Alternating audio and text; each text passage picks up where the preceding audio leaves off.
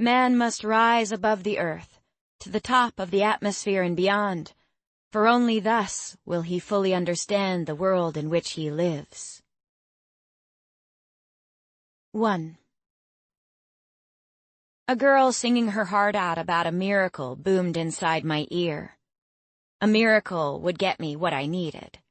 A chance at a semi-normal life. The bedroom door hitting the wall expelled the thought from my mind. With his hand tangled up in his copper hair and with huge brown eyes, Dad's figure filled the entire doorway. "Pack your bags." He had that set to his jaw, the one that meant there was no way out of this. He bolted out of the room just as suddenly as he had appeared. I ground my teeth hard. A sharp pain behind my eyes, I guessed from the lack of sleep, grew stronger. Every fiber of my being wanted to explode. Ever since I could remember my name, Dad and I had been on the run. From what? Beats me. For the past 2 weeks, I'd been pacing through the house, struggling to fall asleep at night, waiting for this day. For the love of blueberries, no 16-year-old should live this way. I climbed off my bed, and the first step I took left my toe tangled in the wide leg of my jeans.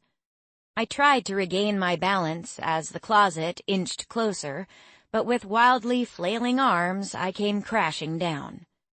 The thud reverberated across the wooden floor, and it sounded as if I'd broken something. Dad darted back into my room. "Are you okay?"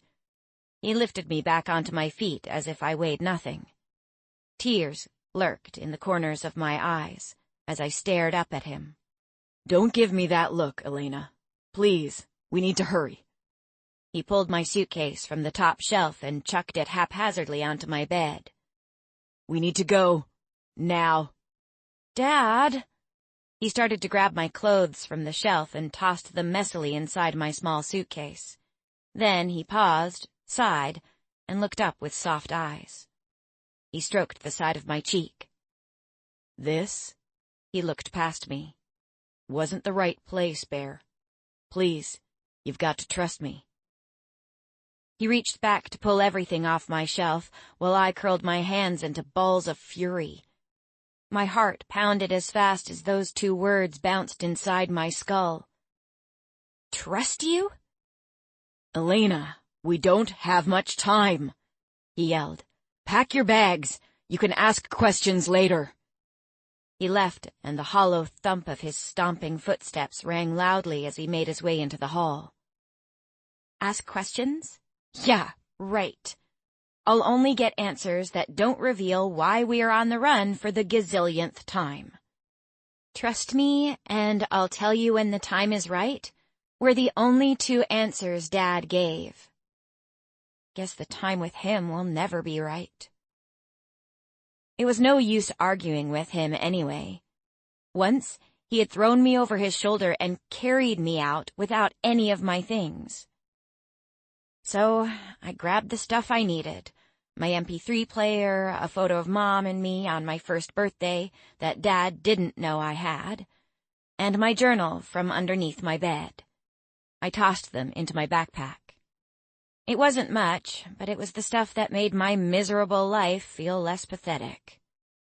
I zipped up my suitcase and took a deep breath. Looking around my bedroom for the last time, I said goodbye to my 16th-something room. Dad almost ran over me in the hall, his army bag slung over his shoulder. He grumbled, which I assumed was an apology, took my suitcase and ran downstairs. He always rented these huge old houses, pre-furnished and near the countryside, and we always left after 3 months. The pickup's horn honked as I shut the front door. I closed my eyes and took another deep breath.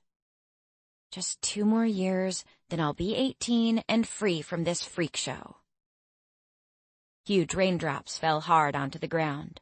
The smell of wet dirt filled the air. It was my favorite smell. The water that pooled on the ground covered all the gaps in the driveway, forcing me to hopscotch around all of them. My shoe got caught in one of the gaps, and I smacked down hard in a huge puddle. By the time I reached the truck, my jeans and shoes dripped with water. Warm heat from the vents inside the truck hit me full blast as I jumped in. A million goosebumps erupted across my skin. As soon as I shut the rusty door, Dad floored the gas pedal. Tires screeched, and the truck spun away as if the devil were chasing us. My lower lip quivered softly as he swerved onto the road. The streetlights flew by in a blur, and I plugged in my earphones. The same stupid song about a miracle boomed from my MP3 player, drowning the sound of the engine and the hard dribbles on the roof, a percussion that became the perpetual soundtrack to my misery. A feeling of utter loneliness consumed my heart while I stared out the window. Homes with white picket fences and a convenience store whizzed by in a flash. A tear rolled down my cheek. Saying a silent goodbye, I released my breath and watched as it created a foggy condensation on the glass. With my index finger, I reached out and drew a small heart. These were the reasons why Mom had left. She couldn't handle his paranoia. But why she'd left her 2-year-old daughter to deal with it was a mystery. Dad constantly reminded me of the latter. That was the only time he ever spoke of her. If he ever discovered I had that picture, he would kill me. That was how much he hated her for leaving us. The lights of a vehicle in the upcoming lane shone directly into my face. I shut my eyes, waiting for it to disappear. When I was little, I used to watch Dad as we drove away from yet another house. He would glare into his rearview mirror every 5 seconds, all the muscles in his face clenched and his knuckles white on the steering wheel. I hadn't been able to force myself to peek out the window then, as it used to scare the living crap out of me to consider the possible reasons why he was fleeing, or who might be following us. Now, I didn't look at him or care much about what he was going through. He'd created this problem, with me becoming the luggage. It was a ritual I endured every 3 months, and nothing during the past 16 years had ever changed that. The Interstate 40 sign flew by in a whirl, and the pickup slowly moved onto the turnoff lane. My eyes started to burn as I stared at the rain running sideways against my window. Each rivet resembled another town, another place I could never again call home. Exhaustion consumed me, and my eyelids felt heavy. I laid my head against the window and struggled to stay awake. Suddenly, a huge figure flew past me. Dad swerved to the left, which made me crash into his side. My entire body pumped with adrenaline. I jumped straight in my seat and tore out my earphones as I wrenched the seatbelt over my shoulder to buckle myself in, while trying to process what had just happened. What was that? I looked at Dad. His eyes huge, he kept checking his rearview mirror every 5 seconds. Beads of sweat rolled from his hairline down to the side of his temple. Sure, he was paranoid, but I'd never seen Dad this scared in my entire life. This was something more than his usual paranoia. Dad! Did you see where it went? He asked, attempting to inject calm into his voice, but I could hear the fear lacing each syllable.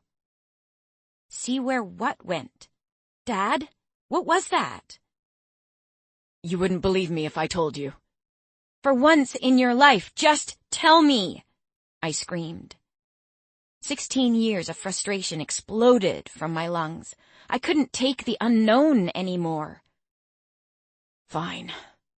He mumbled something else that I didn't catch. Do you remember the stories I used to tell you? Stories? What stories? The stories about Paegeia, Elena. He looked in his rearview mirror again. Vaguely, but I didn't tell him that. What does that have to do with this? They're real. I froze and stared at him. All of it. It's real. The dragons, the magic, the wall. Everything is real. Dragons! I couldn't believe this. Is this why we've been on the run my whole life? That's your reason? I took a deep breath. You can believe what you want. It doesn't change the fact that they are real, and somewhere out there. He looked over his shoulder. A figure, with huge paws and talons, flew in front of the truck. The tires screeched at the same time as I shrieked. The truck spun around a couple of times and came to a standstill on the dark stretch of road. My heart jumped at a great speed. My throat and lips became dry from my deep, heavy breathing. My face pushed against the cool glass of the passenger window, I searched the horizon for any sign of life. Apart from the pickup's headlights, not a single light peeked through the blanketed darkness, and the rain crushing down made me see figures, but I couldn't tell if they were real. Dragons don't exist. You okay? My father yelled. I'm fine. I tore my gaze away from the window. His hands were on the door's handle. Elena, I need to get out. No, please don't leave me here. I grabbed his jacket. I could feel the fear beginning to rise again, and my vision became blurry. Why am I afraid? Dragons aren't real. He cupped my face and made me look at him. I only noticed now how his hands trembled. Listen to me, Elena. Listen. I tried to swallow my tears, but it was no use. They were caught in the back of my throat, silencing me. He hugged me tightly and kissed me on my forehead. I could feel the love he had for me behind that kiss. You drive like hell, you hear me? Don't slow down for anybody. There's a motel on Interstate 40. Just stay on this road, you can't miss it. Someone named Matt will meet you there. Dad, it's pouring outside. I can't leave you here with whatever. We can sort this out rationally. Dad cringed and stared at his jeans. When he looked at me again, that set to his jaw was back. My words hadn't made any impact on him whatsoever. He had already made up his mind for the both of us. My strength returned as I slowly came to terms with what I had to do. A man appeared in the middle of the road. We both stared at him for a few seconds. I squinted as the rain made it hard for me to see him, but the headlights of the truck outlined his figure. I looked back at Dad and could tell from the look on Dad's face that this guy was no stranger. My gaze turned back to the guy in the rain. He was tall, with long black hair. Wet strands clung to his face. He wore a pair of pants, no t-shirt, and looked like no shoes, either. He stared at the pickup, and it made my heart pound faster. He began to walk slowly toward us. Dad? I slapped his shoulder, trying to expel the fear from my body. Elena. He grabbed my wrist. I'll be fine. You need to go, now. And Bear, I'm so sorry. Whatever happens, don't stop for anything. Dad? My lower lip quivered again. He kissed me one more time on my forehead and wiped away my tears gently with his thumbs. I'll meet you there. He sounded stern, climbed out of the truck and slammed the door. My gaze switched back to this macho loon making his way toward Dad, who stood right next to the pickup. I quickly moved into the driver's seat, took a deep breath, and buckled up. With my hands trembling on the steering wheel, I took another deep breath. You can do this, the voice in my head rambled a few times. The key sat lazily in the ignition, and I jerked it to the right. The pickup sputtered and died. The guy disappeared into the darkness, and a new fear pumped through my veins. No, please don't die on me now, I mumbled as I tried to restart the engine. The man appeared again in the faint glow of the headlights. He was getting closer. Start, you stupid piece of crap! I yelled over the roar of the blood pumping in my ears. The engine came to life, and I screamed as the man leapt toward the pickup. Dad jumped and tackled him in midair. Go, Elena! He shouted over the pounding rain. I floored the gas pedal, and the pickup's tires screeched as I drove past Dad, who'd wrestled the guy onto the road. Tears blurred my sight. I can't just leave him back there. I struggled to come to terms with what was going on. My father and the other man quickly disappeared into the horizon of my rearview mirror. I wiped away my tears with the back of my hand and lowered the mirror so that I could see Dad, but they had vanished into the night. "Don't stop for anything." His voice replayed inside my head. My hands trembled on the shift as I found third gear. A strong force hit the pickup on the passenger's side. The impact of the blow jolted through my body as the truck rolled a few times, then came to a halt on its roof, leaving me suspended in the air. My head and body throbbed, and my hand went automatically to the ache on my head. It was warm and wet, and when I brought back my hand, it was smeared with dark blood. My head began to buzz and my vision started to slip away. Lightning struck, and the road was instantly engulfed in flames, leaving me wide awake. Something to the left grabbed my attention as the fire slowly began to creep toward the overturned truck. Something lifted the truck, righting it on the asphalt once again, and a shrill sound left my lips. The belly of a huge blue beast on 4 legs the size of tree stumps stood in front of the pickup. The sight left me breathless, and my entire body froze. Dragons don't exist. A part of its head popped in front of me. Huge horns on top of his nose lingered inches from the windshield, leaving a foggy condensation on the glass as he breathed.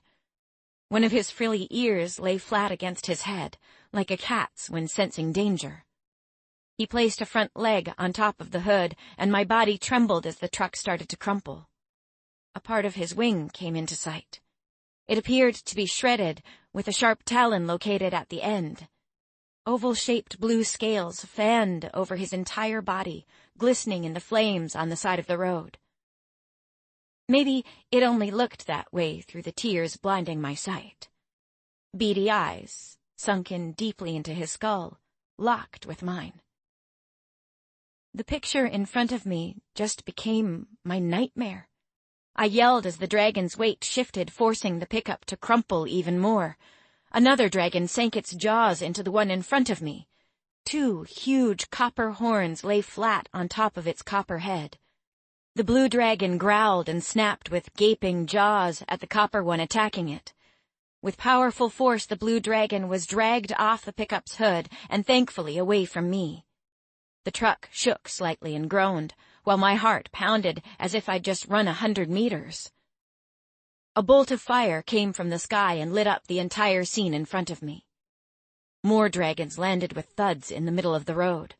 One seemed to be green with a long neck, and a fin-like mane running from the top of its head to its tail. A cloud of dark fog emerged slightly from its nostrils.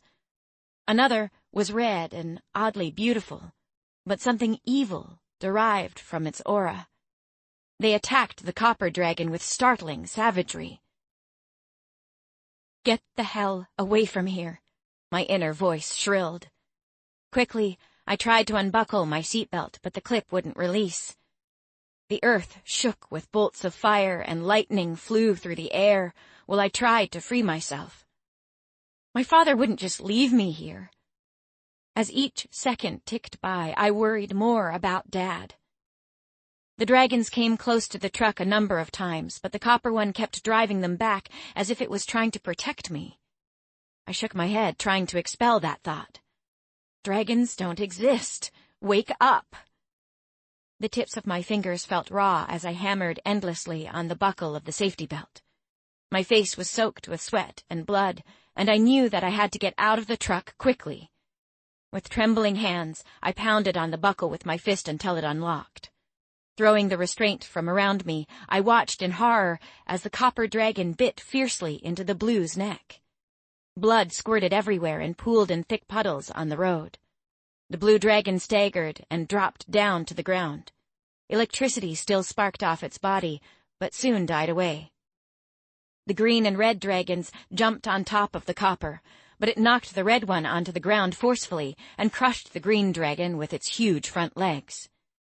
The sound of flesh ripping was sickening, and I had to lean over as tremors racked my stomach. But for some reason, I couldn't look away. The picture of the copper dragon shredding the green dragon's wing sent a stab of new fear deep into me. "Dad, where the hell are you?" I pleaded into the darkness. The red dragon got back up and flew away just as the copper one moved from the green's wing to his neck. I flinched and finally looked away as more blood squirted out of where the green dragon's neck used to be. When I looked again, the copper dragon had turned its gaze to me. I started to kick at the windshield with my newly freed legs. A new sense of urgency punctuated every kick. "Come on!" I kicked 3, 4 times, but it only left long cracks in the glass. Watching the copper dragon trudge toward the pickup through the jagged cracks made the scene before me even more terrifying. The dragon stopped right in front of the pickup, our eyes locked, and I could see the vertical pupils inside a pair of dark, rich brown irises. My heart thumped wildly as it hooked one of its talons gently into the windshield and ripped it off. It paused, stared at me for what seemed like an eternity, took a few steps back, and nodded in my direction. "It wants me to get out?" "You're imagining things, Elena. Dragons aren't real." I didn't act. I couldn't. The dragon started to shrink. Its wings and legs dwindled into a smaller size until they disappeared. Its big head and horns shrank into nothing. I watched as the dragon's huge shape melted away, and the heap transformed into a low crouching figure. He lifted his head, and huge cuts seeping with blood became visible. It felt as if somebody had squeezed all the air out of my lungs. I'd finally found my father, without a shred of clothing. 2. "Dad? What the—" I couldn't find a way to put into words of what I'd just seen.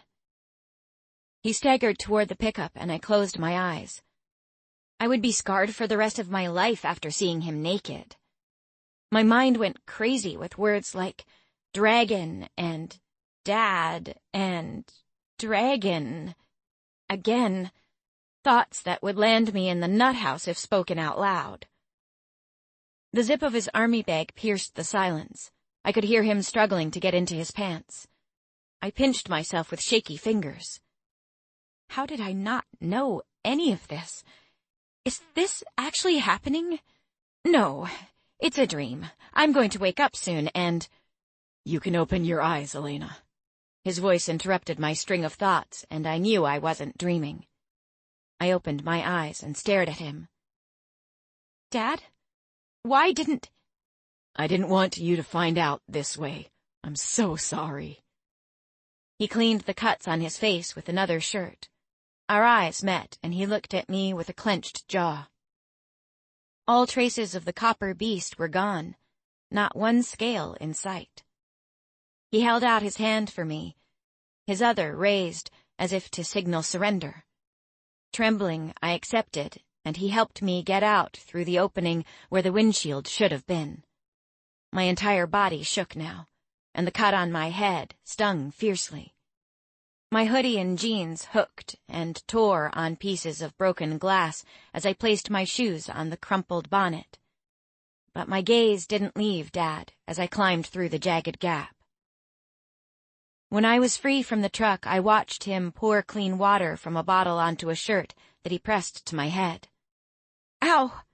I pulled away my head. "Hold still," he said, and patted my forehead softly with the cool, wet shirt. I ground my teeth.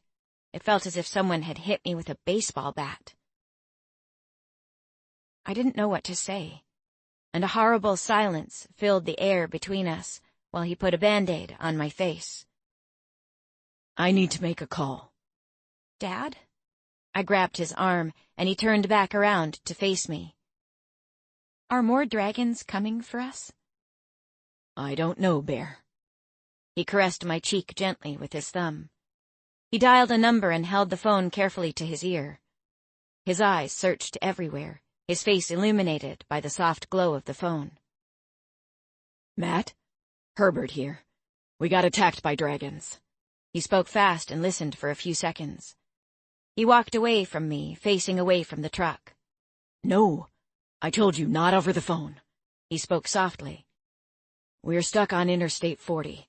Just meet us and please hurry. I don't know if more are coming. Dad switched off the phone, returned it to the pocket of his pants, then faced me again. Elena, I need to tell you something. Believe me when I say this wasn't how I planned on doing this.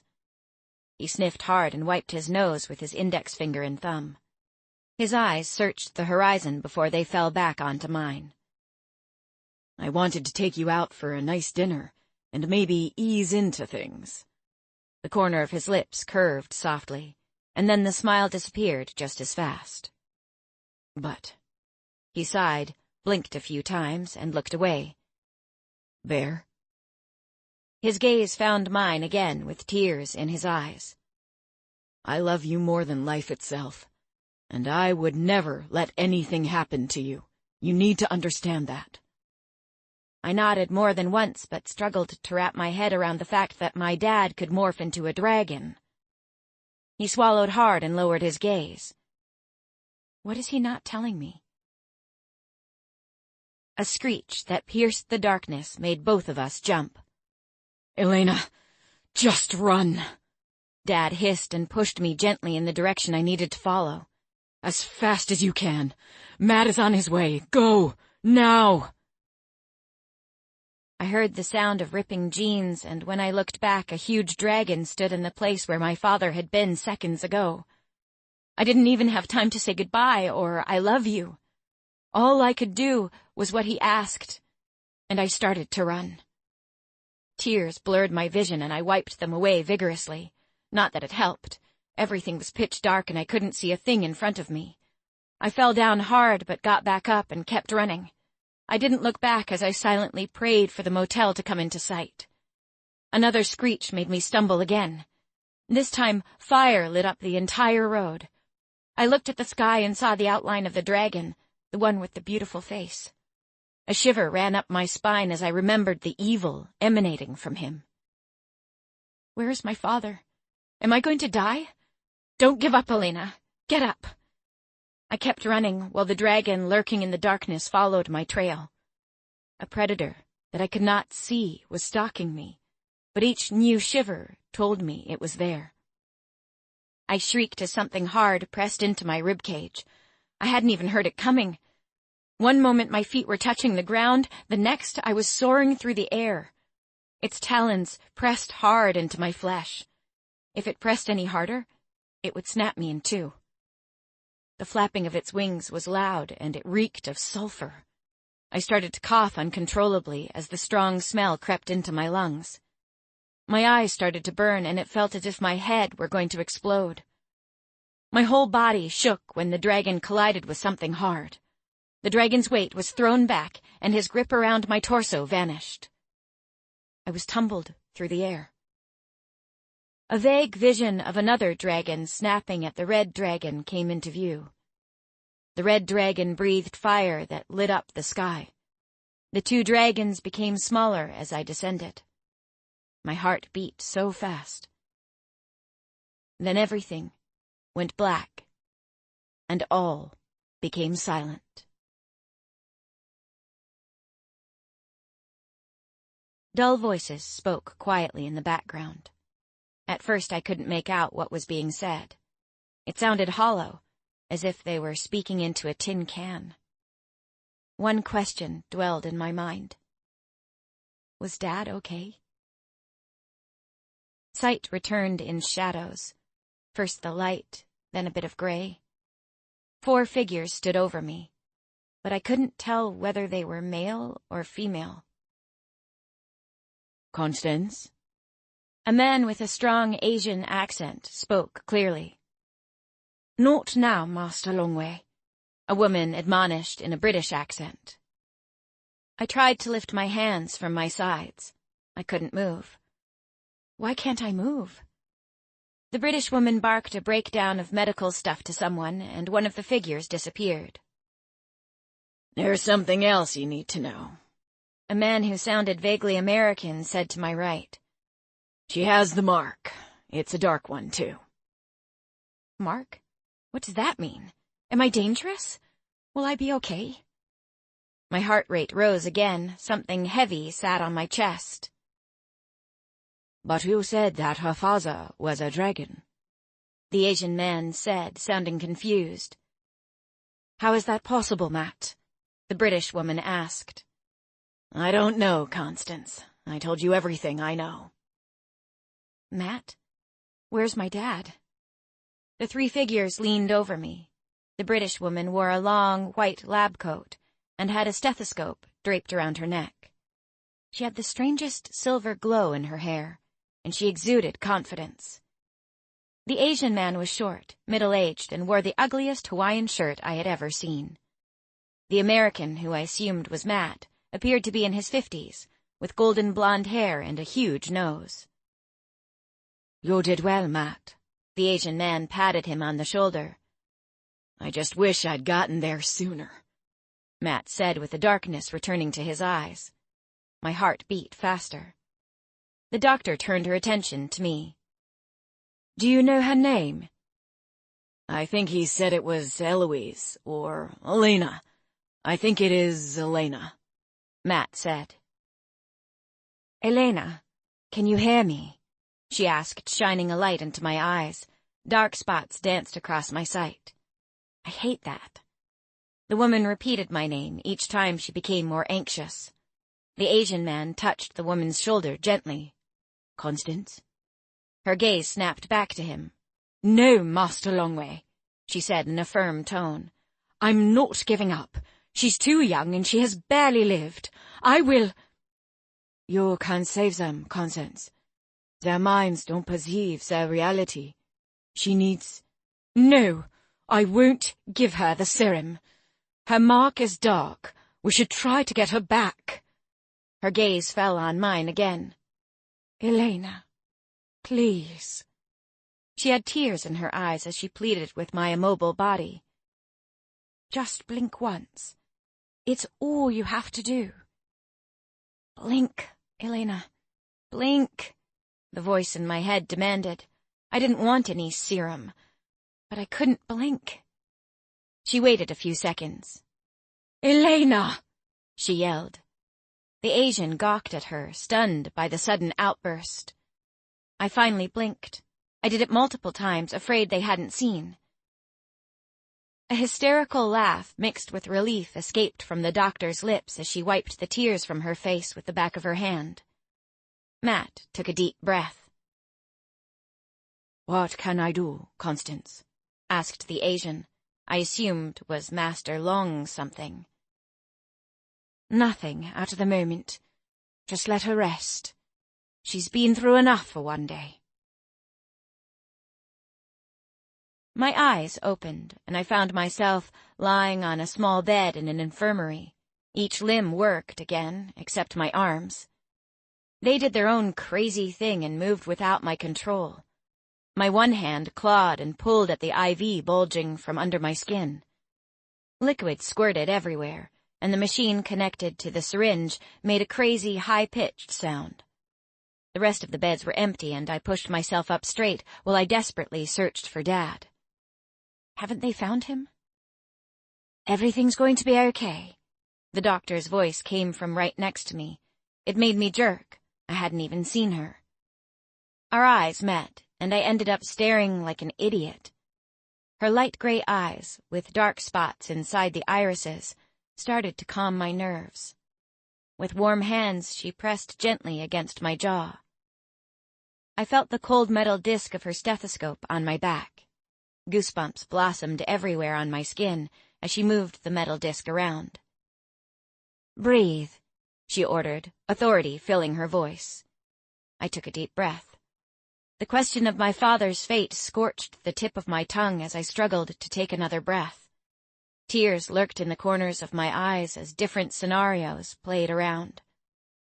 The stethoscope went back around her neck when she finished. "Where's my dad?" The corners of her mouth dropped and her eyes became soft. I knew with what had happened last night that the chances of him being alive were slim. Is he dead? It scarcely came out as my chest contracted with barely contained emotion. She nodded. No, I said in a soft whisper, and a tear rolled down my cheek and landed on the white linens of my bed. My throat closed up and I struggled to breathe. She carefully helped me dangle my bare feet over the edge of the bed, then placed an oxygen mask over my face. Air filled my lungs once more as she ordered me to take deep breaths. An image of Dad in our last moments before that dragon came back played in my mind. He had wanted to tell me something, but had never gotten the chance. A shattering pain went through my heart, breaking it into a million pieces. I couldn't hold back the tears anymore, and I let them run angrily across my flushed face. Sweetheart. The doctor cupped my face in her hands and crouched in front of me. She pressed me tightly against her chest, and her arms curled around my shoulders, while she waited for me to calm down. It was only when my sobs turned into heaves that she spoke again. My name is Constance. You came to us 2 days ago. Do you remember? 2 days ago? I nodded as my teeth dented the inside of my mouth. My jaw muscles tightened. How did he die?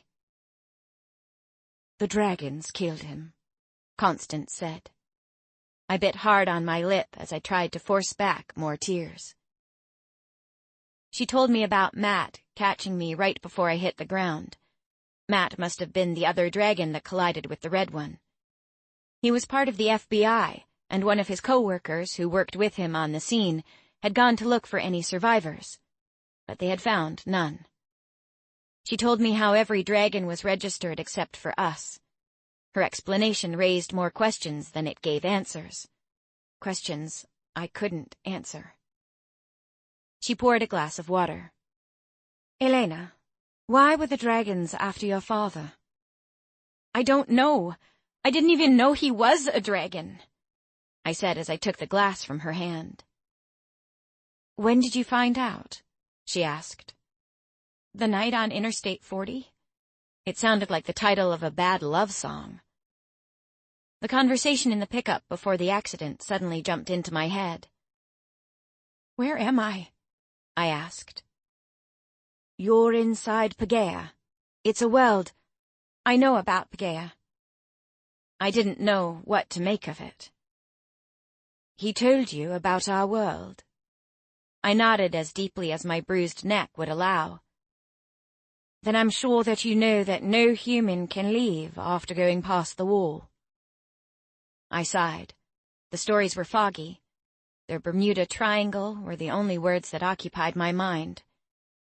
I struggled to remember more details. Tears welled up in my eyes again. I succumbed, buried my face in my palms, and sobbed. She held me close against her chest and murmured words of comfort into my hair. When my crying reduced to dry heaves yet again, Constance spoke cautiously. I'm sorry to ask you this, Elena, but did your father ever mention the mark of the Dragonians? I snapped up my head and stared at her. The what? Your mark is of true significance on this side, she continued. One as dark as yours, well, let's just say that dragon children don't bear something that special. I remembered them speaking about the mark earlier, but I still didn't know what it meant for me. I shook my head. Everything twirled inside my mind, making me dizzy. Touching my cheeks and sliding my hands to the back of my neck, I leaned against the pillow. I stared at the ceiling, watching a fan spin really fast until it blurred out into nothing. Dad's gone. I'll never see him again. I shouldn't have left him that night. I spoke to the ceiling until I broke down again. I didn't even say goodbye. Don't blame yourself, Elena, Constance said, offering me only comfort, No words could erase the pain and guilt. She caressed my arm and waited patiently for me to finish processing. "Wait. If Dad was a dragon, am I?" I said in a panic, attempting to push myself back up to a sitting position. "No," she giggled and helped me back down onto the bed. "Sorry," Constance mouthed and took a deep breath. "You would have known by now if you were a dragon." She pulled the blankets back over me. "I think that's enough for one night, don't you?" I glanced at the clock on the wall. The arms showed 3 o'clock, and by the silence I guessed it was a.m. I nodded slowly, positioning my head back onto the soft pillow. Our conversation had ended. 3. I pressed the green button near my head, and warm, soft pink water came splashing from the metal nozzle. It smelled like roses, and a sense of calm washed over me. I had never been in a shower quite like this one until a few days ago. Grecian marble seats lined the walls with mosaic tiles placed in delicate and intricate patterns on the floor. The water cleared and rinsed my body, mentally and physically. The flow, softer than before, caressed my skin, creating small waves across my still bruised flesh. My skin had begun to flush in the heat, making my now greenish-yellow bruises darker and more pronounced. The tension in my muscles and the pounding inside my head started to evaporate as the heat and smells enveloped me. At the moment, these showers were the highlight of every day. I got lost in the string of thoughts swirling inside my head like an unrelenting vortex. I'd always wondered about Dad's stories, and if Paegeia was really located inside the Bermuda Triangle. A part of me always felt that it could be real. I just never imagined it was. I still couldn't remember the details, just that he used to tell them to me. The only thing I could recall was that Paegeia was a realm hidden from the human world behind an enchanted wall, a realm where dragons and magic existed. During the past few days, Constance had tried to help me make peace with whatever was going on outside. She was beautiful, tall, skinny, and had that kind of smile that made you feel you could do anything, take on anything, even if it involved scaly beasts soaring through the sky. She also explained that the people of Paegeia had had to conjure the wall 900 years ago to protect magic from other people. Dark, selfish ones who wanted to harness and abuse the magic for themselves. Only after the wall was erected had they realized that just the dragons could cross it. Once a human entered Paegeia, they could never leave. I looked at it like buying a one-way ticket to Neverland. Still, Dad must have told me about this. But why I couldn't remember it raised more questions. The water continued to wash over me. I really struggled to accept Dad's death. I felt responsible for it. No matter how many times that scene of him yelling at me to run played in my mind, and how many times I tried to tell myself it was what he wanted, I felt the opposite. I should have stayed. I could have helped, not knowing how. I should have been there to try. Matt wasn't that far, and if I could have distracted the dragon, just maybe Dad might still have been alive.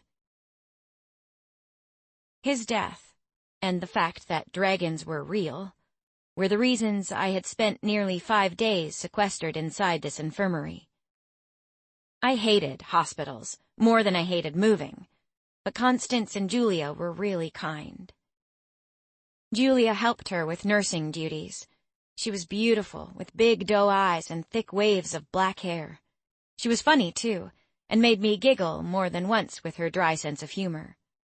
For some reason I imagined her as a goth chick on her days off, with dark makeup and wearing black clothes with lace-up boots and a nose ring or two. The two of them had been my only company since I arrived here other than Master Longway. He was the headmaster of Dragonia, where this infirmary was located. He too popped in from time to check on my recovery. We would have these long conversations of making peace with the past and focusing on the future crap that ended up making me feel more guilty. His number one piece of advice: if I wanted to keep my sanity, I had to face whatever was out there. Today, I reluctantly decided to take that step. I didn't want to end up in the loony bin just because I couldn't accept what was real, even though magic and dragons belonged only in fairy tales. Fortunately, there was a silver lining around this dark cloud: my birthmark. Back home, a mark like mine was common. Doctors diagnosed these marks as pigment defects. My version was an ugly dark splat above my knee that kept me from wearing shorts even during the height of summer. In Paegeia, it was something significant. The people saw it as an honor, and, according to Julia, most humans would kill for one as dark as mine. I still hadn't figured out what it really meant, but it was my ticket straight into Dragonia Academy. I took a deep breath and climbed out of the shower. Goosebumps broke out over my flesh as the cool air made contact with my warm body. I quickly grabbed a large white towel positioned on a hook next to the shower and tried to retain some of the shower's warmth. Then, the doubt came, as it always did, just as I thought I would be okay with whatever was going on outside of these four walls. What if I was already crazy and stuck in the loony bin they warned me of if I didn't accept this? What if this was my mind's way of dealing with Dad's death? What if all of this was made up, and I was really sitting in some white room eating checker chips and drooling on everything? I closed my eyes and pinched myself. No, it was real. And knowing that also meant that Longway was right. I must accept this. It was my life now, and unfortunately, my surroundings appeared quite corporeal. "Elena, you okay?" Constance knocked softly on the door. "Just give me a minute," I yelled as I towel-dried my long hair. The shower had felt great, and the clothes Master Longway had given me fit perfectly. A quick glance at the price tags before I ripped them off revealed the name Twigs, written in big bold letters. Master Longway had dropped them off last night when he'd come to check on me. The jeans were the kind I had always wanted. They had the effect of being washed too many times that made them look really old. The emerald green tee went well with the color of my eyes, and the flip-flops were the perfect size. How had he known what size to get? With his fashion sense, I considered myself lucky to receive an outfit this ordinary. Dad had never bought me the things I really wanted. It was always in and out of stores with him, too quickly to try anything on, so my clothes always ended up being too small or too large. My throat tightened up at the memory. I swallowed my tears, pushing him to the back of my mind. There was no more time for crying. I had to be strong now. I pulled my almost dry hair back into a high ponytail and took another deep breath before opening the door. "Don't you look beautiful?" Constance's echo bounced off the walls around me. Julia stood next to her and gasped. I knew I looked pretty good considering the circumstances of my arrival and, of course, the bruises. "Are you ready?" Constance asked. "As ready as I'll ever be," I mused. "Besides, I'll go nuts if I have to stay here another day." Constance pulled me into a tight hug, crushing me against her stethoscope. "If you need anything, I'm right here," she whispered softly into my ear. "Please don't be a stranger." "And she doesn't mean by breaking a leg," Julia said with a mischievous glint in her eye. "I could still end up losing my mind, and then you'll be stuck with me forever," I countered. "Nonsense. You're a tough cookie." Constance smiled warmly. "I'm going to miss you," I said. feeling the emotions beginning to clog in my throat. Both these women had become something familiar and provided a sense of security. Leaving them behind to face the unknown, which in my head was my worst nightmare, pained me. Julia leaned closer and grabbed me around the neck, too. I was bowled over, as I never imagined her being someone that was fond of close contact. "Believe it or not," she said dryly, "I'm going to miss you too. It's too quiet here sometimes." I couldn't help but smile. A soft knock came from the door, and we all turned to find Master Longway waiting patiently. Constance nodded once, and he joined our small gathering.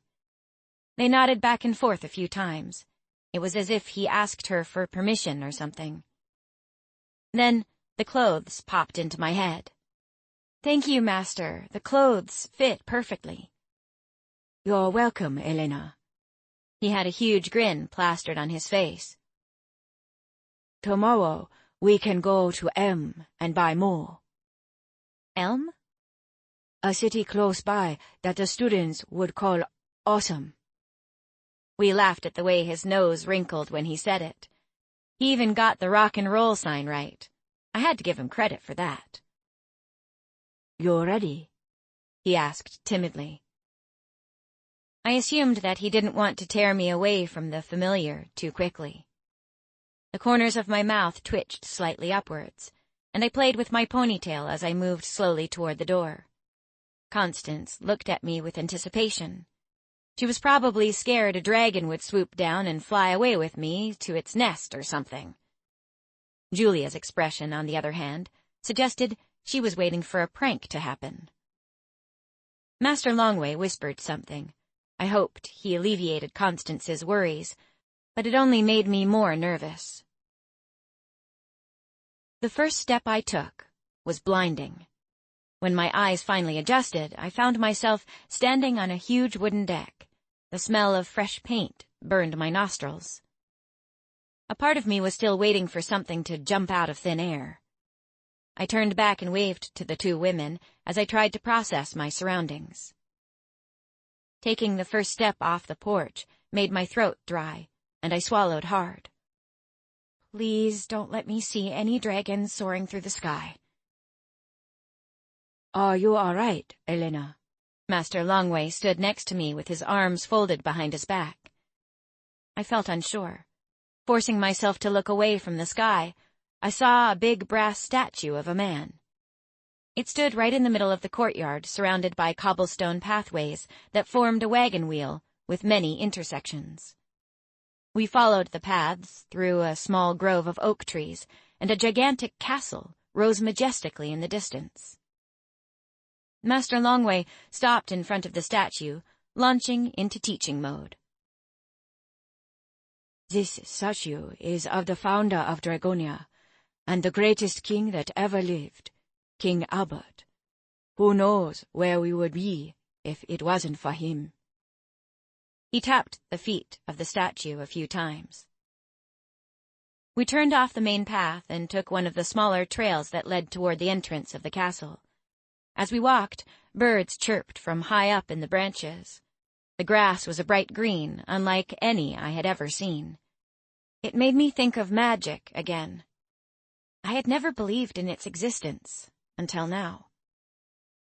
I finally came face to face with the hulking castle rising on the horizon. It was built out of a dark gray stone that looked weathered with age. The entrance to the academy reminded me of a painting I had once seen of a 16th century castle. 3 towers were connected to the main building, soaring into the sky like New York skyscrapers. 2 of them had 1,000,000 windows right to the top. The third one reminded me of Rapunzel's tower, except this one had an entrance at the bottom. Climbing up the walls were bright green vines, providing a touch of color with small violet blooms. The academy definitely looked elite, the kind that probably had board members and a few sororities. A bird launched itself from a branch above my head, flapping its wings in my direction before it flew away. I jerked my head up, searching the sky once more. Still no dragons. I breathed a sigh of relief at this small comfort. I looked back down, catching Mr. Longway searching the skies too. He grinned broadly as he caught me staring at him. I looked away, and I locked onto a giant gate to our far left. Rooted in place, I stared at it for a brief second. The metal vines curling around the beams moved. Metal flowers blossomed, and I narrowed my eyes. They were definitely metal. Then I saw what was behind those gates. I closed my eyes and prayed that they were playing tricks on me. When I opened them, it was still there. So much for that. Is the school built on air? Master Longway roared with laughter. Sorry, Elena. The look on your face is priceless. Yes, and we're safe up here. What's holding it up? I whispered, afraid that if I spoke any louder, the entire academy would drop to the surface. Magic, he said with a soft voice. Magic? My right eyebrow arched slightly, and I took a deep breath. Sometimes it was easy to believe, but at other times, logical thinking took hold, and I struggled to believe any of this was real. This is Paegeia, Elena. You are going to learn strange things here that science cannot explain. You need to have an open mind and try to accept it. I glared at the gate again.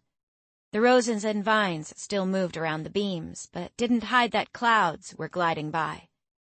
The effect made it impossible to think of any plausible reason for an entire academy to rise above the air. What if we fall? I asked, fear lacing my words. We haven't for the past 100 years. I took a deep breath, trying to move my thoughts away from the academy stuck in the sky thing. I looked up one last time just to make sure that there were still no dragons. Master Longway glanced at his watch. Elena, we need to get going.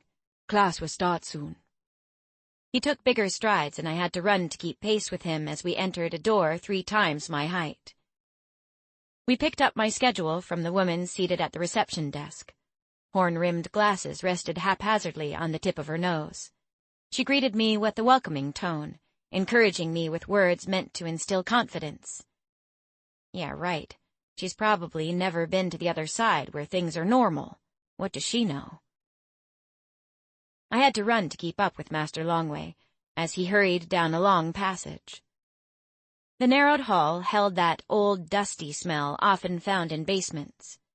A golden statue of a dragon with its head bowed stood sentry at the end of the passage.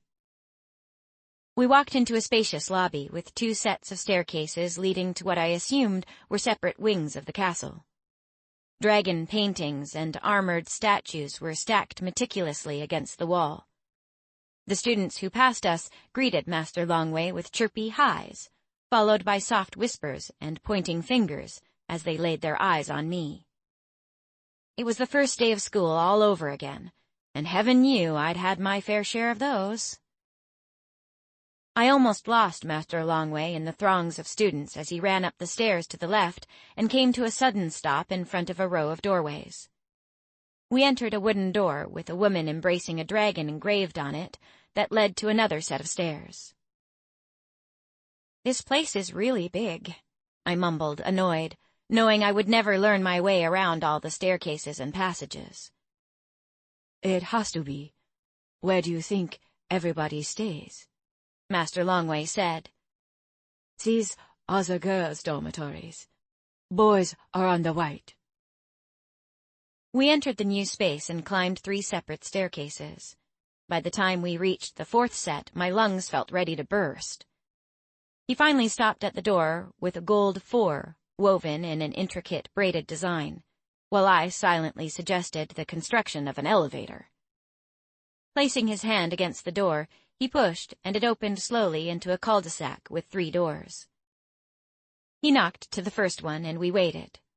The door eventually opened. "Good morning, Master Longway," a girl said in a chirpy tone, her toothbrush still in her hand. Her cropped black hair and big brown eyes lit up when she saw me. "Good morning, Becky. May we come in?" he asked politely. "Yeah, sure. Where are my manners?" She took a step back, encouraging us to enter.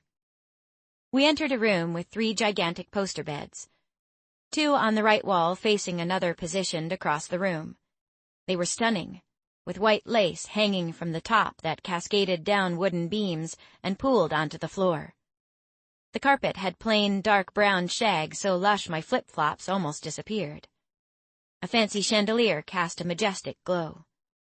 I was sure now that magic existed, and it was somehow responsible for this magnificent bedroom. "Becky, I want you to meet Elena," Master Longway said as he began the introductions. "Hi, Elena. Welcome to Dragonia." She sounded as if she'd drunk 10 Red Bulls for breakfast. I smiled at her nervously, and my greeting came out barely louder than a squeak. "Just show her around, and please don't let her get lost. There are still many things she doesn't know. Try to tell her as much as you can," he explained. "Master Longway," Becky intoned, "you always do this to me." A slowly emerging whine replaced her overwhelming hyperactivity. "I thought talking to someone her age would help her to understand our world better. I'm much too old for this, and don't know how to be cool about stuff. You two speak the same language, Becky," Master Longway replied. "Fine, I'll try." She raised both her eyebrows and took a long, deep breath. Thank heavens she already knows about dragons. Master Longway ignored Becky's comment as he turned to me. "Good luck, Elena. And if you need anything, don't hesitate to come and see me. I'll see you tomorrow morning for some shopping." Becky gasped. "Are you going to Elm?" "Yes, and if you manage not to freak her out today, you can come too," he said. She bounced up and down, barely able to contain her excitement. I really liked her. She had an air of a pixie, rushing on adrenaline. "This is your room, Elena. I hope you like it. Enjoy your day, girls." Master Longway disappeared back through the door we had just come through. This is my room? I repeated the thought over in my head 1,000,000 times and waited for it to finally sink in. Becky closed the door and my eye caught the small lounge with a big screen TV hidden in the corner. She led me toward the empty bed. "Here's your bed. I will help you with the linen." She gave me a soft smile. "I know, they're huge, but there's a reason for that." "Where's the other girl?" I referred to the other bed that was obviously already occupied. "Semi is an early riser, and you've got Vicky's spot. She's on a self-discovery quest," she said as if I was supposed to know what that meant. "I have a bit of a problem with the first, second, and third time my alarm goes off. I love the snooze button way too much." Her nose wrinkled up. "So, I bet you have a lot of questions, huh?" I did, but my mind has gone blank. "Yeah, I know the feeling." I was glad that she offered to help with the bed. I didn't know how I would have managed it all by myself. "I heard that you have a very dark mark." She lifted up her sleeve, showing me the light brown stain on her arm. "You can barely see mine." She promptly waited for me to show her mine. "Mine is above my knee." I gestured to my newly acquired jeans. Her smile dropped instantly. "Can I show you tonight?" She nodded and her smile went all the way up to her eyes. "So, your dad was really a copperhorn?" "Yes," I said in a soft whisper. She gave me a one-sided smile. "I'm sorry that he died. Copperhorns are extremely lovable. I can't imagine who would want to hurt one, not to mention kill one." Tears formed in my eyes, and I wiped them away quickly before she could see. Did you know my dad? No. He must have left when King Albert died. Many dragons left when he died, she explained sadly. King Albert, he's the guy who built this school, right? I tucked one of the corners of the linen beneath the heavy mattress. Yes, he was also the true ruler of Paegeia, and the greatest king that has ever lived. He was betrayed by his best friend, but nobody likes to talk about it. We finished and fell breathless on top of the freshly made bed. She looked at her watch and jumped up. Yikes! Is that the time? She grabbed her backpack with one hand and my arm with the other. I practically flew out of the room, through the main door and down the stairs. My feet skidded off the steps as she dragged me behind her, and I prayed I wouldn't fall on my face or worse, break my neck. We are so late! Master Longway is going to kill me, she said, panting with exertion. We ran into the reception area and I gave her a hand with the door. We managed to open it wide enough for the both of us to squeeze through. More buildings appeared on the other side, which made the castle begin to look more like a school. She darted around the first corner, down another hallway, and stopped. She turned around. You ready? She opened the door and ushered me into a hall, filled with other students. I felt as if I was drowning. Good thing I was a fast swimmer. 4. The hall we entered was filled with students, and the lecture had already begun. Becky and I crouched and walked to the second row, while the teacher scribbled on the blackboard, back turned to the rows of students. As soon as we could, we slipped into the only 2 empty chairs next to each other. The other students chuckled softly at our stealthy plan. Late again, Miss Johnson? The teacher asked in a brisk Irish accent. Thanks, guys, Becky said to the chortling students. Turning to look at me, she rolled her eyes dramatically. Welcome, Elena, the teacher said and turned around with a grin not meant to be ignored. I gave him a small smile back. My name is Sir Edward. In this class, you will learn Paegeia's mysteries, he said excitedly, and the whole class sighed. It felt as if the entire room was deflating with their obvious displeasure. The teacher appeared much too young to be a professor, with honey-colored eyes and golden blonde hair. He wore a pair of faded jeans and a black t-shirt with a tribal print design covering his chest. Now, where were we? You were telling us about the King of Lions' sword? A boy with bulgy eyes and dark brown hair reminded him. Thank you, Trevor, Sir Edward said. The King of Lions' sword is the only sword that can slay evil too strong for non-magical weapons, especially dragons. I gasped. Not all dragons are good, Becky whispered at my apparent discomfort. Why is this sword the only capable sword, Becky?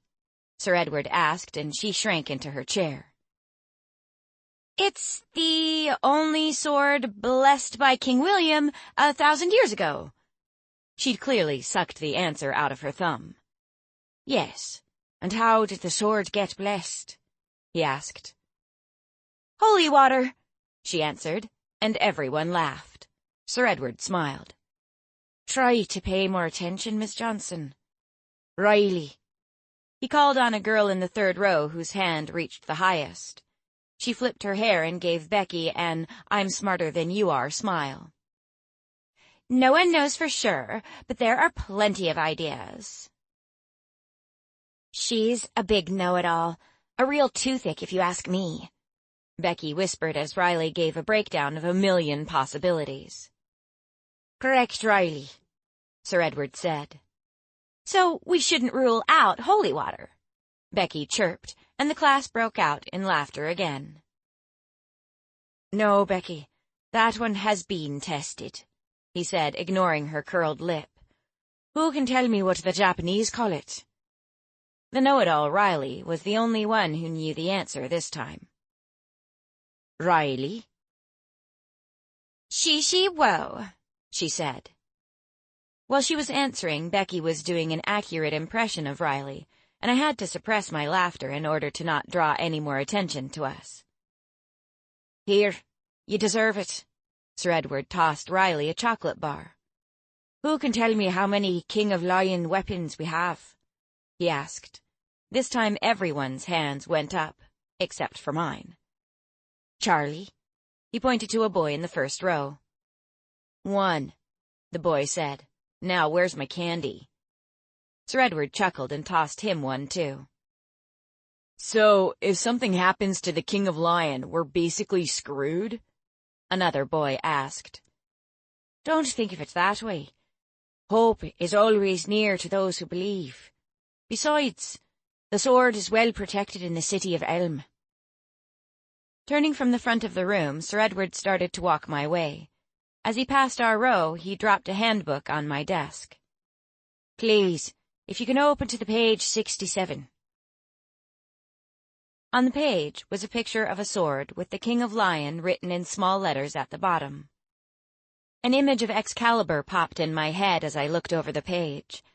It had a golden hilt that curled up the divine blade with a lion's head emblazoned on the hilt. The text below the image explained that Richard the Lionheart once possessed the sword. "The story we're going to cover is the recovering of the King of Lion. The year 1320, BTW. I looked at Becky. "Before the wall," she whispered without taking her gaze from the book. "A Japanese folk tale of danger, love, sacrifice, and adventure in the Daki Islands," Sir Edward began. "Around 1320, a samurai named Kalibi Shima was banished by a chieftain called Hiyotukituki. They exiled him to a small island called Yamasaki of the Oki Islands. Kalibi had an 18-year-old daughter, Kayatan, whom he loved very much." I became lost in his tale of a brave Kayatan who saved her father and slayed a dragon that was torturing the villagers.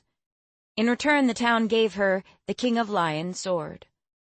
The story reminded me of the stories Dad used to tell me, but I just couldn't seem to recall the details. Then my thoughts shifted to Dad saving my life. I could never have done what Kayatan had. My eyes welled up again. I should never have left him. I jumped out of my seat as the bell rang and the students began packing up their books. Becky left her backpack open for my handbook, and I gently placed it in with the rest of hers. "On Monday, we'll discuss the other Japanese legend, Yoramasa, the Dragon Slayer." Sir Edward's voice echoed over the racket the students made as they exited the lecture hall. "Come on, it's time for Art of War," Becky said, gripping my arm. Thank heavens she didn't make a big fuss over my vanishing tears. Back out in the hallway, students jostled in the narrow space, rushing and pushing against one another to get to their next class.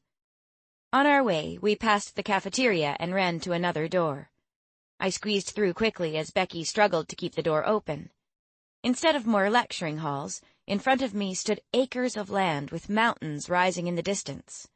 The view was breathtaking. My awe only lasted a minute, however, before I remembered the dragons and looked frantically to the skies. Becky's gaze followed mine with a confused expression on her face. I sighed. So what if I found a dragon soaring through the sky? The faster I accept that dragons exist, the better off I'll be. Lowering my gaze, I caught sight of students walking toward a colosseum similar to that in Rome, except this one hadn't been left in ruins. Becky grabbed my arm and pulled me in the opposite direction toward a smaller domed building. 2 huge stone dragons stood guard at the entrance as we walked through the door. A low grumble came from one, and my head snapped to it. I glimpsed scales moving and closed my eyes quickly. It stopped. My mind was seriously starting to play games with me. Then the stone dragon moved, and I watched with huge eyes as its stone head bowed down to mine, and it took a big sniff. I froze. "Grimdo, stop it," Becky said in a teasing tone. She laid her hands on his body and spoke words that sounded like Greek, and the statue moved back into its original place. Becky laughed as she saw my expression, then pulled me into the building. "Some of the stone figures like to mess with the first year's minds," she said, as if it was the most natural thing in the world for a statue to move. I took another huge breath and waited for my heart to start beating again. My eyes grew as I found a room similar to a sports arena, but instead of a basketball court or a running track, there were rows and rows of targets, with shields stacked against the right wall. In the corner of the room was a big wooden oak cupboard and bleachers stacked near the back. The left wall held rows and rows of giant axes and spears taller than I was, with thousands of helmets stacked underneath. Something Becky had said suddenly hit me. It made the stone dragon disappear from my mind within a millisecond, and my heartbeat went crazy again. "When you said art of war, you didn't mean it literally, did you?" She looked at me confused. "Did you think I was referring to theories?" The one side of her lip arched slightly over her teeth. "That's so boring." "We're going to fight. I can't fight." The last part barely came out, but my feet finally did what I had wanted to do ever since I had come to Paegeia, and I scrambled toward the door, trying to exit the building as quickly as possible. She pulled me back by my arm. "Relax, Elena. It's just practice." The closest I've ever come to wielding a weapon is a steak knife at the dinner table. My hands trembled, and I folded my arms to hide them from Becky. She laughed. "You're funny." I looked up again, still thinking of dragons, as we waited for our practice session to begin. "What are you looking at?" Becky looked up at the ceiling, too. "Nothing," I whispered, feeling like an idiot for always staring up at the sky. "You're so weird. Let's go." She led me to a small group of students huddled around a young woman. "Elena," a young girl greeted me. "Hi, Professor Mia," Becky said to the girl, who couldn't have been much older than her students. She was stunning, with auburn hair and big blue eyes. Her smile seemed to light up the room, but I froze when I saw her swinging a real sword in her left hand. She looked so much like Xena, the warrior princess. "Elena has a bit of stage fright. I don't think they have classes like this on the other side," Becky explained. "You think?" the professor said in a sarcastic tone. "Not to worry, Elena. We're not going to throw you into the deep end just yet. We'll just take it one step at a time, okay?" The corner of my mouth twitched as I tried desperately to hide my doubts that anything good was going to come out of me holding a weapon. Silently, I resigned myself to the reality that I was going to suck with the sword, and would probably fail this class. "Becky," Professor Mia said, "go and get her some armor. We'll take it from there." Becky gripped my arm again and pulled me over to the cupboard. We found an old safety vest that I barely caught when Becky tossed the thing to me. It reeked of old sweat, and I made involuntary gagging sounds. It smelled even worse when I tried to pull it over my head.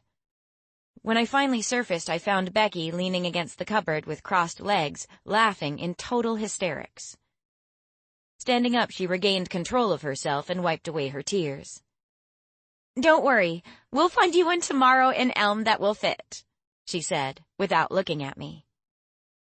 The thing was double my size, and I knew I looked ridiculous. So much for first impressions. Now I know how a stuffed animal feels. "Becky, is it going to be today?" Professor Mia yelled, irritation lacing her voice. Becky burst into laughter again, which was starting to annoy me. It got even worse when the class joined her. "Comedy hour is finished. Get back to practice," Professor Mia ordered, and Becky stopped. I trembled as I listened to steel slamming against steel. It looked like total war out there. I am so not cut out for this. I didn't even have to try it once. I was going to be absolutely terrible. Is there any way I can drop this class? I whispered to Becky, pleading with my eyes for any way out of this situation. She snorted and tried desperately not to break out into laughter again. Sorry. She worked hard to keep a straight face. No, it's mandatory. Besides, how are you going to protect yourself, Elena? From what? I asked. But before Becky could burst out laughing again, I realized the answer. They were huge, had wings, and breathed fire. A typical David and Goliath story, only 10 times worse. Give it a try. Who knows, you might love it, she suggested, as if there were an alternative. We reached Professor Mia slowly, who methodically made her way around the small room, wielding her sword with unbelievable precision. After a short and not very informative lesson from Becky, she placed a sword in my hand. It made me tip over like a bowling pin. Once I'd righted myself, I stared at it like an idiot, and I could feel my eyes grow larger as I took in the metal blade. Becky, go spar with Colin, Professor Mia ordered. Becky left my side for the first time since we'd met. Elena, here. Professor Mia touched my chin and turned my face to look into hers. The first rule of combat is never take your eyes off your opponent.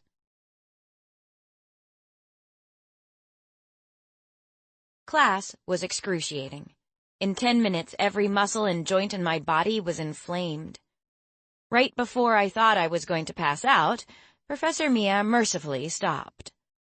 She had made a mistake when she said that I would get better. I knew it, she knew it, and the unrelenting laughter emanating from the class indicated that the other students knew it. The second half of class, I rested on the bleachers. I was so exhausted I hardly had the strength to take off my vest. Sitting alone, I watched the other students as they trained around the room. Becky was good.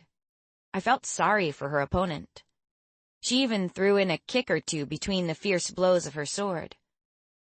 I now understood why they called wielding a weapon the art of dueling.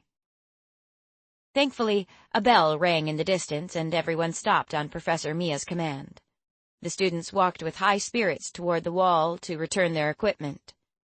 I tried to get up, but my body ached, and I fell back onto the bleachers in a huff. I'm going to regret this in the morning. Becky put her shield and helmet against the wall and walked over to the cupboard to put away her sword. When she was finished, she ran over to me. Are you okay? I'll live, I said sulkily. You'll see.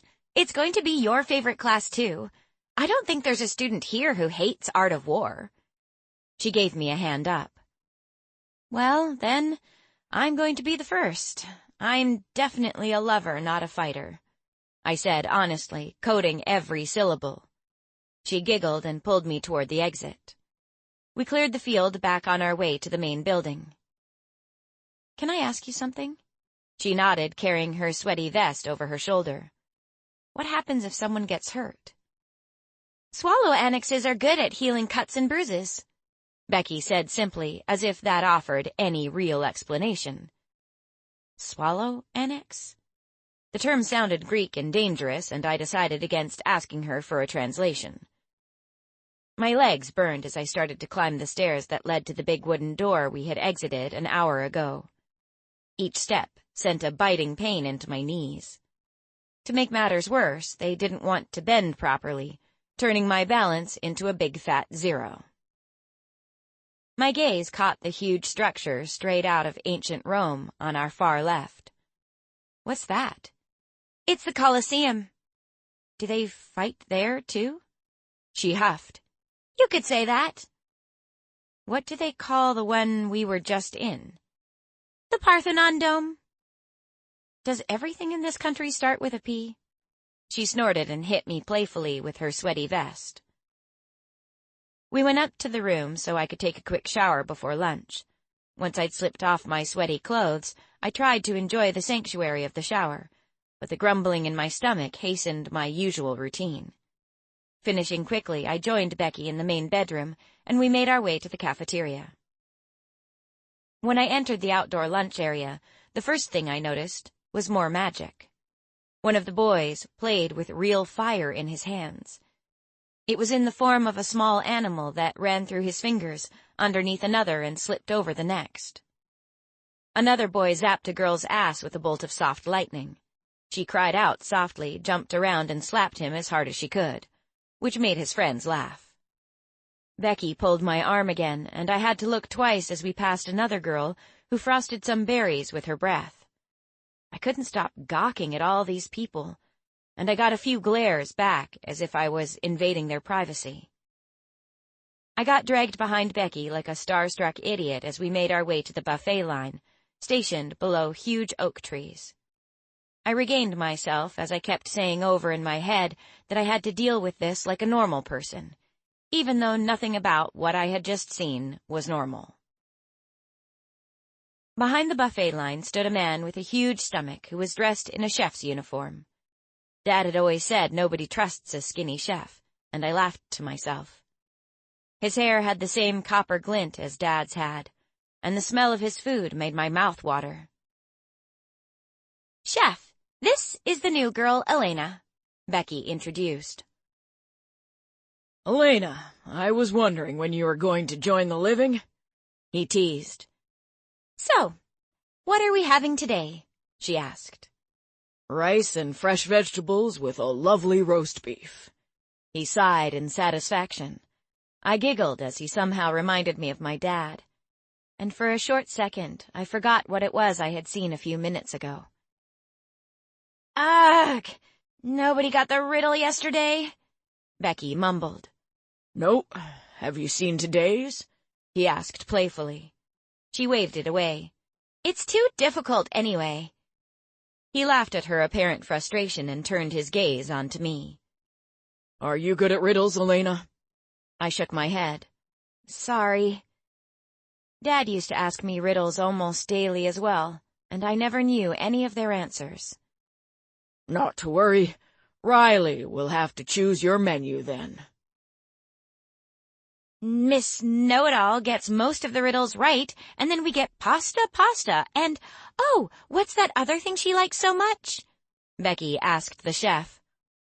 "Pasta," they both replied in unison. I smiled at their bickering and started to miss Dad horribly. After we dished up, we waved goodbye and made our way to a group of tables teeming with students.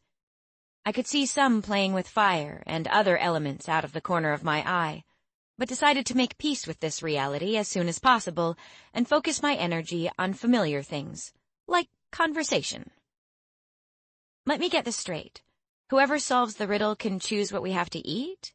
I asked Becky as she was looking over the heads of other students for an open table. Yeah, every day a new one gets posted on the board, she said, without taking her gaze from the search. Occasionally, one of the other kids guesses right, and then we get burgers and fries, or hot dogs and pizza. Awesome. I tried to imagine what kind of pizza this chef could create. My mouth started watering just thinking about it, and I couldn't wait to dig in. To our left, two guys suddenly stood up from a table, and Becky made a run for it.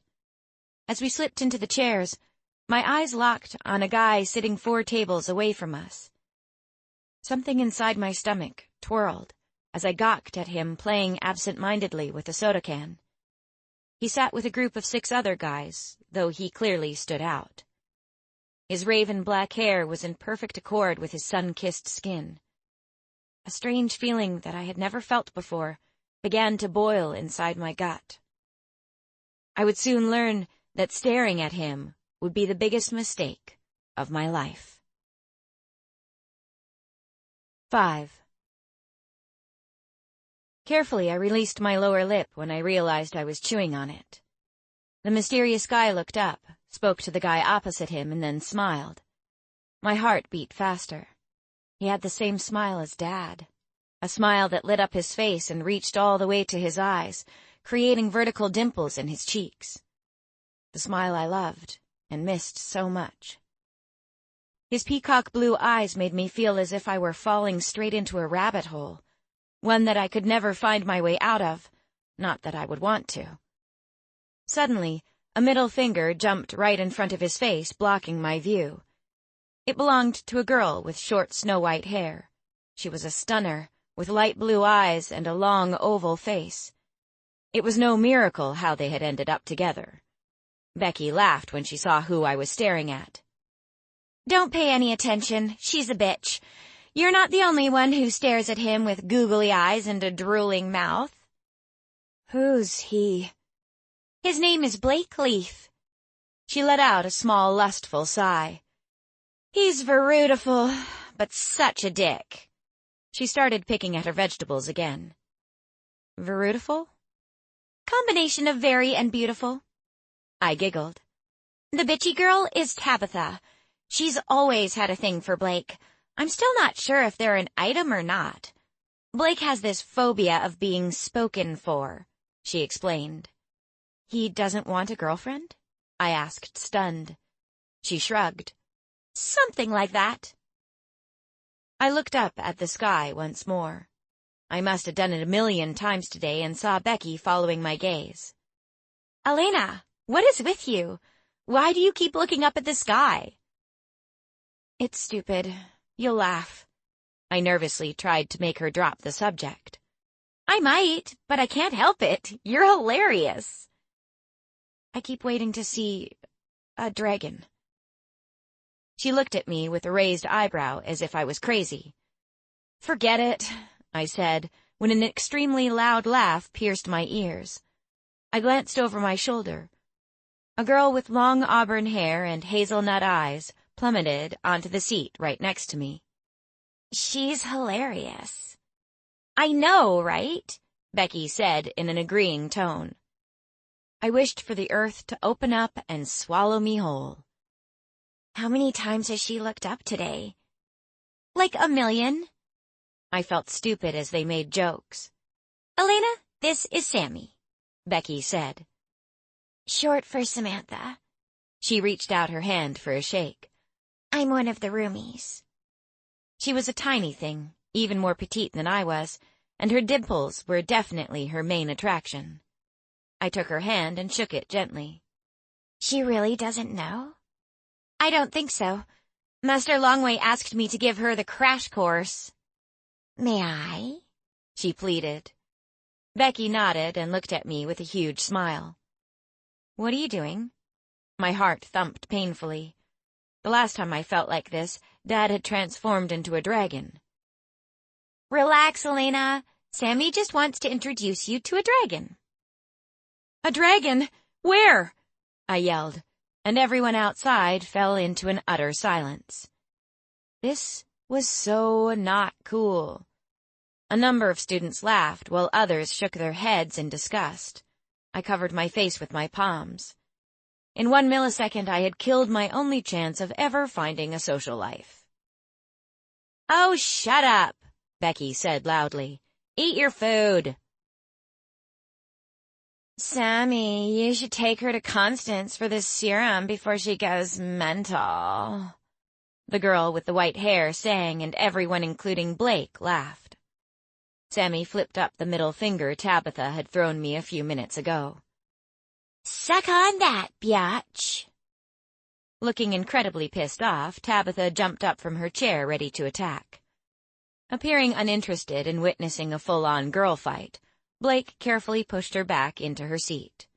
I heard her protesting, and he leaned in closer to her to whisper something into her ear. Her sweet smile appeared, revealing perfect white pearls. "You're going to get your ass kicked one day, Sammy," Becky warned her. "By Tabitha, she wishes," Sammy said. I tried to picture this tiny girl with a sword, and wondered what damage she could do with one. "We need to tell her, Becky." "Go ahead. You were busy anyway." "Elena, promise you won't freak out." Sammy took my hand between her small ones. I closed my eyes and cringed. "Promise," she said in an ordering tone. "Fine, I promise." "My name is Sammy Leaf." I looked at Becky, who arched her left eyebrow with a slight twitch in the corner of her mouth. "Are you related to Blake?" "She's hardly started her first day, and she already knows who my brother is," Sammy said. Becky laughed. Sammy, everyone knows your brother, someone said. Another dreamy guy walked over to our table. He was the total opposite of Blake, although their eyes were the same color. He was tall and slender, with blonde cropped hair and fair skin. His smile made my heart skip a beat. Lucian, Elena, Elena, Lucian, the prince of every girl's heart and of Tith. Becky gave him one of her $1 million smiles. Lucian shook his head, faintly smiling back. Nice to meet you, Elena. He held out his hand for a shake. You're a prince for real? The words slipped out while I shook his hand. He replied with a quick nod and a huge smile that lit up his blue eyes. Then he took the seat next to Becky. Lucian is the other frat boy. Becky carried on teasing him, bumping him with her shoulder. I'm not the other frat boy, okay? Blake is way above me. My brother is a dick, Lucian, which makes him lose 1,000 points and you gain 1,000 just by having that cute smile, Sammy said. He lowered his eyes, embarrassed, and complained in a playful manner, which made the three of us laugh. I had to admit he was kind of hot, but after seeing Blake, it was going to be impossible to find anyone else sharing that kind of beauty. So, did you tell her yet? He asked. Sammy gave him the eye. I'm trying to, but every time I get rudely interrupted. They turned to me. For heaven's sake, just tell me. She can be feisty. I love it, Sammy said in a sing-song tone and took my hand in hers again. Elena, darling, she said, as I was busy introducing myself, and don't interrupt me again, my name is Sammy Leaf, and I'm a firetail. I stared at her for a few seconds, blankly. It took a while for me to process what she was trying to tell me. Please, tell me you're not a dragon. I spoke in a shaky voice. Everyone at the table kept quiet, waiting for my next reaction. Oh, shit, I heard Becky's voice as I turned into a pillar. Sammy still held a death grip on my hand. Elena, don't do this, please. I need to go to Elm. Wait, Elm is on the line? Sammy shouted. Maybe this was too soon. Lucian's voice sounded far off. Yes, but if she freaks out, we don't go with them, Becky answered Sammy. Elena, Sammy yelled. You promised. She slapped me across my face, hard. Sammy! Becky and Lucian cried together, but the slap worked. She'd brought me back. I lifted my hand, motioning that I needed a minute to regain myself. Resting my head on my arms, I took deep breaths and absorbed this new information. I should have seen that one coming. Dad had been a dragon hiding among humans. I chided my denseness as the students nearby snickered. Just breathe, okay? I promise I won't eat you, Sammy said in a soft voice while gently stroking my back. Sammy! Becky and Lucian said together again. What? She might think that. I lifted my head and untangled my tongue. So, basically, your everyday form is human.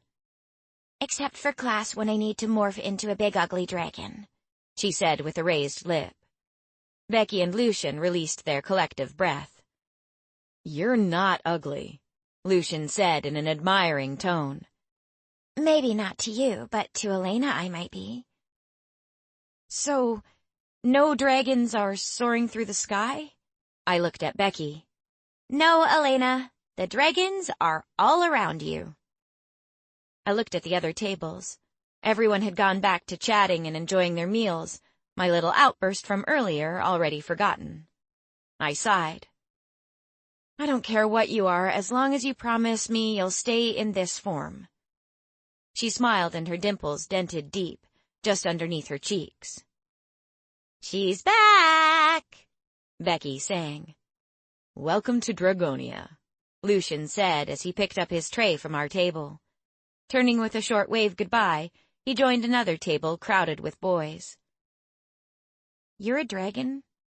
For real?" I asked, and she nodded. "Can I come with you tomorrow?" she begged both of us. "Well, you broke it to her, so I guess you're in," Becky said. Sammy clapped her hands excitedly. "So, you're a dragon too?" I asked Becky. "No, Elena, I have the mark." In my panic, I had completely forgotten about the mark thing. Who else are dragons? Easy. You can tell by the hair or the color of their eyes. We have a mark too, Sammy explained and pulled down the back of her shirt to show me a mark on her shoulder. The sign curled up into flames, and the ink was red, exquisite, and similar to a tribal sign. Every species has a different one. Constance's eyes popped into my head. Wait, you said eyes? Yes, they're extraordinarily freaky. So, Constance is a dragon? It was weird thinking it, not to mention saying it out loud. Julia too, Becky chirped. The nurse?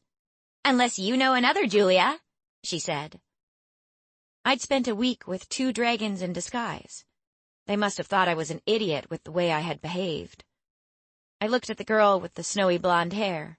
Becky and Sammy followed my gaze as I stared at her, smiling and flirting with Blake. Tabitha's a snow dragon. They're white and the smallest of all dragons, Sammy said. The one next to her is a moonbolt. His name is George. Do you see how blue his eyes are? Wait, he's a blue dragon? The dragon that had attacked us the night Dad had died had been sort of a bluish color. Yes. Do you get what I'm saying? I looked at all the boys at Blake's table. One of them had red hair, the kind you'd dye for a carnival. Another one had bright green stripes mixed throughout his jet black hair. Basically, everyone at that table had either vibrant color patterns in their hair or extraordinary eyes. So this school is basically for dragons? I asked, as the name Dragonia popped into my head. More or less, Sammy said. Then why are humans here with you guys? I remembered what Constance told me, but what the hell did being special have to do with dragons? We belong with them, Elena. Everyone who bears the mark is likely to become a Dragonian, Becky explained. And one day when I ascend, I'll make one of these bitches my own. You need to work harder on your fighting skills if that is ever going to happen, Sammy smirked. Wait, what do you mean making one of these bitches your own? You're not talking about a dragon, are you? That's what Dragonians do, Elena. We ride them. My stomach swirled now as I finally understood what Constance had meant. Images of humans on top of dragons popped into my head, but I pushed them away when skies and clouds appeared. I hadn't thought for one second that being a Dragonian meant riding a dragon. Oh, shit. Master Longway didn't mention it? Becky asked. I shook my head. Ugh! He better make this trip to Elm so worth it. Elena, just breathe, okay? It's not an obligation, Sammy said. I took another breath. Unless you're part of a dent, Becky replied, which brought back the worry. Becky! What? She could be. Master Longway said her mark is really dark, Sammy. What does that mean? I asked. The darker the mark, the more you'll do, Sammy answered cryptically. I shook my head. It wasn't what I wanted to hear. Relax. Deep breaths. Sammy tried to calm me again. You mean being part of a dent? Yes. If you're part of one, you don't have a choice. You need to claim the dragon you belong with. They'll force you to, Becky said. Are they nuts? Why? I sounded hysterical. Because a dent is more than just a rider and a dragon. They are soulmates, Sammy explained. I don't understand. If they're the same sex, they're called a brother or a sisterhood, which is the most common one. If they're of the opposite gender, they become partners for life. The bond is unexplainable, but strong, and lasts forever. Dents are extremely rare.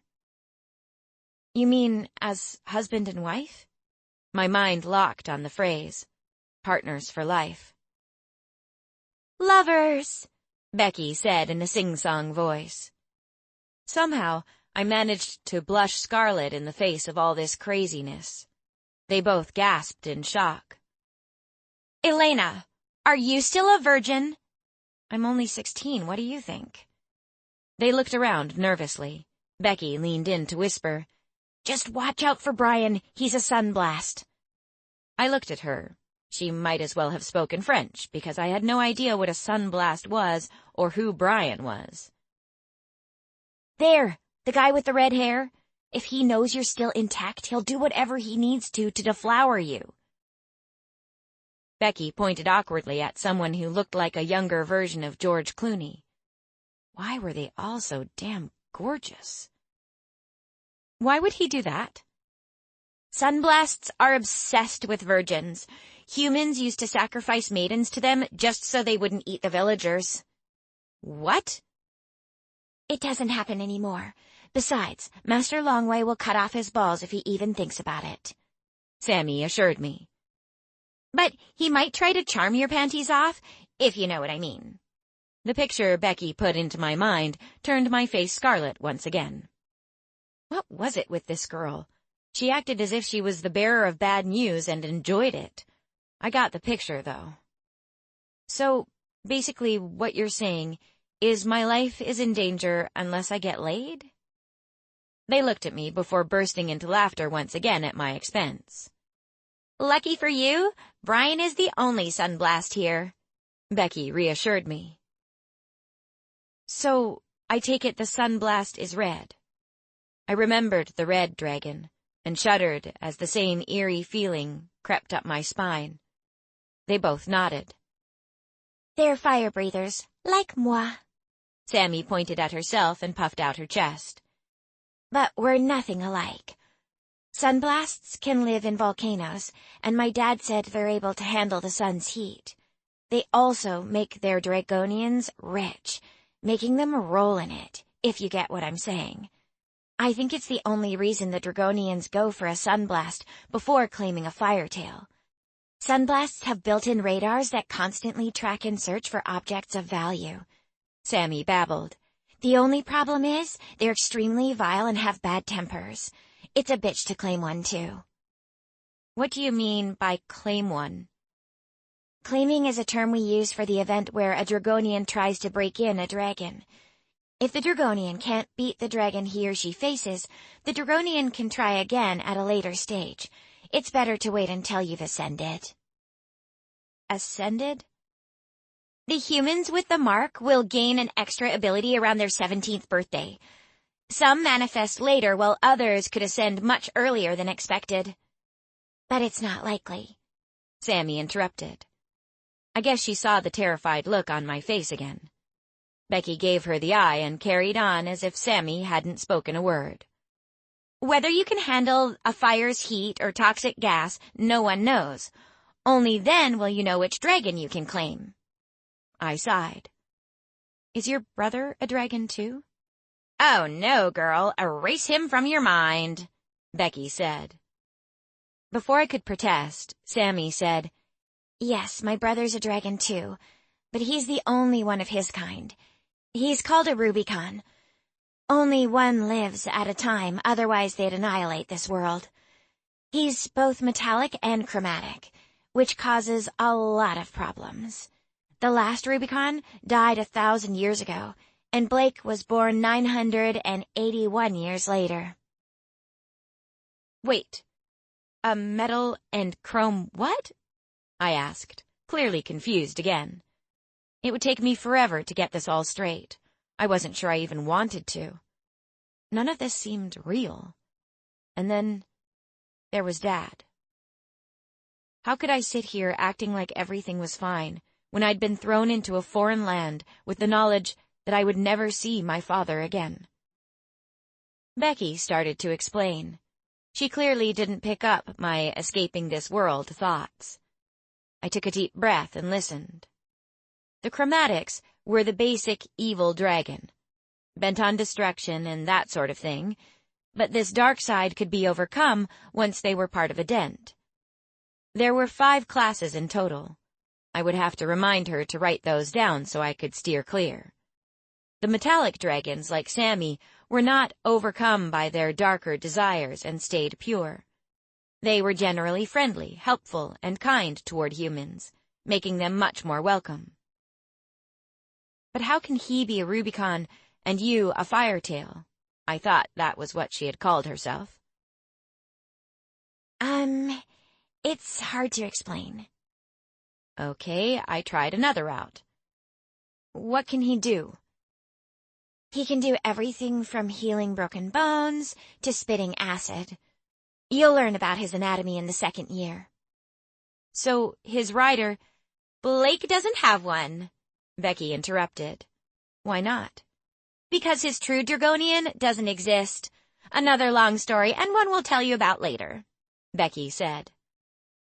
Elena, you're going to be fine. Sammy saw right through me. The only things you need to know are that magic and dragons exist. And that Sammy talks way too much, Becky chirped. Oh, shut your trap, Sammy snapped back playfully. You must see her pucker when she's a dragon. This pucker can light your ass on fire, Missy. I laughed at their playful bickering. It reminded me of Dad. At least the times when he had been normal. Thinking of him again, a horrible emptiness filled my heart once more. Hey, Becky said. Don't worry, we'll help you. I smiled. Tears lurked behind my eyes. Looking around at the empty tables, Becky glanced at her watch and slowly got up from our table. Sammy followed closely behind and took my tray along with her empty one. My hands placed on the table, I braced myself as I got up. My legs felt as if I had pushed tree stumps. Glancing at my full tray, I hated that I hadn't eaten any of my food, and it was going to land up in the bin. Sammy dropped our trays at the drop-off zone just as the bell rang. See you later, she said, and disappeared around the corner. Becky started to laugh as she saw me walking like a stick figure, and she pulled me along by my arm.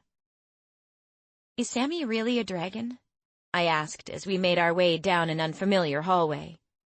Yeah, Firetails are babblers, but they're also the kind of dragon you can ask to incinerate a body when in need.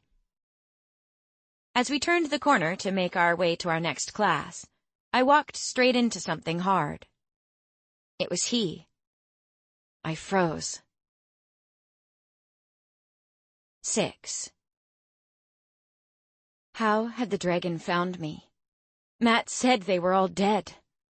I should have run, but my feet were rooted to the ground. My heart pounded painfully as the warmth of the dragon's fishy breath blew over my skin. Goosebumps rippled across my flesh. I strained at my frozen legs with my last ounce of strength and lurched into a retreat, stumbled, and landed flat on my ass. As much as I wanted to look away, I couldn't. My eyes were locked in terror on the scaly blue beast standing before me.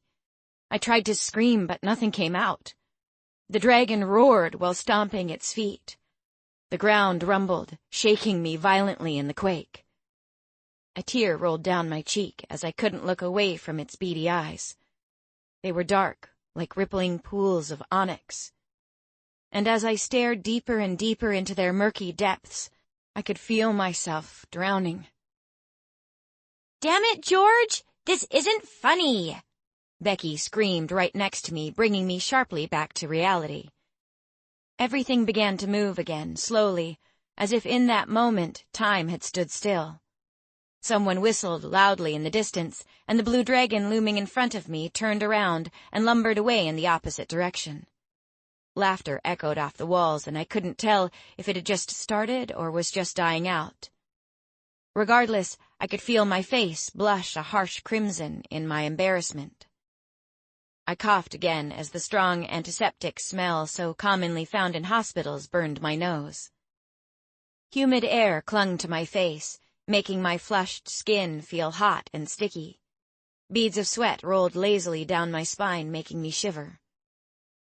"I'm so sorry, Elena," Becky said, sounding terrified as she crouched beside me. What happened? Lucian had reached us and helped Becky get me back on my feet, shaky as they were. "Elena, are you okay?" Becky asked, concern filling her voice. What happened? Lucian demanded this time and shook Becky. "It was George." He grunted with agitation. Which way, Becky? He asked, determination punctuating every syllable. She pointed in the direction George had run. I watched Lucian disappear through the mass of people gawking in the hall until I could no longer see the broad lines of his back. "Elena, please snap out of it," she begged, while some students stood there staring and chattering to each other as if I'd lost my marbles. "There's nothing to see. Go to your classes," she yelled. Why did George do that? I managed to say, my voice breaking. She grabbed my neck and pulled me into a tight hug, stemming the tears threatening to expose my fear to the entire hallway. "It was a stupid prank, Elena. I told you those guys are jerks." She led me back toward the cafeteria, slowing her stride to match my hesitant steps.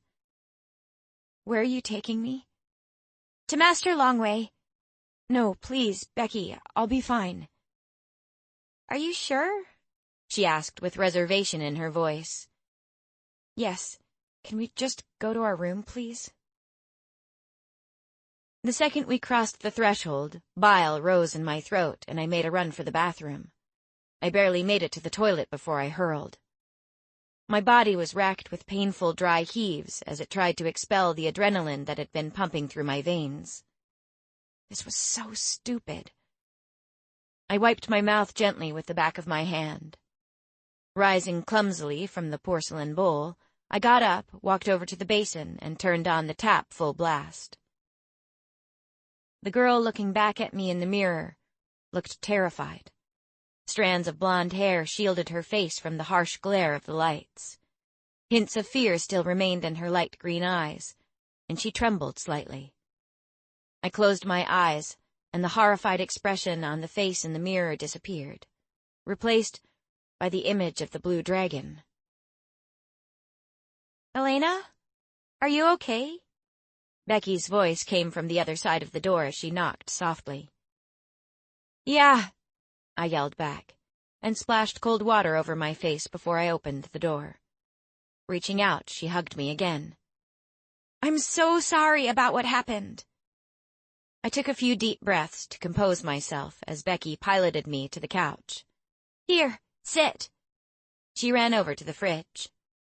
I buried my face in between my legs and took another long, deep breath. "Sugar will help," she said, and thrust a soda into my hands. I frowned at the words Coca-Cola twirled in white letters all over the can. How's this possible? I asked, perplexed. "Oh, they're so fast in between morphing. They need 5 seconds at the most," she explained with a Coke clutched in her hand as well. Not that, Becky. This. I held the Coke can out for her inspection. She frowned. Apart from the dragons and the inexplicable things like a school built on air, you guys live a normal life with things I'm familiar with from the other side. How is it possible that you guys have Coke and know about stuff like pizza and burgers? A small grin played around the corners of her mouth. "We have cell phones, too." She took out a phone. It looked like a smartphone, but was slightly smaller. "They're way more advanced, or so I've heard." She settled herself in the chair next to me, sliding the cover of the phone open. "It is called a cam phone." The top didn't have a screen, just a small red blinking button. "Watch this." She turned the phone upside down and spoke with a soft voice to the rubber part on the back corner of the cell. Lucian Mackenzie. She turned the phone back again. After the 10th beeping sound, she started to tap her thumbs impatiently. A hologram in the shape of Lucian's face appeared before us. "I'm not losing another cami, Becky," he whispered. "Sorry, I'm showing Elena our cool toys," she said, putting the phone on her lap. "She okay?" he asked quietly. "She's a tough girl. I don't think she's going to the wacky bin." Lucian shook his head. "Bye." The hologram disappeared with a small flash. "You can send text messages too, but we don't type. We say what we want to, and the phone transforms the voice recording into writing. Then you can send it by speaking the person's name. They'll read the text the same way Lucian's face appeared. It comes with so many apps, like silent mode and a homework app, but you have to be careful of it. Sometimes it gives you the wrong answers. My favorite is the What Looks Good on Me app. Just to mention a few. Cool, huh?" I nodded, still impressed by the talking hologram. "The dragons still do business on the other side. We have the currencies of every country in the world right here in the Bank of Paegeia." She took a sip of her Coke. "I mean, honestly, Elena, who do you think invents most of the technology?" "Dragons?" I asked tentatively. She nodded, touching the bottom of my can and lifting it to my mouth. I took a few more gulps. The sugar helped, and the knots in my stomach started to loosen. Why didn't I see any of the dragons? I was still trying to take it all in. "You couldn't. They're very good at disguising themselves. But if the council thinks they won't be able to contain their true form, especially the chromatic dragons, they won't grant them a pass. They're not allowed to invent anything on the other side of the wall because they could draw too much attention to themselves. On that side, they're only allowed to give the humans ideas, and it's usually enough for the humans to fill in the missing pieces." "Why does the law forbid them?" "They're filled with the essence of life, which means they age differently than humans. Most of the metallic dragons can live up to 12,000 years. 12,000 years? I exclaimed, stunned. The coolest part is that if their bond with their Dragonians is strong, they can grant them a part of their essence." "How?" "I'm not 100% sure. Dragons and their riders are very secretive about it. It's rare, the same as the dent thing. A normal dragon bond isn't that strong, but King Albert had the essence from his dragon. King Albert celebrated his 250th birthday the year he died." "Wow. How do you know if you're part of a dent?" I asked. "We have a Viden. She's a moonbolt dragon. They have the ability to foretell the future, but they don't always predict it in a way we can understand. Our Viden lives in the tower behind the boys' dormitories, and everyone is required to see her at least once a month. You will too. If she picks up a Dragonian in one of the sessions she has with a dragon, they mostly end up in a brotherhood or sisterhood. She even feels something when it's time for one of her predictions to be fulfilled. That part is amazing, but most of the time she sucks predictions out of her thumb." She laughed. "Sammy's version is easy. She says the Viden speaks a lot of shit." "How will I know whether she speaks the truth then?" "Believe me, you'll know. It's best to wait until you see her." All this new information swirled around in my head, and the intricacies of ascending were on my mind once again. "So, do you know what ability you'll get?" I asked, hoping one day I wouldn't have to be constantly asking questions. "No, but I have a feeling I'm a fire wielder. When that happens, Sammy and I will team up." "You're going to claim Sammy?" "No, the metallic dragons don't throw tantrums the same way as the chromatic ones. They usually decide they want to be your dragon and surrender, but there is still a lot of paperwork that is just as painful. You need to register with the council and give them a statement of intent. Lately, we have to ask the council permission for everything. That's why I envy Blake. He gets away with everything, especially when it comes to the council. I think it's because he has so many abilities," she said. "Wait, If he's both, why doesn't he just surrender? I placed my empty soda can on the coffee table. I mean, if he doesn't need a Dragonian and he's half metallic, why doesn't he choose? Elena, not every story ends with good overcoming evil. In Blake's case, only his Dragonian can keep him from turning. But you said his Dragonian doesn't exist. She inhaled deeply. I'm asking way too. It's not that. Blake can get claimed, but whoever is going to claim him needs a miracle. Ariana, the Princess of Aerith, has tried once, and Lucian twice now. He almost had him the last time, but he got a surprise blow from an ability none of us knew Blake had. The problem with a claim like his, and this might sound crazy to you, she said nervously and put her feet on the couch, hugging her knees to her chest. There are ways to keep the chromatic dragons that don't dent from becoming evil. What ways? I asked, intrigued. Beating the evil out of them, she said, and shrank into the chair. What? Disgust laced my tone. I know, it sounds pretty awful, but it's the only thing that works. So, whoever claims Blake has to beat the living crap out of him so he won't become evil? I said skeptically. Pretty much. Lucian knows this, I asked, though I still couldn't believe it. Yes, Elena. He says it's a sacrifice he is willing to make in order to not lose the Rubicon this time. I struggled to wrap my mind around the whole beating thing, while simultaneously processing the fact that Lucian was okay with doing that. Any attraction I had once felt disappeared in a flash. I told you it sounds nuts, but I take my hat off to the ones who want to claim a chromatic dragon if they're not dense. They say when the chromatic is good, they'll do anything for their Dragonian, no matter how crazy the task is. So, basically, they let their Dragonians abuse them and then let them take advantage of them after the fact. Sounds like a match made in heaven. Elena, you make it sound so evil. Becky, it is. I could feel my voice rising, though I wasn't really upset with her. No, it's not. Look, they don't get beaten on a daily basis. Only when they really need to control their evil selves. And on this side, we grow up knowing that Dragonians don't always get the ability they want. If fate messed up, and we get the ability that matches one of the chromatic dragons, we know what needs to be done. They'll let their Dragonian know when the dark in them becomes too much to control. She was trying to get me to understand the situation from her point of view, but it wasn't working. I don't understand, I said solemnly, refusing even to consider the situation as anything other than abuse.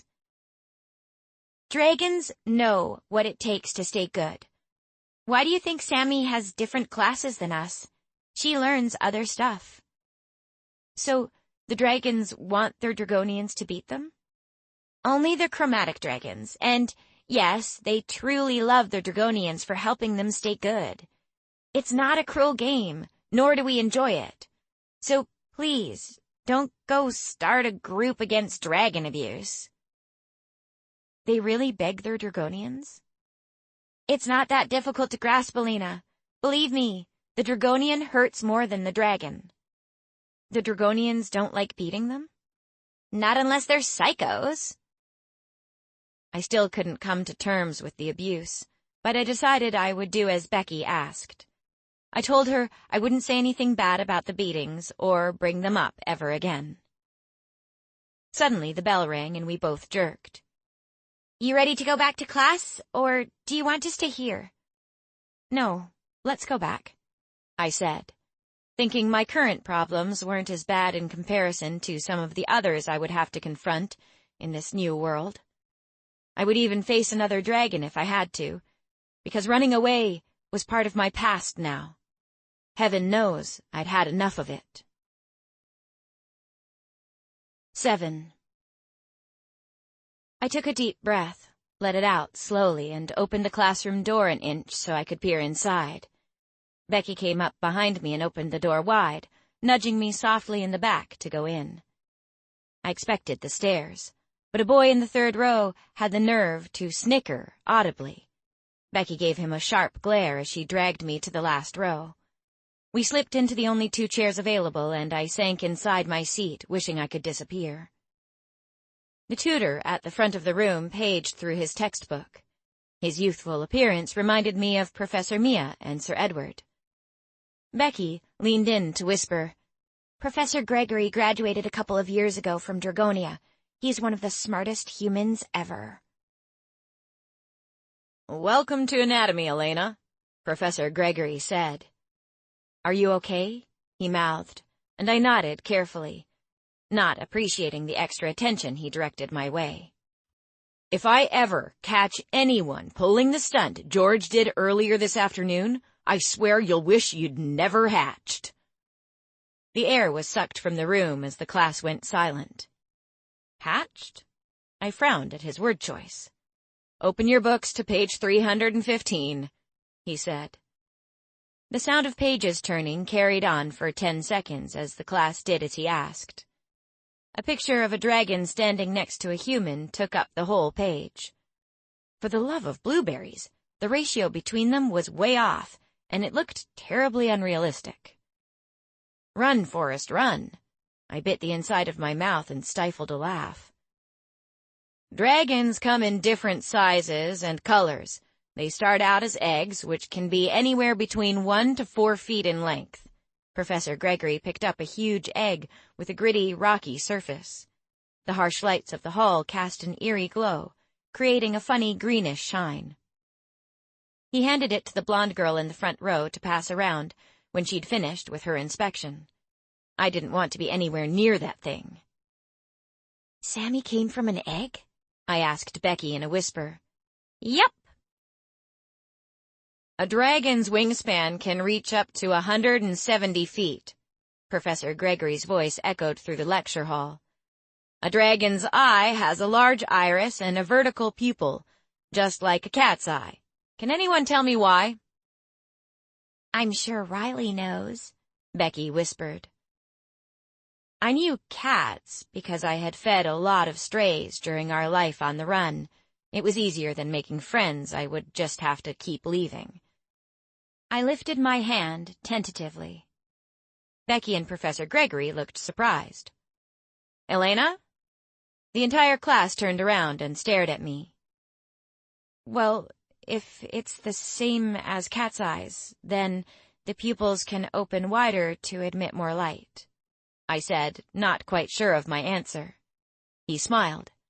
"You're right. Well done." He threw a candy bar in my direction. "He's lecturing with chocolate bars, too," Becky said. The white of a human's eye is often a different color than a dragon's. It can be yellow, gold, green, orange, red, or even silver. It's protected by a leathery outer layer and 3 smooth inner eyelids. The innermost membrane is crystal clear and protects the eye from damage while the dragon flies. He drew a picture of an eye on the blackboard and pointed to the various parts. The other 2 eyelids mainly serve to keep the eye clean. They're not as thick or clear as the innermost membrane. A dragon can use these inner lids to protect its eyes from sudden flashes of bright light. The chalk made a screeching noise on the blackboard and everyone cringed. Professor Gregory chucked the chalk into the trash can and grabbed another one. "Sorry," he said, and pulled a face. The class laughed. We covered dragon eyes over the next hour.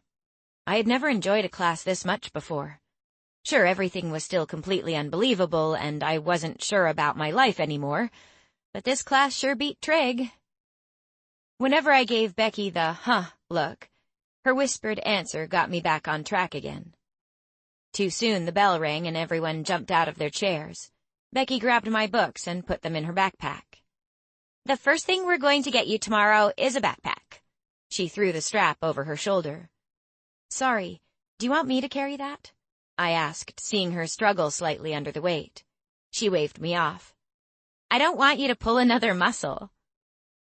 Everything in my body still ached from earlier, and I complained as I looked at the steps that led to the dorms.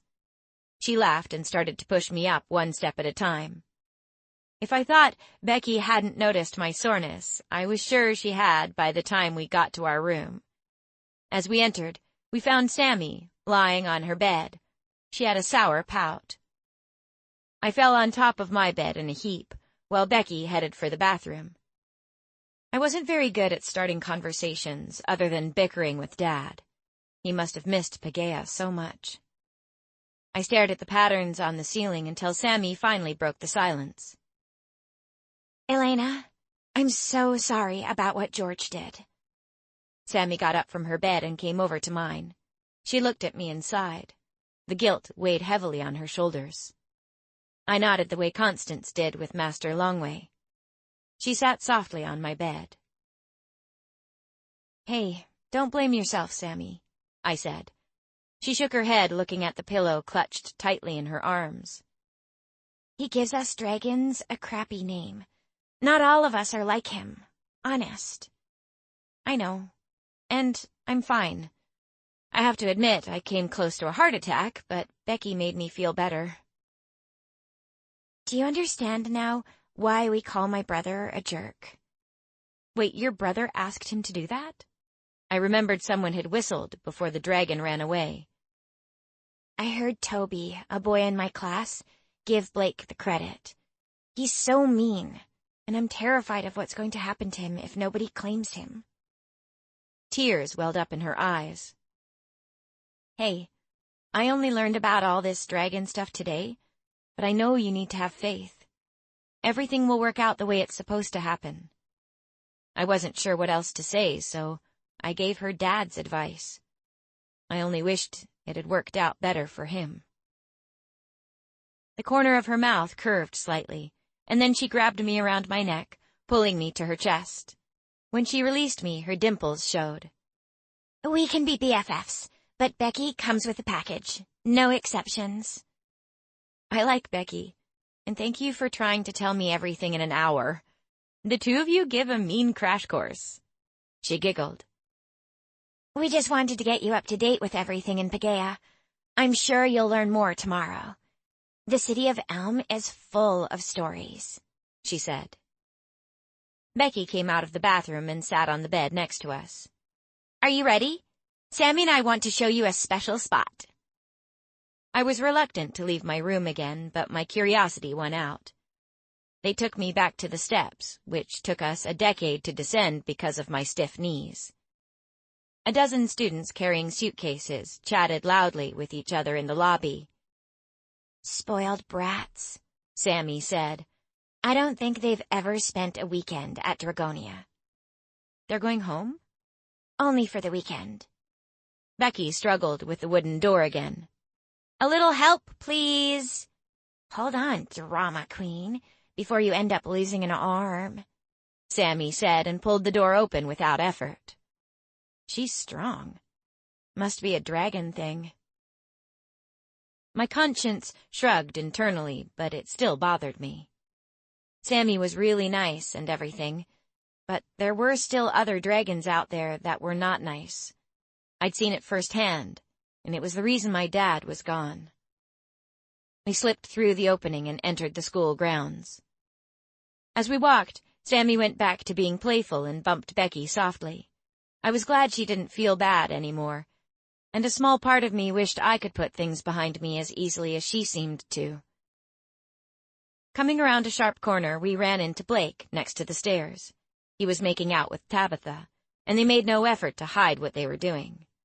Sammy turned into a ferocious beast, well, figuratively, when she saw them together, stalking up to her brother and pushing him away, interrupting their make-out session. "You're such an asshole, Blake." He laughed and my knees went weak. Why does he have to be so damn gorgeous?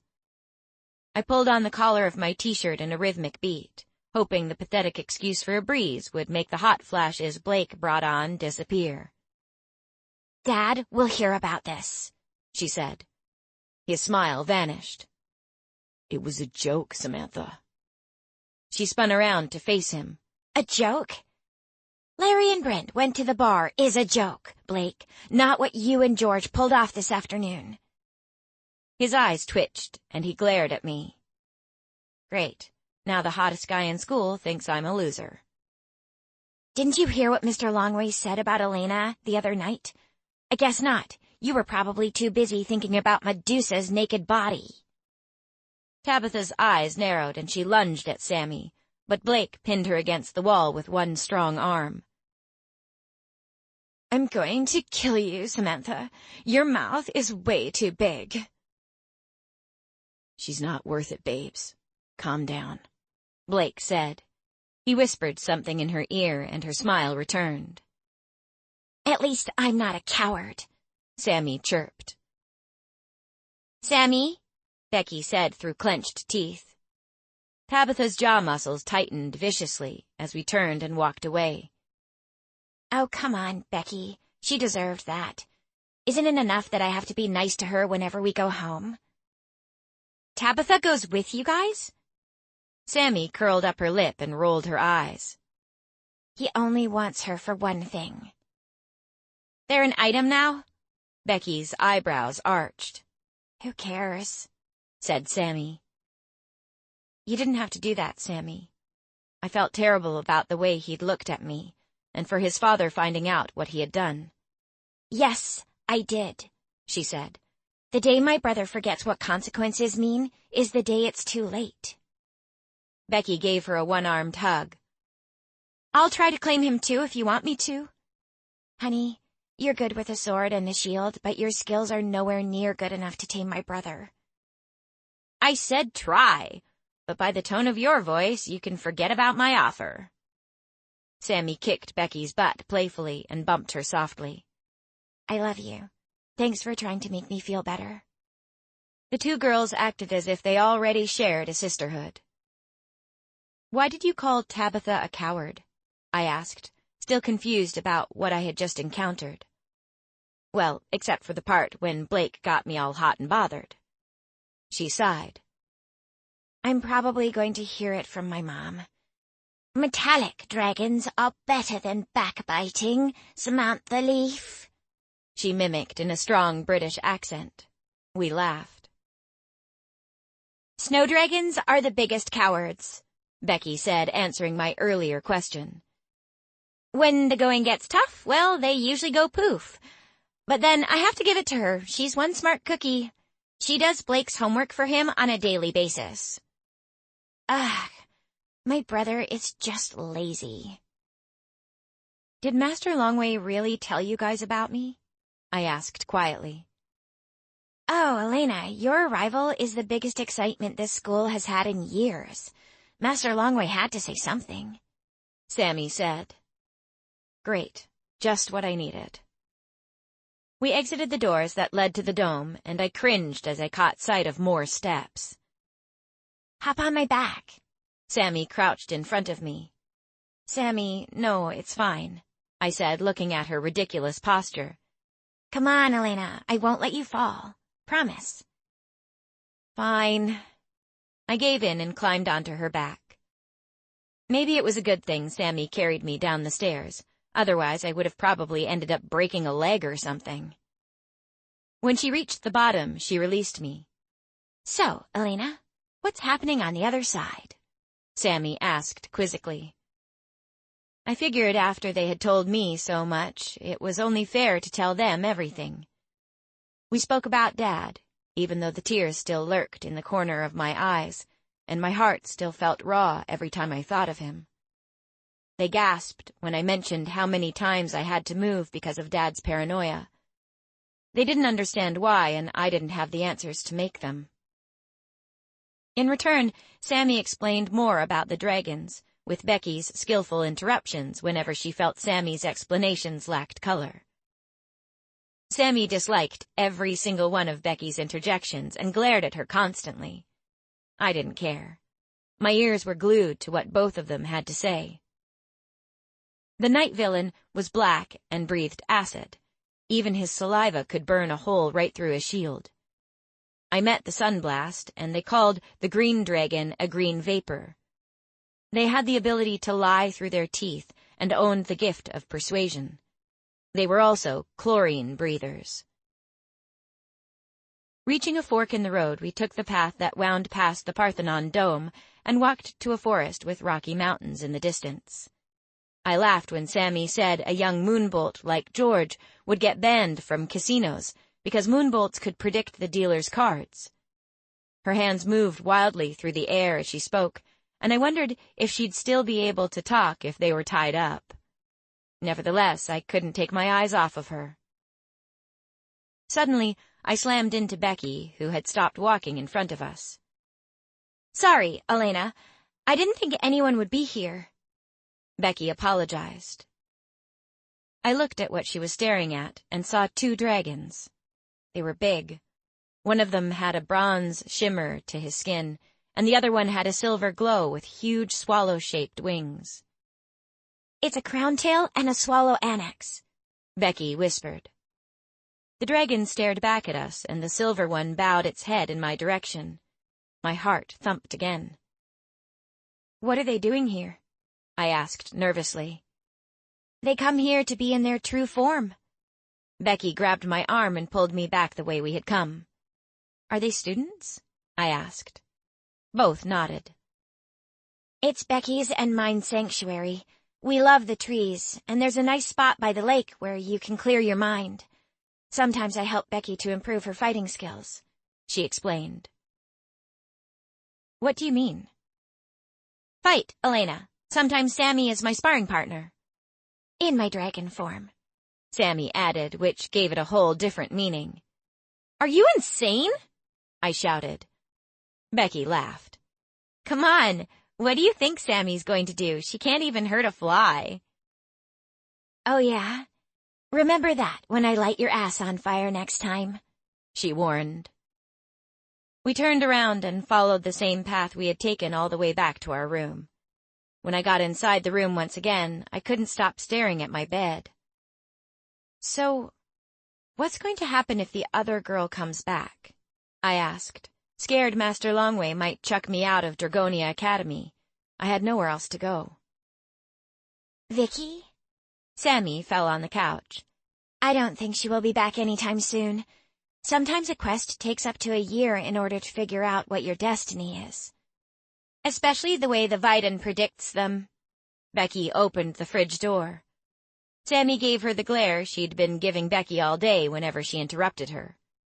She's a crown tail, and on a self-discovery quest. What's a self-discovery quest? Becky had mentioned that term earlier while I sat on one of the other couches. Sometimes the Vidin sees something that leads to a self-discovery quest. She'll see something that you must find. Whether it's something emotional or hidden, we can't choose. I don't know what she has seen with Vicky, but I remember the state she was in when she came back, Sammy said. Vicky disliked the Vidin very much. She hated her even more after the day she got her for telling. But we're obligated to see her at least once a month. Do you remember how obsessed she got? Sammy nodded. She spent most of her time in the library just researching. When she started to miss classes, Master Longway forced her to go on a self-discovery quest, and she was ordered not to return until she found whatever she was looking for. They let you go on quests alone? Becky tossed us each a soda and sat down next to Sammy. Sammy nodded. I didn't like the way they forced things here, and after all these stories, I sure didn't look forward to meeting the Vidin. While we sat there sipping our sodas, Sammy explained how a self-discovery quest took weeks to plan. You had to do a whole statement explaining the reasons you wanted to go. The members of the Academy Board arranged a meeting and decided if the reasons were valid enough for a full fund and whether you absolutely needed to go. After this started to border on tiresome, the conversation switched over to dragons again. I listened in awe as Sammy explained in detail the rest of the metallic dragons.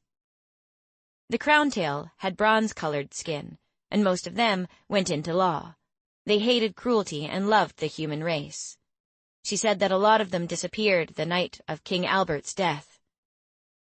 The Copperhorns, like Dad, loved telling jokes and riddles and pulling pranks, but the good clean kind, not what George had earlier. The best part of what she told me was that Chef was a copperhorn too. They were also one of the big three, the largest of all the dragons. The Night Villain and Sunblast were the others. The Swallow Annex was silver and loved to fly. They had the biggest wings of all the dragon species. I felt proud remembering the wings were the first thing I noticed when we found them this afternoon. They had the ability to heal human injuries. I was told this was why Constance had gone into medicine. She was the best of Paegeia's doctors, which made her the head of the Health Association and a council member. But she devoted her time to the academy. Becoming a member of the council was Becky's biggest dream. Can I ask you something, Sammy? Shoot. How is it that you are a Firetail, but your brother is a Rubicon? They both giggled, but I was used to that by now. Let me think. She frowned while staring at the carpet, as if the answer were written in the kinky fibers. Use cats. They have cats on the other side, Becky said, looking for a way to explain it so I would understand. Cats can work. You know when a litter of kittens is born, not one looks the same. It's the same with dragons. You never know what you might get until they're hatched. I still can't believe that you were born out of an egg. She giggled. Dragons only shift into humans when they're about 5 years old. Why do you have two forms? I asked. Well, to blend in, I guess. Like your dad. You know, most of the teachers here are dragons too, Becky said, changing the topic of our conversation away from Dad. Really? Like who? Sir Edward and Professor Gregory teamed up a couple of years ago. They're not a dent, but you would think they were if you saw the two of them together. Who's the dragon? Sir Edward. He and Master Longway are both fintails. The only two left, I think. Master Longway is a dragon? I hadn't seen that one coming. Come on, Elena. You can see that he is from a mile away. His eyes? I remembered the golden glint in them, but had thought it was my imagination playing tricks. What time is it? Sammy sulked after her stomach growled loudly, interrupting us. It's time to go. 8. The tables inside the cafeteria had big fluffy pillows lined up on either side instead of chairs. Each table had a square sky lantern on top that was lit from the inside and glowed with a majestic light. Chinese balloon lanterns floated from the ceiling, illuminating the room.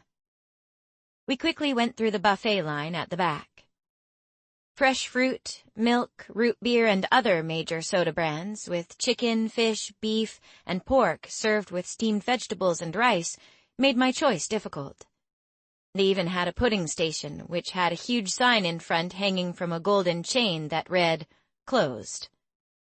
Becky pulled up her nose and made an unpleasant sound while she eyed the food. I didn't care what we ate. I was starving. Good evening, ladies. Chef said. His beard had a red-brown shimmer underneath the bright lights that gleamed over the buffet line. You've outdone yourself tonight, Sammy praised as she grabbed a plate and a tray.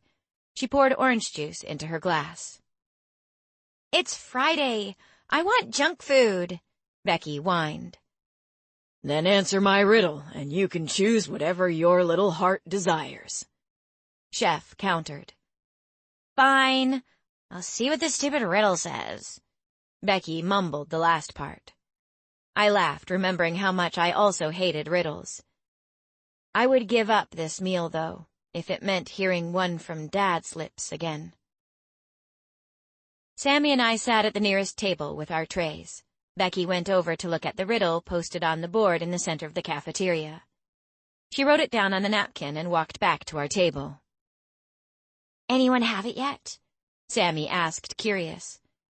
She raised the corner of her upper lip and read the riddle out loud. I never was, am always to be. No one ever saw me, nor ever will, and yet I am the confidence of all, to live and breathe on this terrestrial ball. What am I?" "Come again?" Sammy asked, clearly confused. "That's my point. Guess we're going to have cooked meals for the next 2 months," she said, and chucked the napkin aside. "Anybody got the riddle's answer yet?" Lucian's voice made me jump as he approached us. He apologized for the scare, giving me one of his super smiles, and plopped onto the empty pillow next to me. "What are you still doing here?" Becky's mood changed in a flash. "My dad had to leave this afternoon for the meeting in Arethe. He'll swing by tomorrow to come and fetch me." "Meetings of the Royal Council," Sammy whispered. Becky recited the riddle to him and he frowned. "Come on, Lucian, you're good at this crap." "Sorry, Becky, the riddle sounds like French," he said, and gave a sexy chuckle. A million goosebumps broke out across my skin. Weird. Guess the image of him being okay with beating Blake half to death wasn't as much of a turnoff as I'd thought. "Oh, please! I don't know where Chef gets them. I wonder if he even knows the answers himself," Becky said with a pout. The answer popped into my head. It's tomorrow. "What?" The answer is tomorrow, I think. The three of them stared at me with wide eyes. Becky recited the riddle softly. She let out an excited squeal and jumped from her pillow. "Oh, my word, Elena, you're right." "You're good at riddles?" Lucian asked. "It's the first one I got right. I usually suck at them." "Wicked," he said. Becky reached the buffet line. She leaned over to speak to Chef. He smiled, went over to a big bell and rang it twice. She did a happy dance, which made the entire cafeteria laugh. Lucian leaned closer to me. "You're going to be her favorite person," he said, breathily in my ear, which made my skin tingle all over. "Hey, everyone! What about pizza for breakfast?"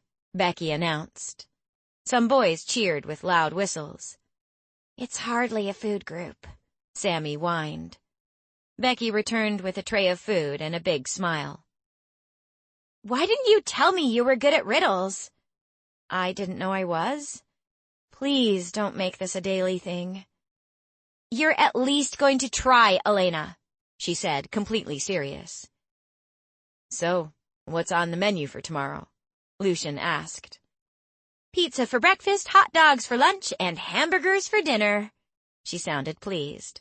Lucian reached his hand in the air and Becky slapped it playfully in a high five. "I might just stay for that." "And give up a weekend of freedom? You'll leave and go with your dad tomorrow, Lucian, even if I have to push you onto Emmanuel myself." "Emmanuel is King Helmet's dragon," Sammy whispered again. Riley entered the cafeteria and went first to the buffet line. Chef nodded in the direction of our table, and she turned around to look at us. Disappointment was written over her face as she stalked to our table. Riley wasn't pretty, but not ugly either. She had a strong body, and I wondered who would win between her and Becky in the Parthenon Dome. Without saying hello, she asked, "You got the riddle?" I kicked Becky's shin underneath the table and begged her with my eyes not to tell Riley it was me. "Yes. You have a problem with that?" she challenged. Riley huffed, arched her eyebrows, and stormed away to a table filled with girls who couldn't stop glaring our way. She dropped into a pillow and huddled in with the girls there. "Why don't you want to let them in on the fact that you're good at solving riddles?" Lucian's question broke my gaze from their table. "I'm not good at dealing with confrontations the way Becky is." I nodded toward her. She made brushing people off look so easy. He looked at his plate again and smiled. A gentle crease formed on his forehead. I could feel myself getting warm again. This had to stop happening in public. The food was great, just like the company. I listened to Lucian talk with admiration about his father's kingdom, Tith, and how he wanted to make his biggest dream, to claim Blake a reality. He spun his empty glass in circles on his plate as he talked. He sounded so brave when speaking of swords, shields, and fighting. He hardly made eye contact with me, but the few times our gazes met, I could feel the electricity passing through us. Maybe it was just my imagination running wild, but the picture of Lucian, the dragon abuser, vanished, leaving behind the image of Lucian, the hottest guy ever. By the end of the night, a number of girls had either scolded or murdered me with their eyes. I tried to ignore them, but I could feel their glares burning straight through to my soul. When the bell chimed 9 times, we returned to our dorms. We said goodbye to Lucian by the stairs and wished him a lovely weekend. I had a different view of things after our talk. A fuzzy feeling rose inside my chest whenever he popped into my mind, especially his brilliant smile. I still had one lingering question on my mind as the 3 of us sat down on Sammy's bed. Do any of the humans ever get hurt during a claim? Oh, yes. The chromatic dragons don't give up easily, Sammy said. Then claiming a dragon can kill you? I was suddenly afraid for Lucian, since he had just explained to me that he was planning a 3rd attempt to claim Blake.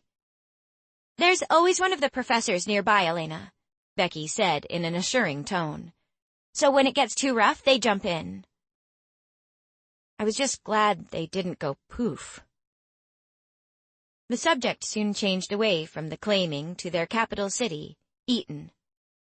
Sammy said that creepers had consumed the entire city, along with the nearby villages and farms, on the night of King Albert's and Queen Catherine's deaths. For the past 15 years, brave Dragonians had tried to find a way through the creepers, but when they got too close, the creepers became wild and alive, tearing apart everything in their reach. Every year, scientists checked the creepers to measure their growth, but they had yet to find a single one dead. The way the 2 of them explained it made me think about Sleeping Beauty and how the prince had to hack his way through to get to her. Becky had her own opinion and believed the council was wasting their time with science. She believed only Blake and his true Dragonian would be able to pass, like the Viden had prophesied when Blake's egg hatched. But since his true Dragonian didn't exist, Eton was lost forever. When Blake's egg hatched, the Viden also predicted that his Dragonian would be from King Albert and Queen Catherine's bloodline. They died before producing an heir, and with that, my brother's only chance of getting claimed. Oh, Sammy, you can't say that, Becky said, giving her a side hug as Sammy's eyes sparkled with tears. She sighed and wiped her eyes with the back of her hand. When the Viden makes a true calling, she has never been wrong, Becky, she said in a soft, sad tone. In an attempt to lighten the mood, we changed our conversation to the Viden. She was 300 years old, but her human body was still relatively young. The boys attending Dragonia Academy drooled over her. Sammy explained to me how vain she was, and how the Viden had a fondness for only her famous foretellings, like Blake. He saw her at least twice a week. We kept talking until the clock chimed 11. Then we called it a night. I struggled to go to sleep even though I was so exhausted my brain cells hurt. I wasn't sure if it was all the information my mind was trying to process, or the new bed. I shivered, thinking of what the other side would do if they discovered dragons were real. Humans had the tendency to destroy everything they didn't understand. They wouldn't even consider a truce. I hoped Constance was right about the wall, and that it would never lose its power. Otherwise, Paegeia could be in serious danger. I said a small prayer to keep us safe as I drifted off to sleep. 9. The next day I had the pleasure of discovering just how much Becky loved her alarm clock. She hit the snooze button at least 1,000,000 times until the device fell off the nightstand and crashed to the floor. Sammy jumped on Becky. Wake up, sleepyhead, or else we're leaving without you. Becky growled, but reluctantly got out of bed. I laughed as she struggled to wake even as we were leaving our room. We found Master Longway at the main entrance, where we came to a silent halt. He was unlocking the gate and didn't notice our arrival. The gate I love and hate, all at the same time. He really needs help with his fashion choices. Those ankle shorts are so last season. Not to mention his ancient Hawaiian shirt, Becky said, as if she were the 5th member of the fashion police. It's not so bad, Sammy said. Becky rolled her eyes. Sammy, no offense, but if I didn't tell you what to wear every day, you'd be dressed like a circus clown. My choices aren't that bad. I just love color. I smiled, feeling at home with these girls. Dad jumped into my mind again, and a lump rose in my throat as I thought about how many of their mannerisms aligned with his. Good morning, girls. Master Longway swung the gate open and turned to face us. How did your first day go, Elena? Well, I'm still alive. I swallowed hard and tried to hide my fear of heights behind a shaky smile. I looked around and found the sky and clouds where buildings and trees should have been. I heard about George. I'm deeply sorry about his behavior, and I assure you it will never happen again. No hassle, I said, brushing it off with a wave of my hand, hoping to change the subject. Why didn't you tell me you're a dragon? His expression told me he hadn't expected that question. I should have known Becky would enlighten you as to what I am. See it as a little payback. Do you have any idea how hard we had to work to keep Elena from running away? Becky chirped. We all laughed. Are you comfortable with having a dragon for a headmaster? He asked hesitantly. It's okay. If it's not too personal, can I ask you another question? How old are you? He grinned. I'm scared you'll run away screaming. But Elm, with all the historical buildings and museums, is a good place to stumble onto something like that. Screaming my head off while running away is so yesterday's news, I said, injecting more confidence into my voice than I felt. He chuckled and watched me carefully as he spoke. I will be celebrating my 4,316th birthday next month. To my surprise, running for the hills didn't pop into my head. I guess the girls' crash course had worked. That young? A smile turned up the corners of my mouth. My smile soon vanished, however, as I remembered why he was unlocking the gate.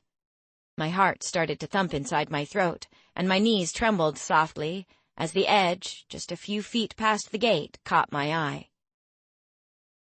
Close your eyes, Elena, he said. I did as he told me, and an image of him transforming into a dragon flashed into my mind. My eyes flew open when my feet bumped against a small step. You're such a wuss, Becky said, already in her seat. I found myself standing on the step of a modern carriage with leather couches. A strong lemon aroma hung in the air around us. I felt like a 21st century Cinderella.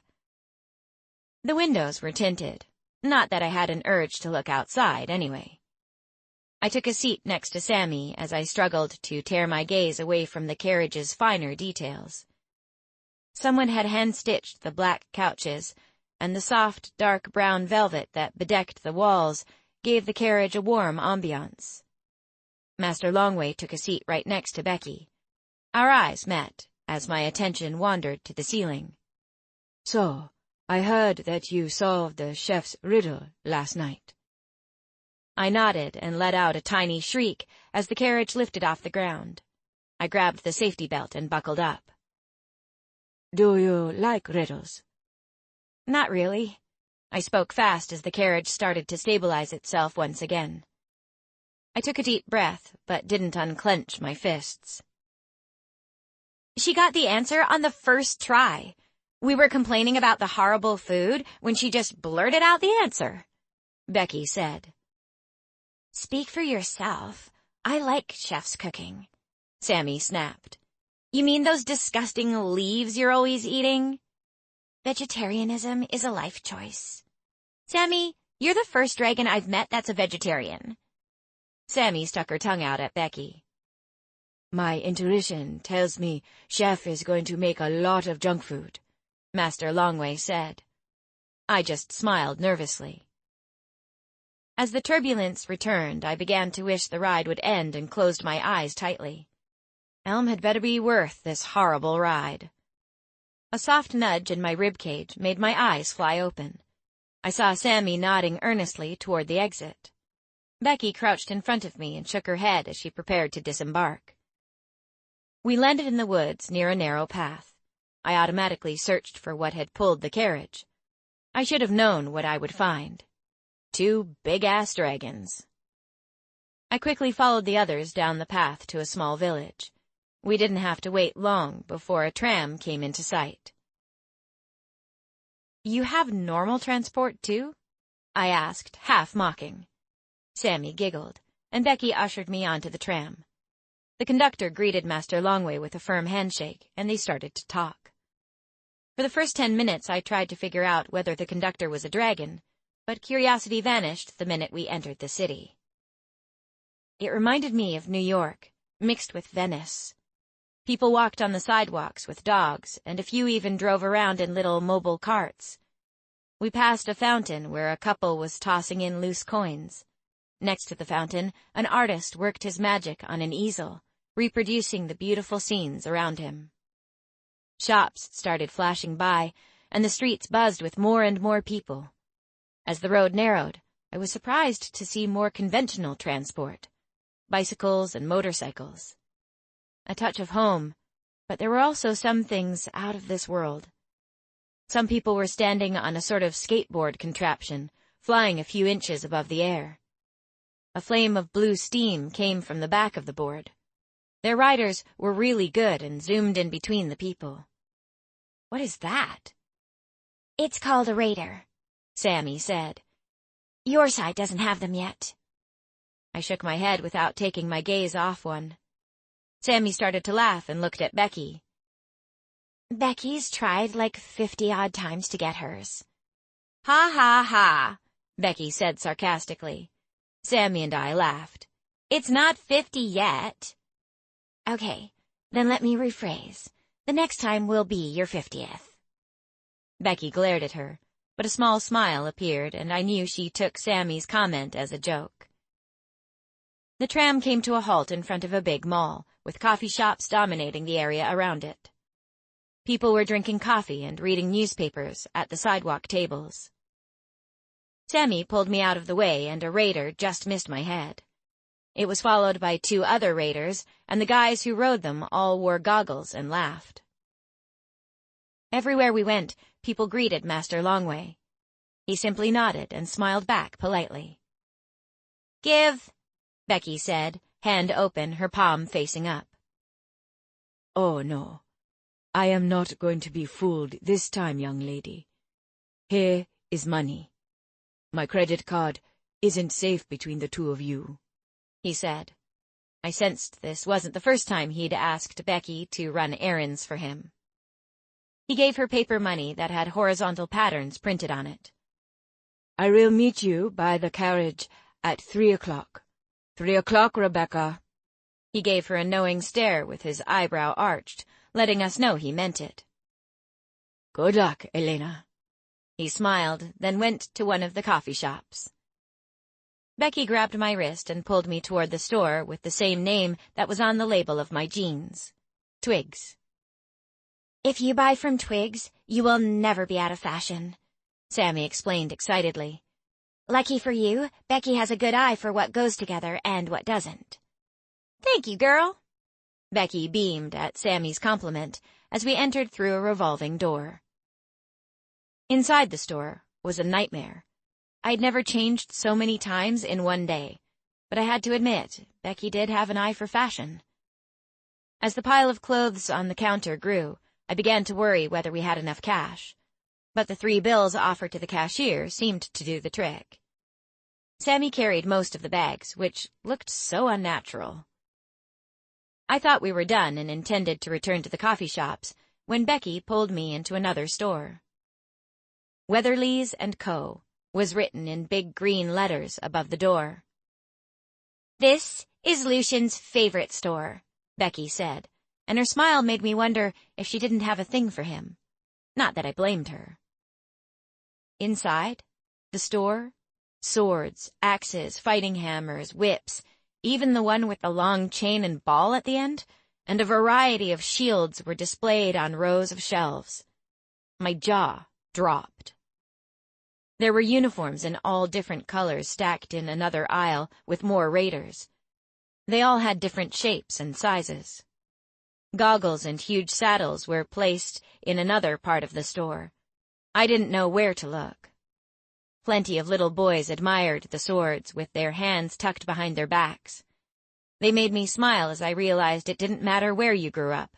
Every boy dreamed about being a knight. We walked past two boys sparring playfully. One of the boys pretended to be a knight, the other one a dragon, and not just any dragon, the Rubicon. Thankfully, Becky took me straight to the vest section.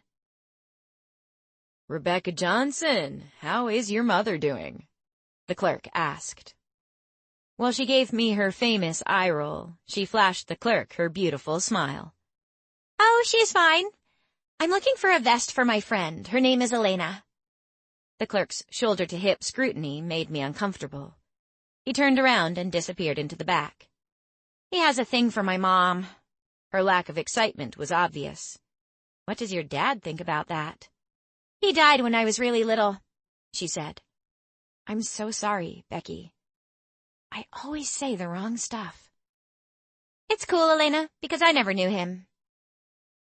I was glad when the bearded man returned right at that moment with a small black disc and handed it to me for inspection. I turned to Becky and scrunched up my face with confusion. Once she'd taken the small disc, she pressed the small green gem located in the center and put it back on the counter.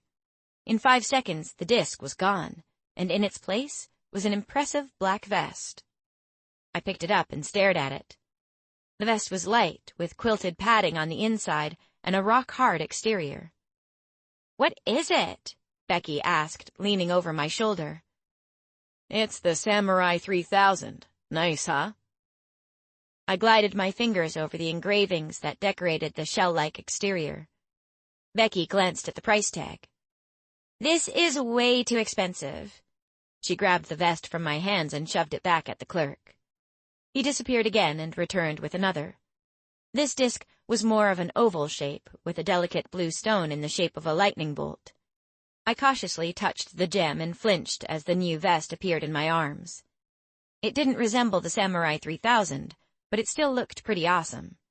The name Black Bolt and the number 5 were engraved on top of the vest's surface. "Try it on," Becky said after she glanced at the tag. The vest fit perfectly, covering all the important areas, and didn't smell like stale sweat, like the one in which I'd practiced the day before. Sammy, who'd been on her own mission, found us as I was adjusting the straps. "That's really nice, Elena." "How does it fit?" Becky asked. "I actually feel safe." They both giggled. "We'll take it. Can I drop off mine in 3 weeks for cleaning?" Becky asked. The clerk assured her it would be fine. As he disappeared, something behind Becky caught my eye. I gasped. "Cool, huh?" Becky stood right beside me. "I'm going to check the latest gear," Sammy said and squeezed past us. "Is this armor for dragons?" I asked as we investigated the racks further. "Yes," Becky said. "This section is for the night villains. They have to make the armor with special steel because of the acid they breathe. That one at the top is beautiful. If I had a night villain, I would buy him that." She pointed at a shiny silver torso and head armor hanging above our heads. We were so engrossed, we ended up walking the entire section. There was gear for moonbolts, sunblasts, and even snow dragons. By the size of the harness, the snow dragon was indeed not as big as the others. The gear came in all the colors of the rainbow, and were a variety of different designs. We found Sammy by the firetail section, purring over a black number with silver spiky studs. This would look freaky with my brass color, right? Sammy looked at Becky for approval. For the first time, you might be right, Sammy. We paid for the vest, which was transformed back into its oval disc, and I picked up a pack of playing cards from a small basket by the register. Becky grabbed a pack, winked at me, and tossed it in with the vest. I glanced at my watch. 5 to 3. Geez, time flew when you shopped with friends. Running, we caught the tram and reached the woods shortly after 3. Mr. Longway was waiting for us, tapping his foot in annoyance. I said 3, Rebecca Johnson. Oh, you can be glad that it's a couple of minutes and not a half an hour. 6 hours was hardly enough. He grinned. Did you enjoy your shopping? Yes, thank you, master, I said and climbed into the carriage. Words couldn't describe how I felt at that moment. I pulled the safety belt over my shoulder slowly, feeling a bit drained from our trip, but giddy from my new purchases.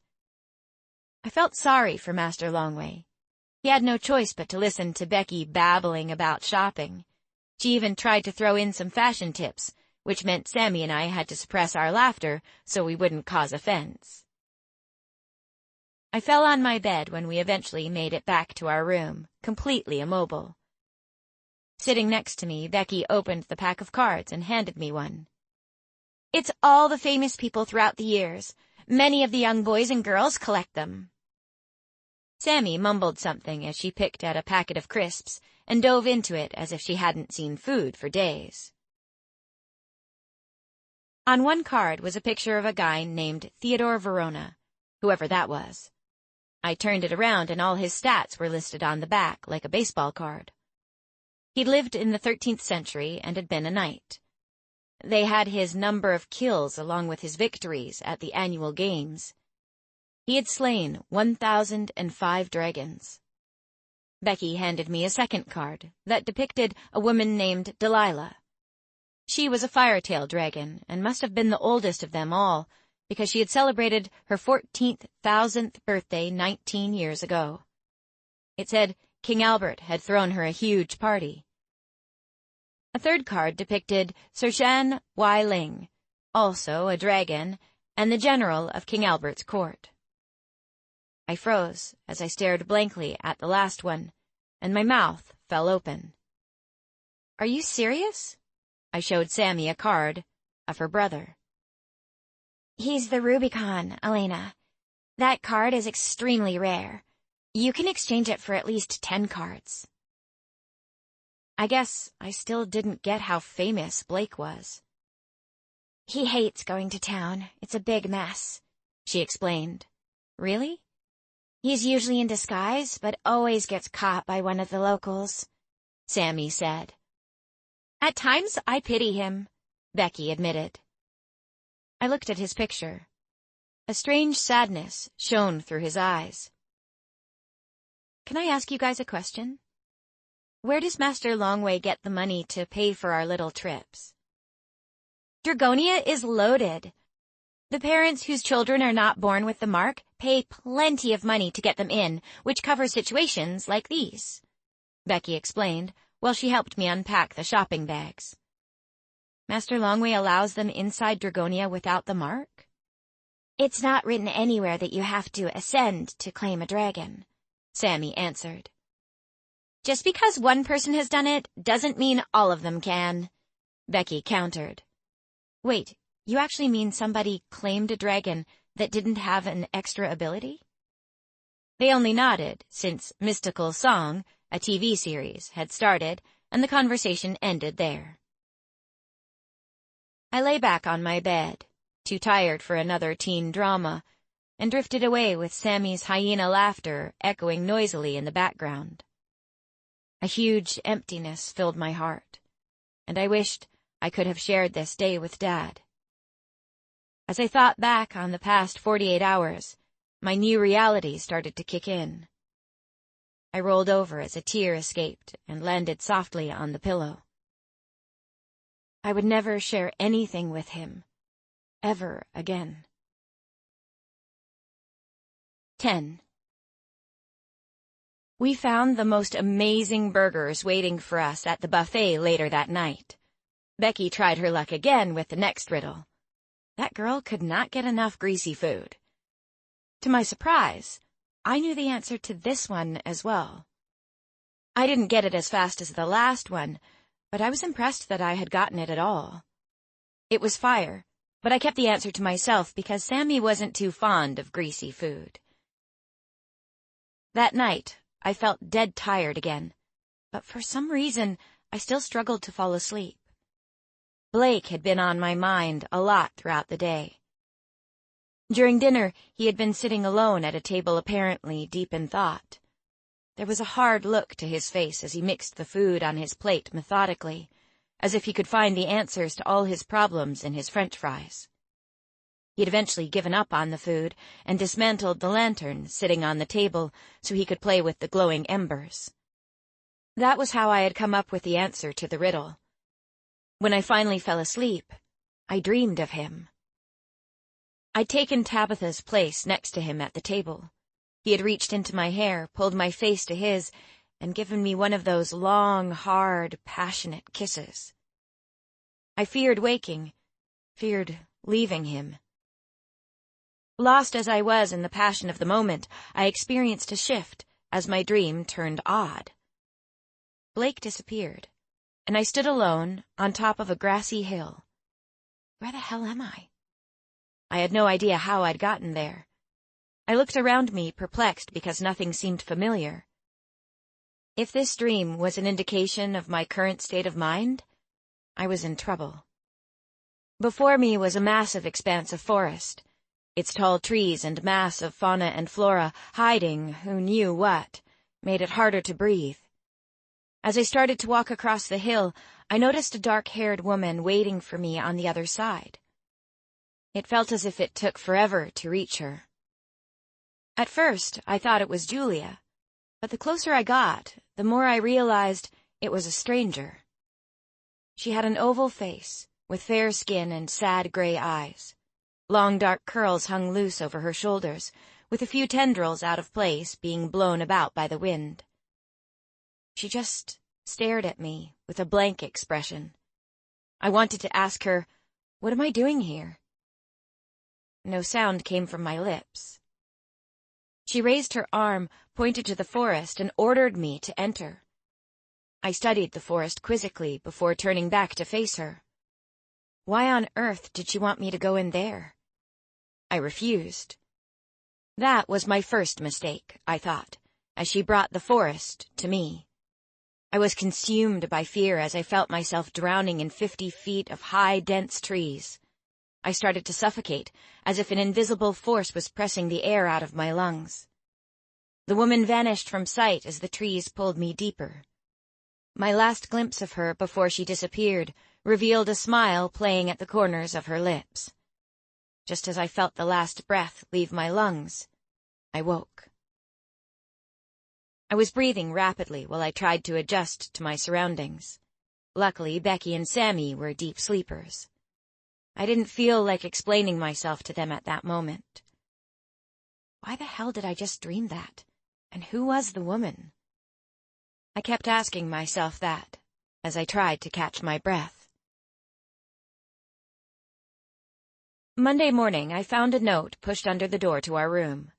It was folded delicately, but did not bring welcoming news. I had to go see the Viden at 10, the note explained in willowy silver script. "The sooner the better," Sammy consoled during breakfast. We sat outside at a table. I needed the fresh air to calm my nerves. "Good morning, ladies." Lucian possessed the jovial tone of a real morning person. Well, I guess he couldn't be perfect. "Hi, Lucian," we said in unison. "When did you get in?" Becky flashed him her super smile. "My dad was stuck yesterday with meetings and proclamations, so he asked Emmanuel to drop me off last night around 10. So, how was Elm?" "Amazing," Becky said in a sing-song voice. "You must check out the new Samurai 3000. His face broke out in a playful smile. Becky's eyes narrowed. You already got it. My dad bought it for me last week. It's really a wicked vest. You don't even feel like you're wearing it. It's so unfair, she said. Oh, Becky, I'm sure you got something out of this deal. Lucian chuckled. Yeah, Sammy and I each got a nice shirt, she said, perking up a bit. So, Elena, did you get everything you needed? He asked. My heart flipped a few times as I nodded. She's seeing the Vaiden today, Becky whispered. Good luck, Lucian said. I was there this morning. She's not in a good mood, but it's a good day for prophecies. What do you mean by that? My heart started to beat faster. He leaned forward. Blake was in there before me, and both of us came away with something to think about. You heard what she told my brother? Sammy asked. No, but it was written all over his face when he came out. She won't, turn into a dragon or something? I asked timidly, and they all burst into laughter. Well, Sammy and Becky did. Lucian just gave this sexy chuckle that made my temperature rise slightly. No, Elena, the Vaiden doesn't like her dragon form. They lose their humanity the longer they're in their true form. She's usually in a good mood. I've no idea what went wrong this morning. He shrugged, clearly at a loss for what to say to calm my obvious nerves. When the first bell rang, we said goodbye and parted ways. Lucian likes you, Elena, Sammy whispered behind me. My heart stopped. What? No, I stated, while butterflies danced around in my stomach. Want to bet? Becky said, and I just smiled. Sammy's right, Elena. He's never sat at our table so many times in a row. Will the two of you knock it off? I looked at Becky, lifting my eyebrows so she knew I meant it. I couldn't see any trace of jealousy at the idea of Lucian and me. She really didn't like him like that? Shaking off this new information, I walked quickly to my first period, math. I had no idea where the class was, so Becky went with me to the end of the hall. She told me what direction to take and ran off to her next class in the opposite direction.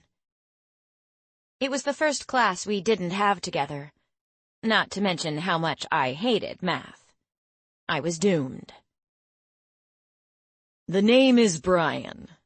A younger version of George Clooney was suddenly walking beside me, his left hand awkwardly stretched out for a sideways shake. Brian likes to go for long walks on the beach, watch movies, talk till the sun comes up. Oh, and as Brian mentioned, he's loaded. So he can make Elena's heart's desire come true. I giggled even though it was a cheesy line. Does Brian always talk about himself in third person?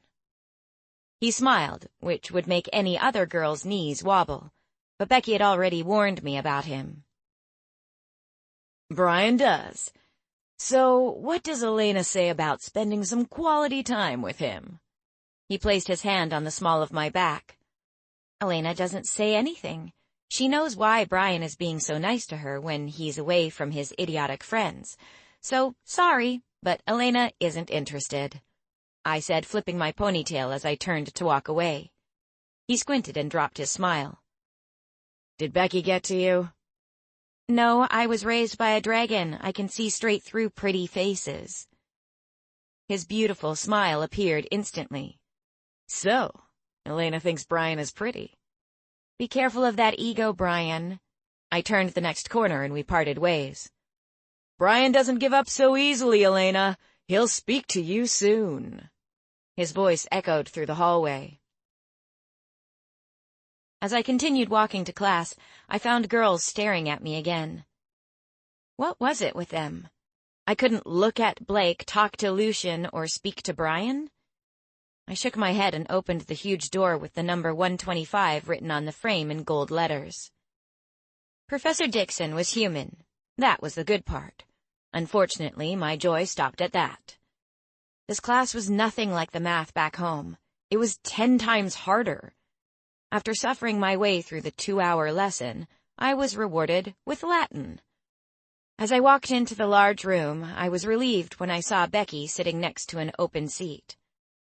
Latin was the official language of Paegeia, and was still spoken up north close to the border of Eton. I also learned that it was the language of the dragons and magic, so it was mandatory. I started to get nervous as 10 o'clock approached. I couldn't focus as I watched the hands of the clock move slowly. Each tick was painful, as my imagination kept coming up with more and more terrifying scenarios about my first session with the Viden. What if she changed today? Or worse, what if she said something I really didn't want to hear? Hearing bad news seemed to be the trend lately, so I wasn't counting on anything overly encouraging. My mind had drifted far away from the classroom, and I started when Sir Dysenberg called my name. I thought he was a dragon, but that was just my theory. The sirs were dragons and the professors were humans, although I didn't feel like testing my theory at that particular moment. You may go for your appointment, Elena. Slowly rising from my chair, I dragged my books off the table and placed them in the new green backpack I had gotten during our shopping trip in Elm. "Good luck," Becky whispered, and I gave her a nervous smile. The Viden's tower was easy to find. It was the one that reminded me of Rapunzel's. As I entered, a stench hit me straight in the face the moment I opened the door. It smelled like a cat or some small rodent had died in there, was covered in burnt hair and then left in the sun. So, all in all, it was disgusting, and my eyes watered as I began my ascent. I stumbled a few times as I climbed the million steps rising in a spiral in front of me. When I reached the top, I took a deep breath, gathered my courage, and balled my hand into a fist to knock on the door. "Come in, Elena," she said before I had a chance to knock. Could she read my mind? How did she know I was here? I opened the door slowly. A lovely flowery smell filled my senses. It felt as if I was inhaling a bouquet of lilies, daisies, and roses. The smell was overpowering after the stench of the staircase, and I had to reach out a hand and grasp the doorpost to steady myself. Inside, I saw a gorgeous woman, young, perhaps in her late 20s, with long dark hair and golden skin, standing before me at the only window. Her eyes were bright blue like George's, and she appeared to be glowing in the light emanating from the window. I felt as if I could look into her eyes forever. A long robe covered her petite figure. It was hard to imagine that she was 300 years old. "Good morning, Elena." She threw me a smile that disappeared as fast as it had arrived. Lucian hadn't been joking about that good mood. Wiping my sweaty palms on my jeans, I could feel my heart pounding under her gaze. The Viden gave me a look which made my skin crawl. I rubbed my arms vigorously, trying to drive away the goosebumps that had formed. I slumped onto a puffy pillow to which she gestured with a short wave of her hand, then stared at a crystal ball that was in the middle of the mahogany table before me. Seriously? A crystal ball? Just looking at it made me want to giggle. But then I remembered her foul mood and bit hard on the inside of my mouth, hoping that it would stop me from laughing out loud. Moving from the window, she went over to a small kitchen tucked into a corner of the room. I listened as water poured from the faucet and china clinked. When she turned around, she was carrying a small silver tray with 2 teacups and a large teapot, which she placed next to the crystal ball. Steam emerged from the teapot's spout, forming twisted, misty patterns above the crystal ball. "I need some chamomile. Hope you won't mind sharing a cup. It's the only thing that calms my nerves." She spoke softly and began to pour the first cup. "No, thank you," I said. "Drink something!" In a flash, her entire demeanor changed, anger marring her flawless beauty. "Okay, that would be nice," I said. I didn't want her anger to emerge again. As the seconds ticked by, it seemed as if it took an eternity to fill the small cups with the steaming liquid. She got up from the table and returned with a round plate filled with bite-sized chocolate chip cookies. Even with all her scurrying around, the ambiance of the room didn't change. "Would you like a cookie?" She held out the plate toward me. I took one, scared she might be offended, as she had been when I declined the tea. "So, Elena, how do you find things here in Paegeia?" she asked as she settled back into her chair. "It's nothing like I expected." I spoke honestly. I did not want to upset her again. I believe that your father was a dragon." She had changed the subject to the one thing I didn't want to talk about. "Yes." "Did you know your mother?" I shook my head. "So you were raised only by him?" I couldn't tell if she was asking a question or insulting me. Unsure, I simply nodded. "I see," she said in a pretentious tone. "Why did she leave you? Didn't she love you?" "I don't know why she left. I was very small and my dad never spoke about her." "I see. I suppose you must feel guilty for the death of your father, then." My heart stopped. She had struck a nerve, and she knew it. His death was the one thing I'd feared the most. She huffed when I didn't answer her. "I have no time for weakness or self-pity. In my honest opinion, I think Master Longway is wasting his time with you. In fact, he's wasting both of our time." She gave me a fake smile that made me want to bash her in the head with the stupid crystal ball. "You see, your father was a dragon. Dragon offspring cannot become Dragonians. You might not appreciate my opinion, but believe me when I tell you this, you will never ascend." Her cruel words stung in more ways than one. She made me feel as if I didn't belong, and angry tears formed in my eyes. "You have something on your mind?" I was scared, but one thing Herbert Watkins had taught me was to stand up for myself when no one would. "I don't agree with some of the things you are saying." "Is it not true? Not knowing your mother leaves a big gap right here?" She tapped the area where her heart should have been. "It is going to keep you away from the things you truly want, because you will always be searching for her." I sighed. I hated to admit it, but there was some truth in what she said. Not knowing my mother was one of my greatest challenges. Every time I wanted to achieve something great, I couldn't help but think about my mother. It caused an inner struggle that prevented me from truly reaching my goals in life. I always wondered what she would think or what she would have wanted.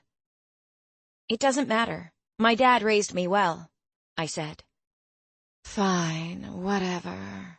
You can leave. I don't feel anything coming from you anyway. Another thing that shows me you are not important." Rage built up inside me and I wanted to scream, but I wouldn't give this foul woman the satisfaction of seeing my frustrations. "Oh, and another thing. You don't need to come back again. I only spend my time on students that are of value." Her words hit a bit too close to home. I'd always felt a bit unimportant. I opened my mouth to say something, but then thought the better of it. As I had told Lucian, I didn't handle confrontations all that well, and I was in no position to confront this woman.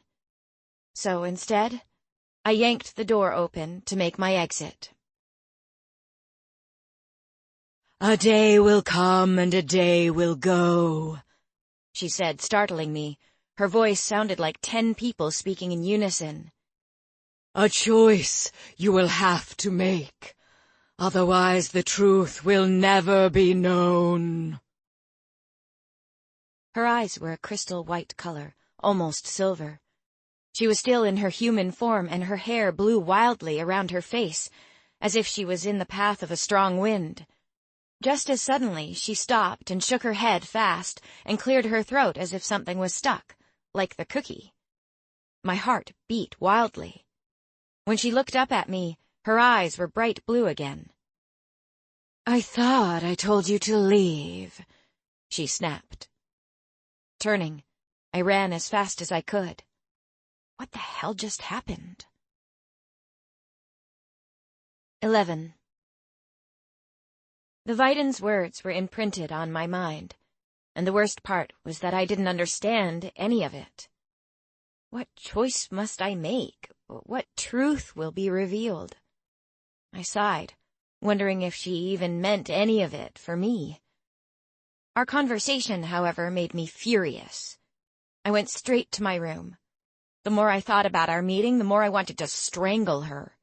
Who did she think she was, saying something like that? I was glad I didn't have to see her again. She must have her hands full with all her important students. Good riddance. Around 1 o'clock, Becky and Sammy found me still in our room. "Oh, here you are." Sammy's smile vanished when she saw my expression. "Oh, crap. What did she say?" I wanted to punch the wall out of anger. Just leave it, it doesn't matter. Both girls sat on my bed, clearly interested. "She's such a snob," I sniffed, sick of all the silence. "I told you she was vain." Sammy's upper lip twitched in disgust. "Look, nobody likes her very much, except those that she knows are destined to do great things," Becky said. "She treats their sessions like they're the highlights of her day." "What did she say?" Sammy handed me a hanky. "She said that I don't matter because my dad was a dragon and dragon children are not destined to wear the mark. I still don't know what that means."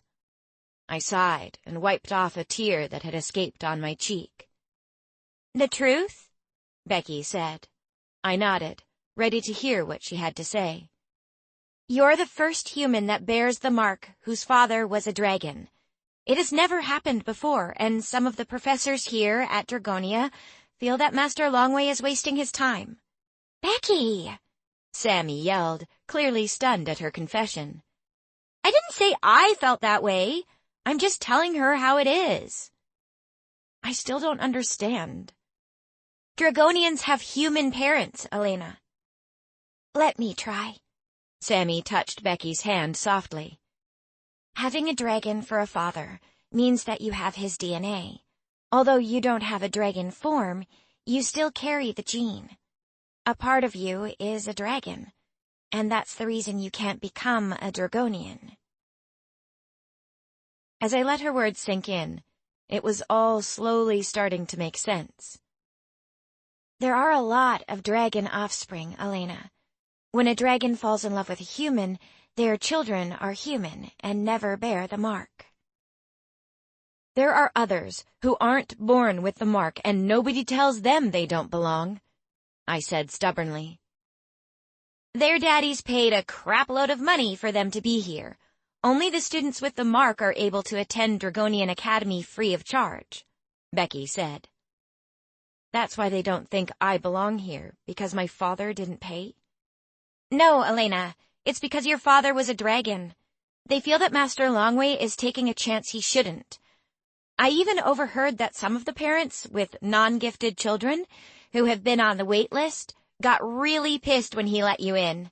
They had this huge discussion arguing the fact you'll never ascend and that your mark is just a birth defect," Becky said. "It's what she said, too." "Did her eyes glow when she said it?" Sammy asked. I shook my head, lied and pretended I had no idea what she was talking about. Her eyes glow? I wasn't ready to share that part with them just yet. I was still trying to figure out what she'd meant. "Yes. If not, you don't pay any attention. She talks a lot of shit." Becky raised her eyes at Sammy's remark, and I giggled, remembering our conversation about how much Sammy liked the Viden. "Do you guys think I'm wasting my time being here?" "Hell no!" Both shouted in unison. Sammy's right. Becky put her hand on my shoulder. Only pay attention to what she says when her eyes light up and when her hair blows. I sighed. I was lucky to have roommates who understood. Both were incredibly jealous when I told them that she didn't want to see me again. I would give my left boob for her to say those words to me, Sammy said. But I guess with me being the Rubicon sister, she expects great things from me, too. We shook off the stress of the whole encounter and went to lunch. This time we found a table inside the cafeteria. It wasn't long before Lucian plunged himself down on the remaining pillow. So, how was your first time with the Viden? Shh, we don't mention her, Sammy whispered. His smile disappeared. That bad?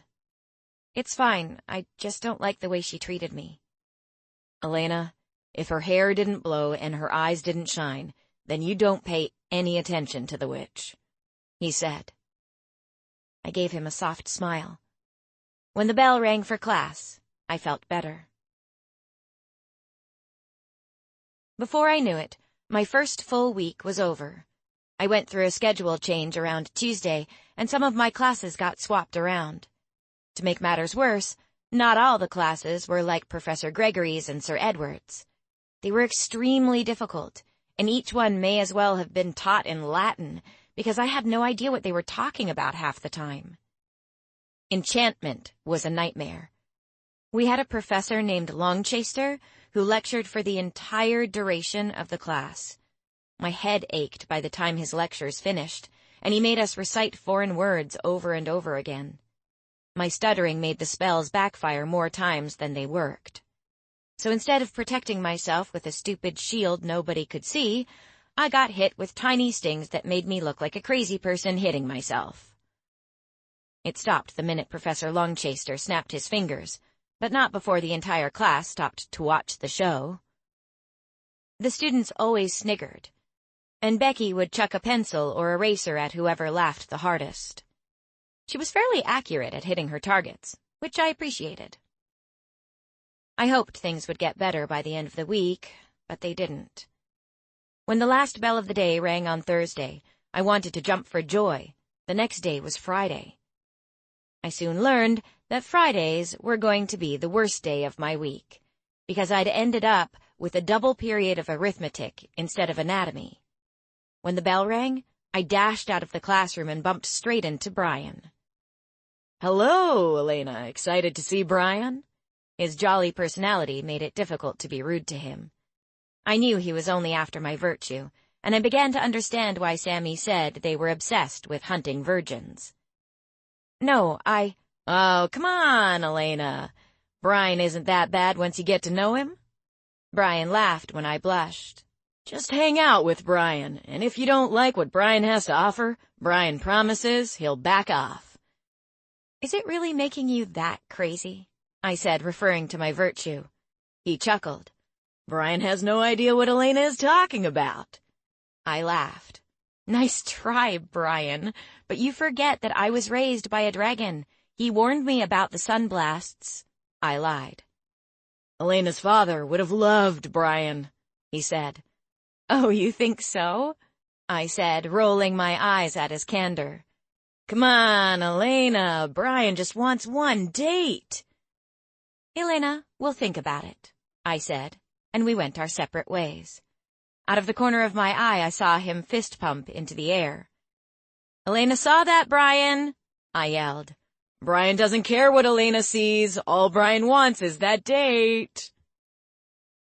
If that wasn't making it clear what his intentions were, I'd have to be blind and deaf. I felt better once I reached the room and saw Becky and Sammy already inside. So, are you coming with us tonight? Becky asked as I threw my backpack on my bed. Where to? The lake. Is it safe? Of course, and it's fun, Sammy chirped. I thought about it for a few seconds. You know what? I'm in. I was going to regret it later, but I needed a break. They clapped their hands, sounding very excited. So, what's at the lake? A lake? They said in unison and laughed. You mean we're going to swim? Unless you know of something else we could do at a lake during the night, Becky said in a sarcastic tone. I don't have a swimsuit. You can borrow one of mine, no biggie. Becky skipped over to her dresser, took out the top drawer, and tipped it over onto her bed. Bikinis of different colors were scattered all over. I picked up a plain black one and tried it on. It fit perfectly. I just didn't like my flat ass. I wanted it to be plumper. After dinner, we slipped out of the castle and grabbed our bags that were stashed by the bushes close to the entrance and made a run to Sammy and Becky's sanctuary. It took about 15 minutes just to get there, but I was glad I hadn't chickened out. I was even happier once we arrived, and I took in the picturesque surroundings. The tall trees and huge boulders lining the lake and cloaked in shadows made the place look a bit creepy, but with the stars and the full moon shining on the water, it took on a life of its own. The smooth surface of the lake was completely still, and the moon reflecting off the water gave it the appearance of an enormous mirror. It was as if the lake was filled with liquid mercury. As soon as we arrived at the edge, Becky and Sammy yanked off their tops and ran straight into the lake, still wearing their shorts. Come on, Elena, the water is perfect, Becky yelled back. I looked up and noticed that the weather was starting to play up. To hell with it. I took off my clothes and joined the girls. The small pebbles hurt my feet as I tiptoed into the lake, but I stopped noticing as soon as I hit the water. The water felt warm. Not quite bath water, but pretty close. We enjoyed splashing and dunking each other's heads so much that none of us paid attention to what was happening on shore. All of a sudden, the bushes near where we left our bags started to quiver. We turned into pillars, frozen in the eerie darkness. Flashes of whatever might be lurking in the bushes drove me nuts as I tried to figure out what was stalking us. A tall figure with blonde hair emerged from the bushes with a dark-haired boy following him. Lucian! Becky splashed water in his direction. You gave me a freaking heart attack! My heart started to beat faster. Why are you scared? He said, chuckling. You've got Sammy here. Hot flashes went through my entire body, and my stomach rolled around as if it was now home to a million trapped butterflies. Slowly, he walked to the edge of the lake and took off his shirt. I was going to faint. His silhouette was all lean muscles and ripped abs shining in the moonlight. The effect made him look like a Da Vinci statue. I dipped my head under the water to cool off, hoping he didn't notice my stare. When I came back up for air, his back was turned toward us. Finally able to tear my gaze away, I noticed that the dark-haired boy wasn't bad-looking either. Hi, Dean. Long time no see, Sammy said in a flirty way. Hi, Sammy, the dark-haired boy with beautiful legs said in a sing-song tone. She giggled in response. Lucian jumped, cannonball style, into the deeper part of the lake, with Dean right behind him. Dean came up first, and I looked anxiously for Lucian. There was no way he could stay underwater that long. A small scream left my mouth when he emerged right in front of me, sending water flying everywhere. Lucian laughed as he stood before me, dripping water. Hello, Elena, he said in a seductive voice. I couldn't help but smile, thinking about what Becky and Sammy had said. I would give anything for the girls' speculations to be true. Hi, Lucian. What are you doing here? I thought you were one of the spoiled brats that went home over weekends. The words slipped out without me even thinking. I didn't know where I had gotten the guts to say that. He bit his lower lip, which made me lose my breath. I'm not a spoiled brat, he said in a serious tone and splashed me. The corner of his mouth twitched. Dean emerged from the watery depths like Rambo. Dean took him under the water with him. We all laughed at the two playing with each other, and eventually the game dissolved into a big dunking contest. I tried to swim away and yelled when Lucian caught hold of my foot, yanking me under. When we came up, his arms were around my waist, and his face was only inches from mine. My heart was pounding again, and I wondered if he could feel it too.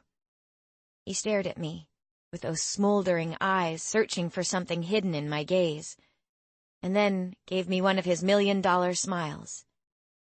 I smiled back like an idiot. He leaned in closer.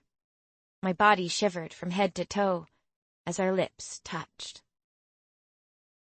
It felt like a dream, and I decided if it was, I needed to make that kiss last for as long as I possibly could before I woke.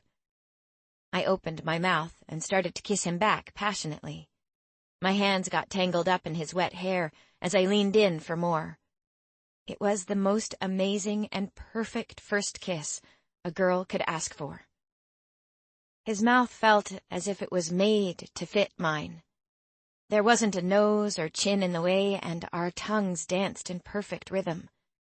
It made me want more. He pulled away softly. With my chin cupped in his hand, he made a satisfying grunt, as if he had just finished his favorite meal. Heat jolted up to my face, and I was glad that he couldn't see me blushing in the dark.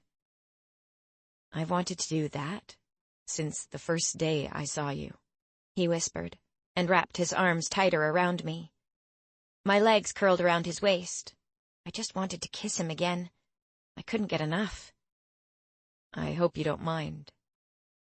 "Oh, you would have known if I did," I said as our lips found each other again. Lightning flashed in the distance, making us both break away and look up at the threatening sky. "I think we should call it a night," he said. I complained silently, as I wanted to spend more time with him. Reluctantly, I untangled myself and looked around for my friends. Becky and the others were already busy getting out of the lake as we swam over to them.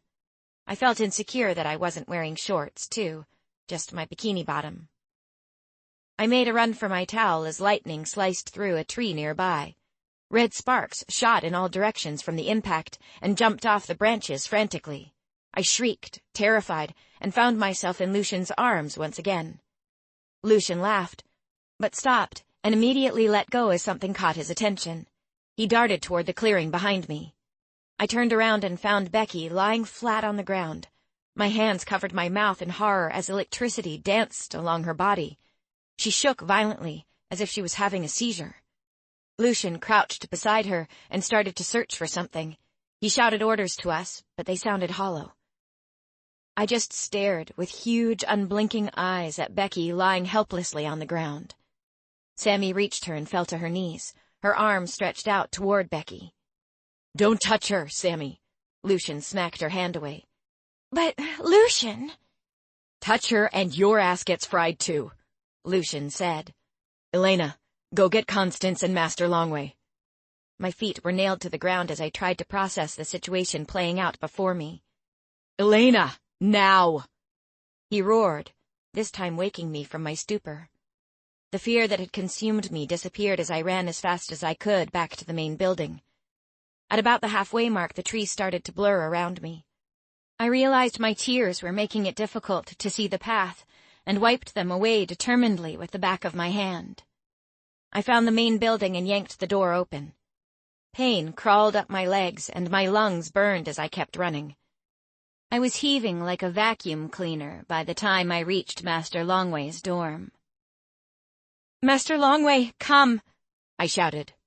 "Elena, why are you wet?" He clutched a pot of tea in his hands. Tears streamed down my face as I tried to control my breath. "Please, there's no time to explain. Just come with me." As I looked at him, my eyes begged him not to ask questions. Realizing my urgency, he called Constance over the phone and told her to meet us down at the main entrance. With me leading the way, we ran down the stairs back to the lake and met Constance near the entrance carrying a doctor's bag. "Elena, the lake is off limits at night," Master Longway roared once he realized where we were heading.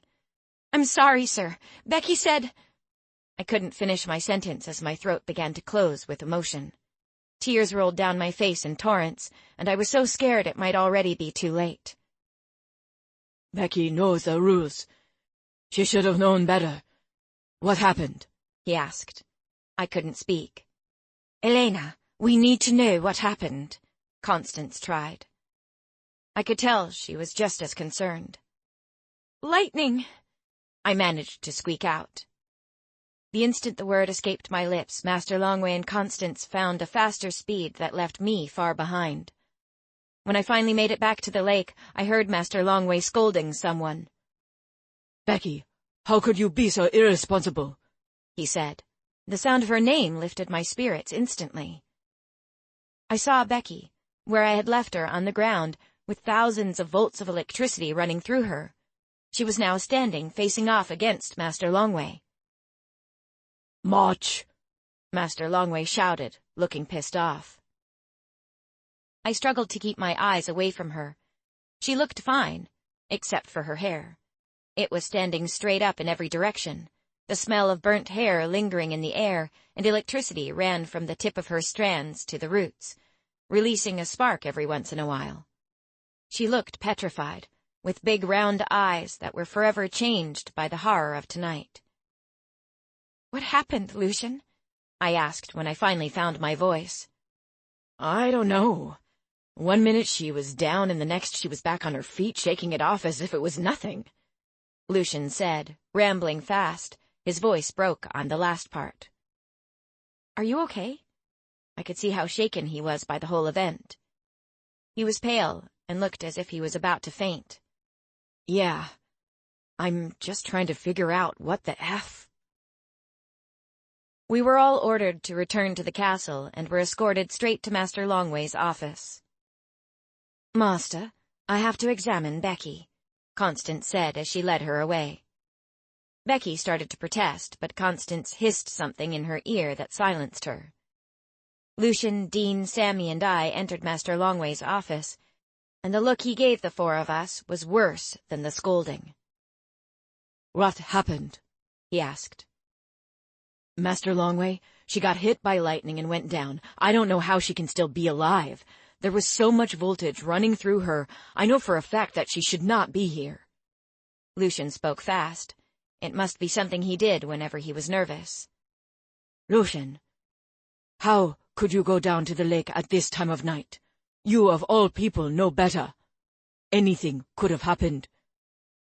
"It wasn't entirely his fault. We were all there too," I said. Master Longway's eyebrow arched, and then he turned his glare at me. That one look made me wish I'd never found Paegeia. "I don't know how things work on the other side of the wall, young lady, but here we have rules. You risked your own life and the life of your friends when you disobeyed them. We also do not speak out of turn when an elder is talking." I bit the inside of my lip, keeping me from saying another word. My father had always told me to share the blame if I was the culprit too. I wasn't being disrespectful, and started to become angry that he had insinuated that. "I will have to think about what punishment to give you for. You can be glad Becky is still alive. You may go. If I ever catch you going for a midnight swim again, I promise that none of you will see the light of day until you graduate," he roared, allowing us to make our escape. My knees wobbled as I climbed down the stairs, and I had to catch my balance on the handrail several times. "It's going to be fine, Elena," Lucian said soothingly, rubbing my arms to try to restore the blood that had drained from my body. I just nodded, trying hard not to cry. "My father is going to kill me," Dean said, walking next to Sammy. "Let's just hope that was a warning." Lucian took a deep breath, clearly still shaken. Sammy didn't say anything about her father.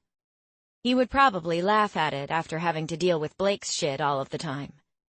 Her punishment would probably be a breeze. She did seem anxious, though, as we got closer and closer to our room. Dad would have been angry, too. I silently wished he was here to yell at me. "Hey, are you okay?" Lucian asked as we were about to climb the stairs to the girls' dorms. I shook my head, not knowing if I was okay, and he pulled me closer. His arms felt good, but somehow it didn't lessen my anger. "Everything's going to be okay, I promise. See you tomorrow." I kissed him quickly on his lips and ran up the stairs. "Good night, guys," Sammy said, and I heard their faint grunts in acknowledgement. We reached our room and fell onto our beds.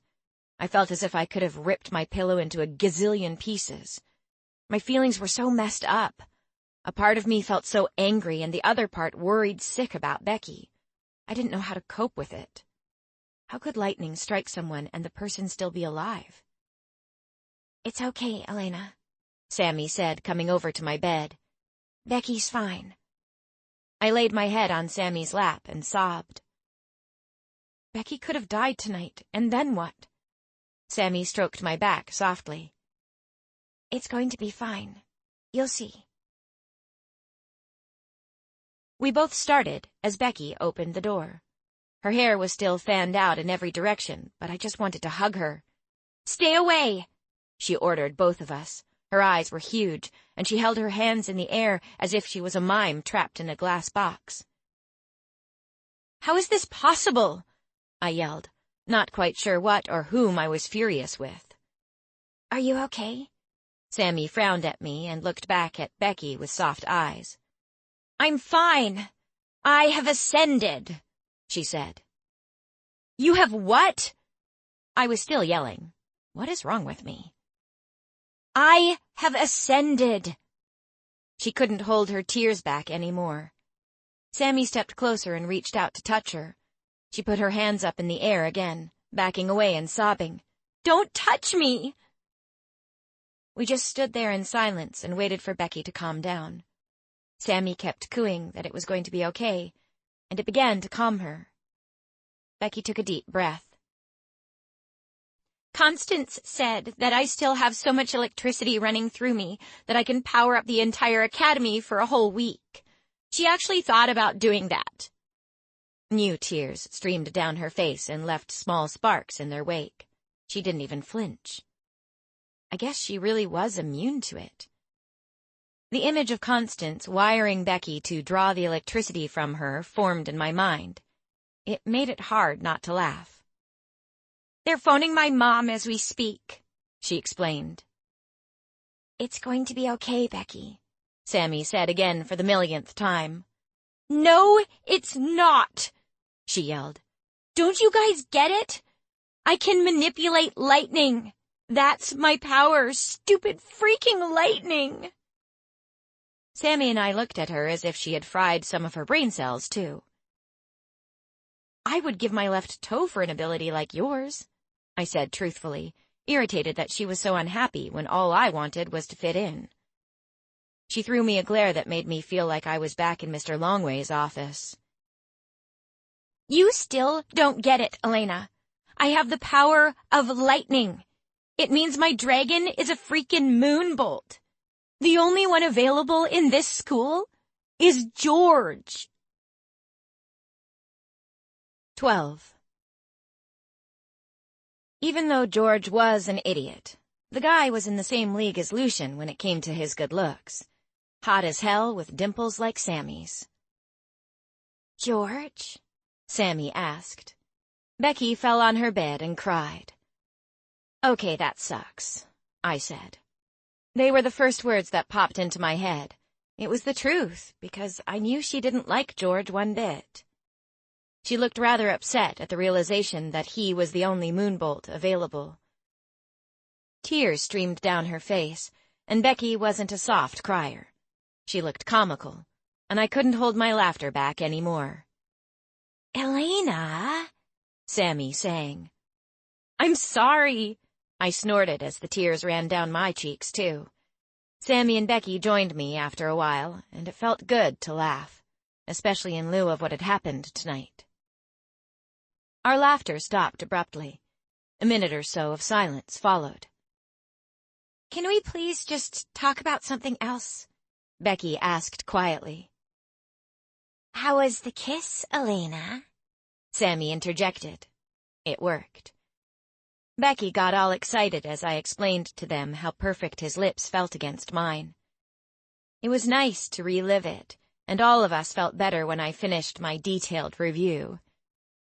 "I told you he was crazy about you," Becky chirped. Excuse me, I told her he liked her. Sammy snapped, and we fell back into laughter. As I let the events of the night wash over me, I tried to process everything that had happened. I went to bed wondering how Sammy felt, now knowing her best friend wasn't a fire wielder. We woke Monday morning and found Becky combing out her hair furiously. Sparks flew onto her brush as she tried to get her hair to lie flat. She didn't really succeed. I started to laugh as her hair just kept jumping up again. Frustrated, she threw her brush at me, but missed. At least she was a good sport. When we entered the cafeteria, everyone stopped eating, turned, and stared at Becky. Hell, news travels fast, Sammy said as loud as she could, and some faces ducked behind their friends, and others quickly turned away. We soon discovered that there were other moonbolts at the school, because each one of them threatened her to stay away. She was instantly relieved and glad she had more options. I was happy to see Lucian smiling at me from his table. He looked better than he had Friday night. He had left on Saturday morning for the weekend and phoned me twice on Becky's cami. When we reached him, he stood up, cupped my face in his hands, and kissed me. It was scary how nothing else mattered, and that all my worries and concerns just seemed to disappear whenever his lips touched mine. A lot of guys mocked Lucian for being so openly affectionate. I only wished I could brush it off as easily as he did. Becky came back from the buffet line, and seeing some of her hair standing up, forced me to suppress my laughter once again. "You gave us a heart attack the other night," Lucian said as Becky sat next to us. I burst out laughing again. Elena, stop it. Sammy bumped me hard in my ribs while trying desperately to suppress her laughter, too. Becky rolled her eyes and looked irritated. Lucian just stared at me. Am I missing something here? I snorted again and shook my head, indicating that I would explain everything to him later. Oh, come on, Lucian. Don't tell me my hair standing in every direction is not one bit funny. He smiled, knowing she was right. I've had to listen to their jokes since Friday night.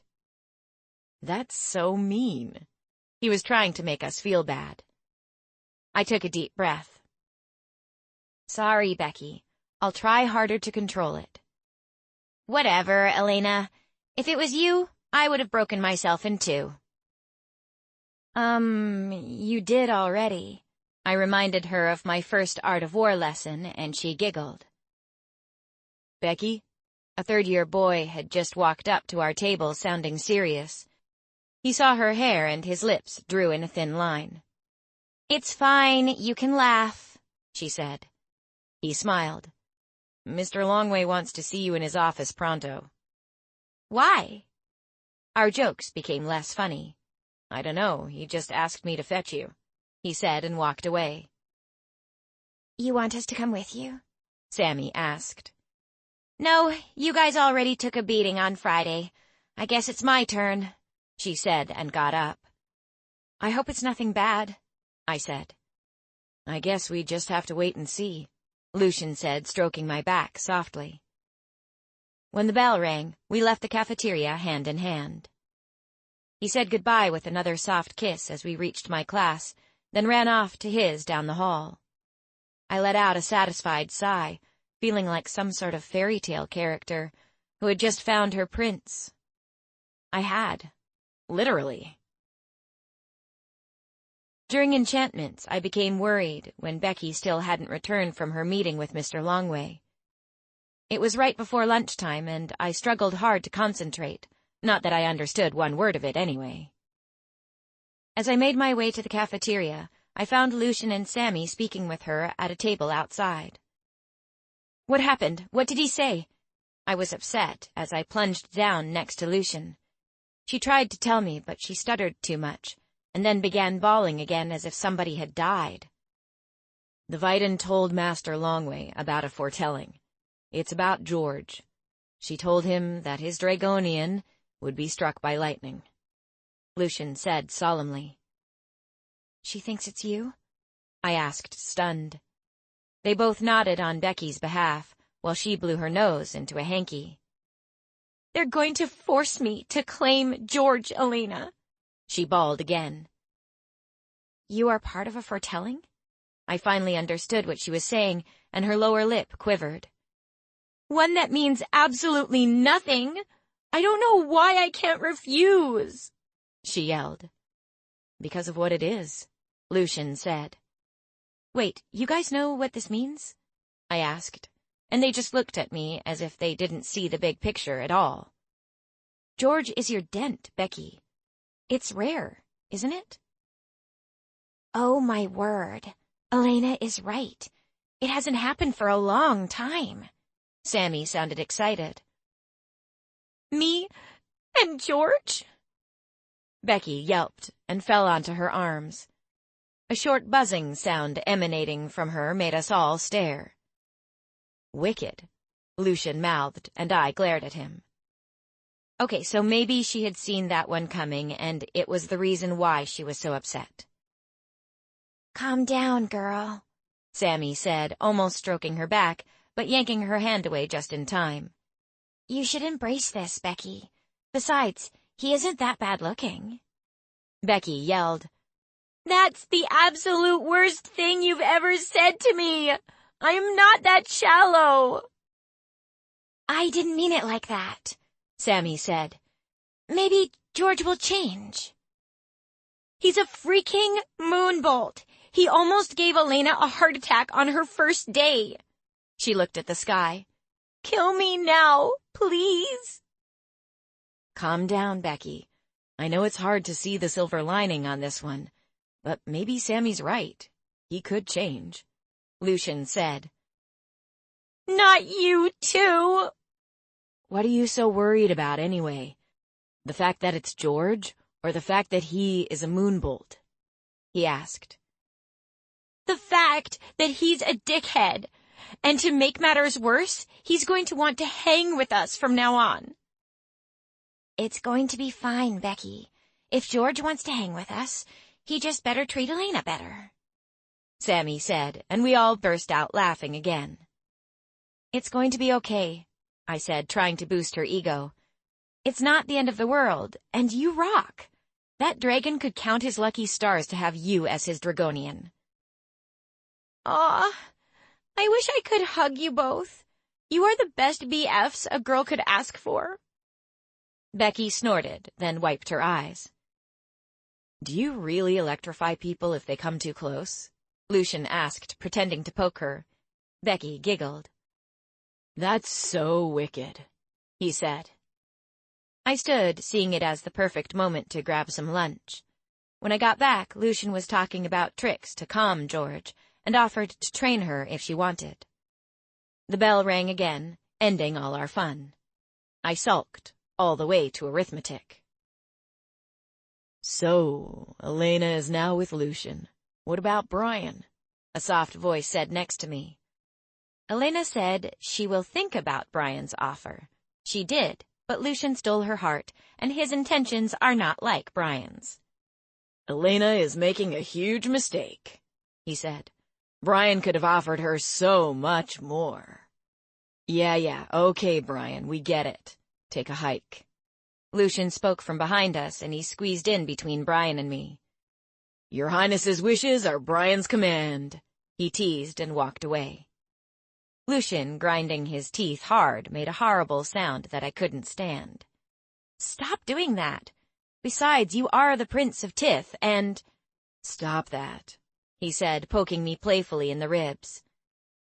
This escalated into a lot of laughter, and somehow I ended up in his arms. He kissed me softly, just before our paths separated. Your wish is everybody's command. You need to deal with it, I joked while he walked away. Yours too? He said hopefully. You'll have to wait and see, Your Highness. He roared with laughter while the other students in the hallway were shaking their heads and twittering. I had learned how to ignore them. The left side of my lip curled up as I saw room 125. It became an involuntary reaction right before I opened the big door to arithmetic. By the end of the day, George had finally received the bad news and was really pissed. He cornered Becky in the hallway and threatened, "You just stay away from me." Becky pushed him away hard. We could hear some electricity pass between them, but George didn't flinch one bit. "You think I wanted this? I would rather spend my life with a colony of wyverns before claiming you." He huffed with a sideways smile, accepting her challenge. "At least I know where you stand." "As if. Let me rephrase. I would rather die than have you around me," she yelled, standing inches away from his face. George grunted, bared his teeth, and raced off, cussing. "He's such an asshole. Why did I have to be struck by lightning? I would even claim a night villain over George Mills," she shouted at his retreating figure. "It's going to be okay, Becky. In a couple of days he won't be such an arrogant bastard," Sammy said softly, but it didn't seem right without the hug.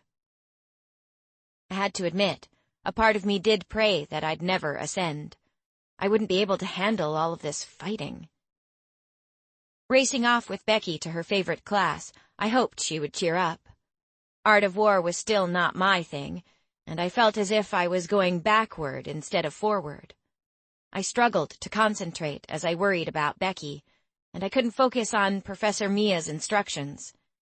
So, in short, I got my ass kicked. For the rest of the week, the glares between Becky and George grew worse. The girls who liked George kept bumping into Becky as a warning, some even threatening her about what they'd do if she claimed George, as if she had a choice. Classes were the same and weren't getting any better. The only thing I did look forward to was spending more time with Lucian. Yet I felt our time together growing less as he started to train Becky for the day she was going to have to face George. By the third day of training, I was already annoyed. They only talked about fighting, and I found it foreign as they talked about highs, lows, and aims. During enchantments, an announcement came over the school's speaker system. Master Longway's voice filled the entire school. "Next Thursday at 4 in the afternoon, there will be a claim. Rebecca Johnson for the claiming of George Mills." There was a lot of applause from our class, as well as a lot of good luck punches on her shoulder. She couldn't stop smiling. As everyone began to fall into the rigor of the academy, I found myself alone most afternoons. Sammy had started with her extra activity. Who knew a dragon could be into drama classes? Lucian wanted me to come and watch how Becky and he trained, but I couldn't stand the sound of weapons slamming against each other, so I ended up spending my afternoons in the library. I saw it as time to learn about Paegeia. Most days it was an exercise in failure, because I couldn't concentrate and was instead worrying about Becky.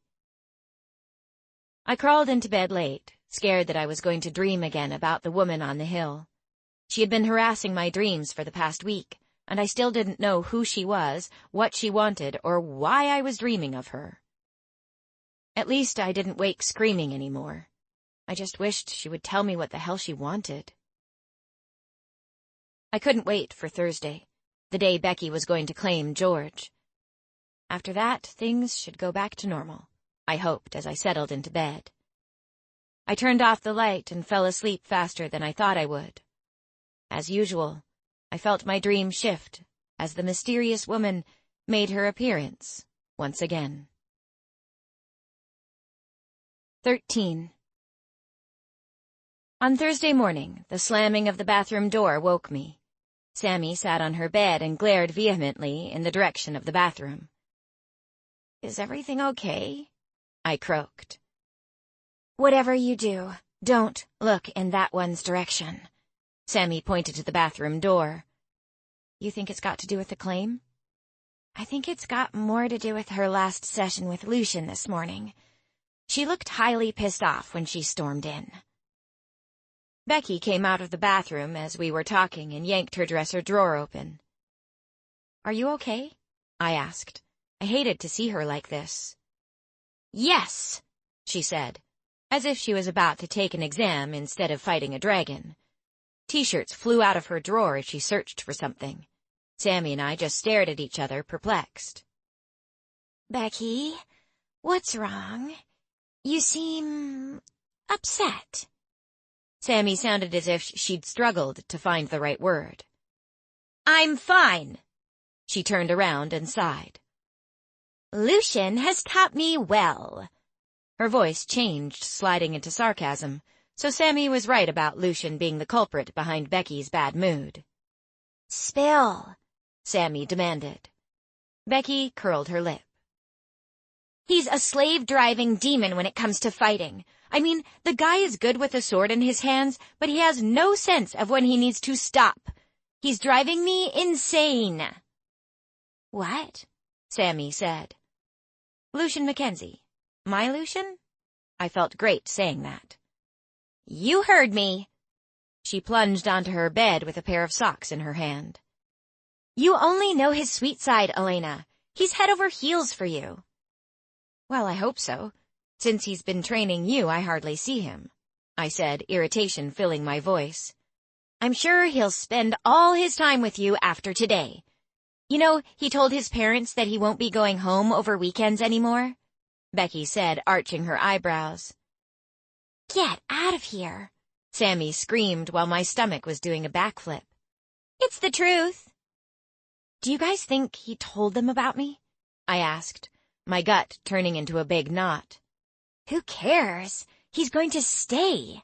Sammy sounded happy on my behalf. I had to admit, as much as I loved to spend more time with Lucian over weekends, a part of me panicked when I thought about his parents. I mean, they were ruling a country, for crying out loud. What if they have certain expectations of me? I swallowed hard. Do they know I was the girl with the dragon father? What if they didn't approve? Anxious, I looked for Lucian during breakfast, but he was nowhere to be seen. To make matters worse, he was constantly on my mind, so I had no idea what the professors were talking about during their lectures. At lunch, we ate pasta for the zillionth time. Riley had gotten most of the riddles lately. Elena, please, I'm begging you. If it's going to be pasta tomorrow again, I'm going to puke, Sammy complained. I giggled and went over to the chef's board to see what he had in store for us today. All about but cannot be seen, can be captured but cannot be held, can be heard but have no throat. What am I? I tried to think. Usually the answer just popped into my head, but today was completely different. I felt someone standing behind me. When she started to tap her foot, I assumed she wanted to see the riddle. I turned around, and Ariana, Princess of Arith, was all up in my face. Long strawberry locks curled down her back and around her face. Her lips twitched as a sly smile spread across her face, and she raised an eyebrow. To her right, a girl with a pug face glared at me, and on her left was a ginger who tried to hide her freckles with too much concealer. Sorry, I said, and tried to step away. Ariana stepped in front of me, blocking my exit. I'm not done with you, and yes, you'll be sorry if you don't do as I say. Excuse me? Stay away from Lucian Mackenzie. He always goes through a mild crush on whoever is new. Freckles and Pugface sniggered. You see, it doesn't even matter if you two get along.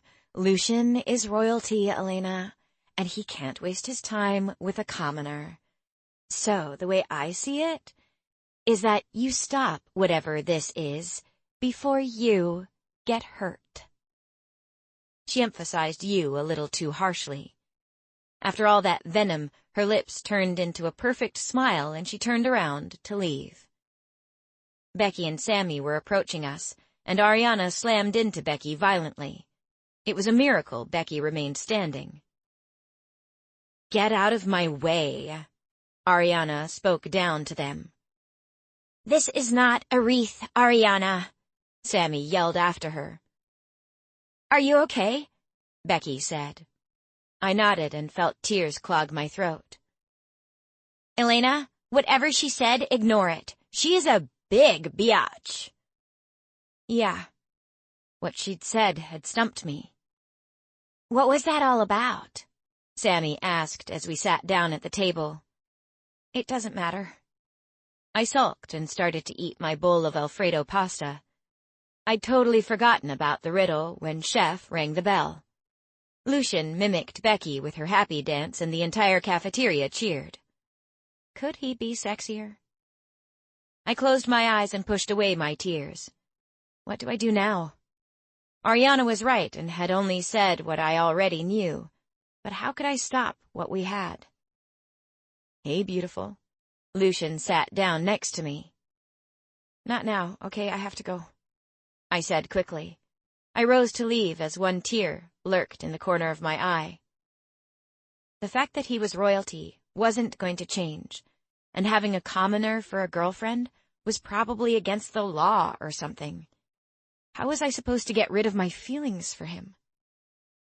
Ever since he'd kissed me, I'd felt as if I could fly. Now, whatever had made me feel so powerful had died painfully with Ariana's words.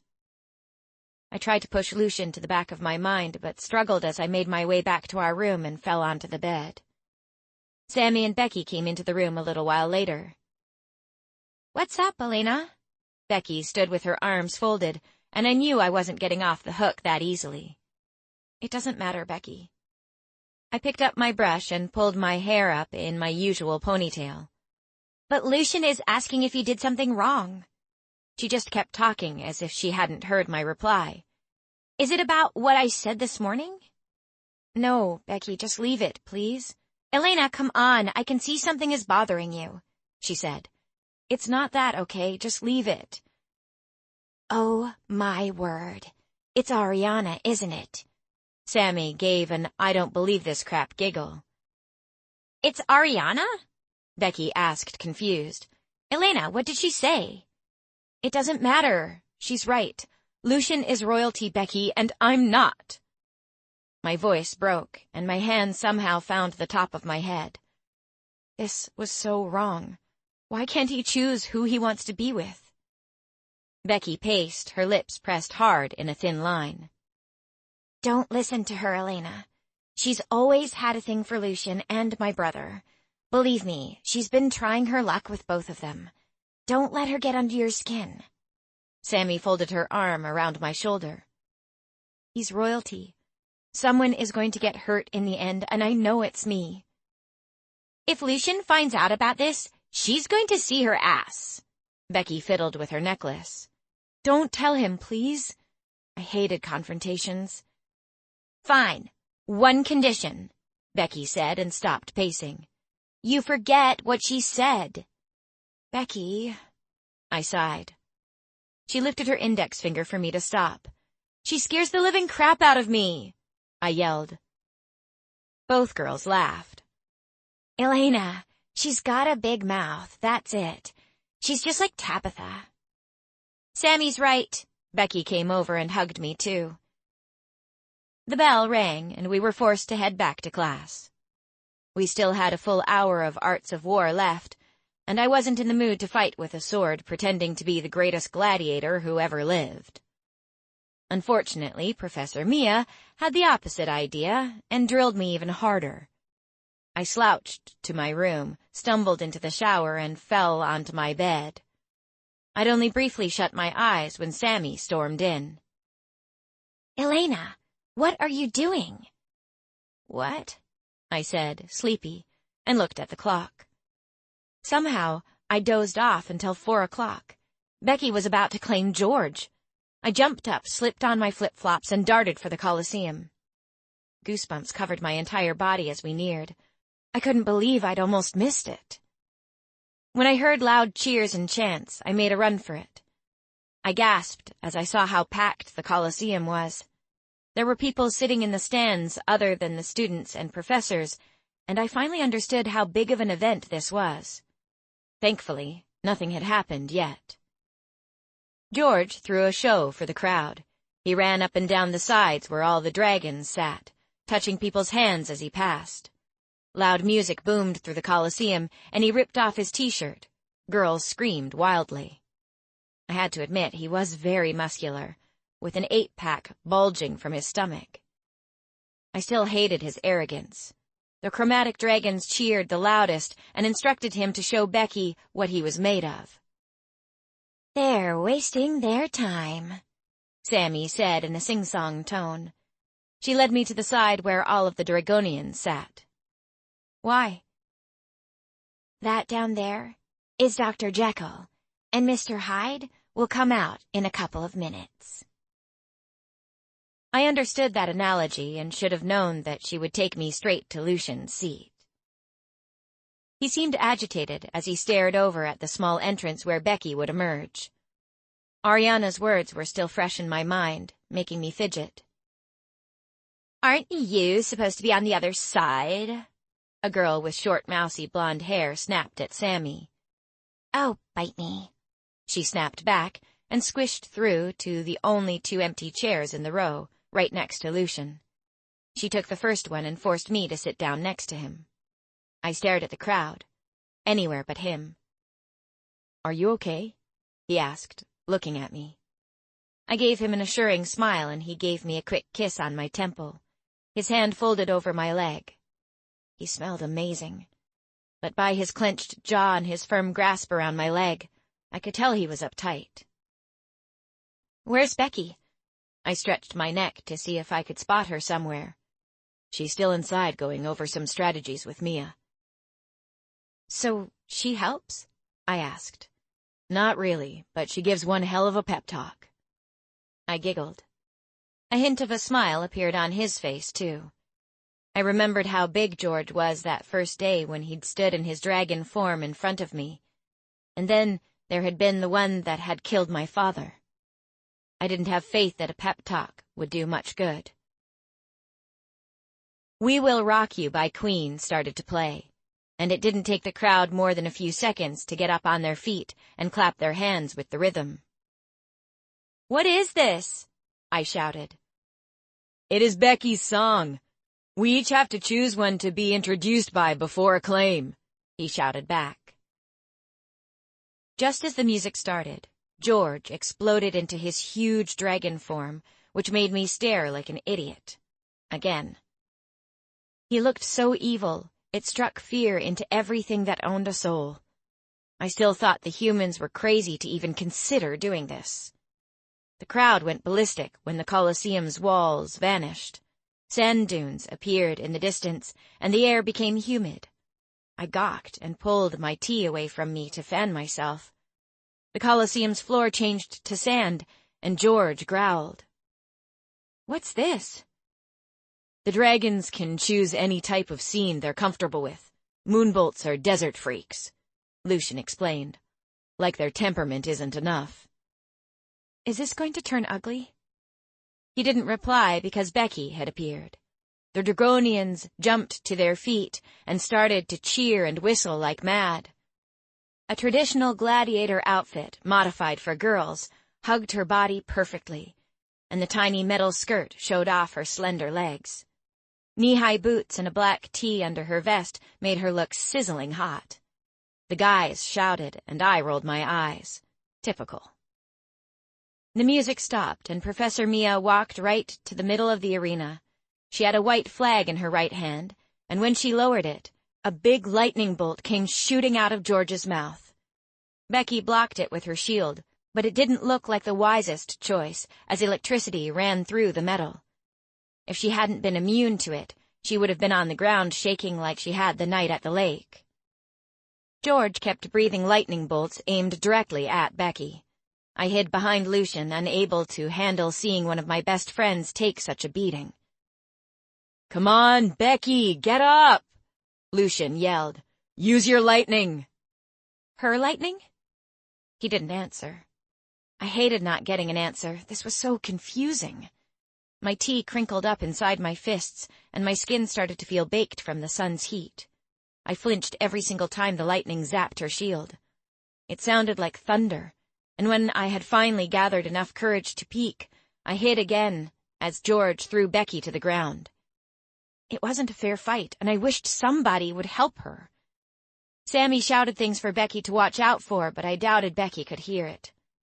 George blew out another thunderbolt and hit Becky directly in her gut. She flew through the air and fell on her back. My heart stopped. She just lay on the floor, lifeless. She did a backflip, righting herself once more, and I took a deep breath. My heart started to pound heavily as the whole Colosseum went crazy. She egged him on, showing him with her index finger that she wanted more. George growled and breathed out another lightning bolt. It bounced off her body and headed straight back at him. He released another one and repeated it over again. Every single one backfired on him. She finally took control, catching the last lightning bolts in her bare hand. The entire crowd gasped. She then threw it back at him. After that, the lightning bolts only seemed to harm George. She was so fast, he couldn't block or dodge them as he was pelted with his own weapon. "That's it, Becky!" Lucian roared with a huge grin. George stammered as Becky went Zeus on his ass. She gained more confidence with every counterattack, or maybe she'd just realized George didn't have anything over her anymore. It wasn't natural to see such a small person like her fighting against a beast of George's size and winning. He flew toward the crowd trying to escape, but smashed against the invisible force that protected us. His talons made a screeching sound as he struggled to grab onto something solid. "Yeah, it sucks when your perfect little place bites you in the ass," Lucian yelled, and nearby students laughed. George landed on the sand again and gave it his best. Becky dodged and slid, just like the gladiators in the movies. She caught most of the lightning bolts, and George eventually went down. The crowds cheered, and she raised both arms in triumph. She collapsed as if a sniper had taken her out. I jumped up while everybody booed. "What happened?" I shrieked. "Is she okay?" "Relax, Elena." Lucian held me back by the arm. "He's such a coward." "What happened?" I demanded. "She's fine. She'll be out for a couple of hours, maybe a day," Lucian said. Sammy cussed right next to me. "He forced her ability on her. Our human form is too weak to carry them. That's why your dragon is the keeper, or what some would call the carrier," Lucian explained, not taking his eyes off Becky's motionless body. "The lightning he breathes out is actually Becky's. He was born with it, but it never belonged to him. Becky is the true possessor. He just gave her the full dose of what it feels like to carry that kind of power, and it always knocks humans out stone cold. She'll be fine, Elena." He gave me a side hug, as I just stared at her still lying on the floor.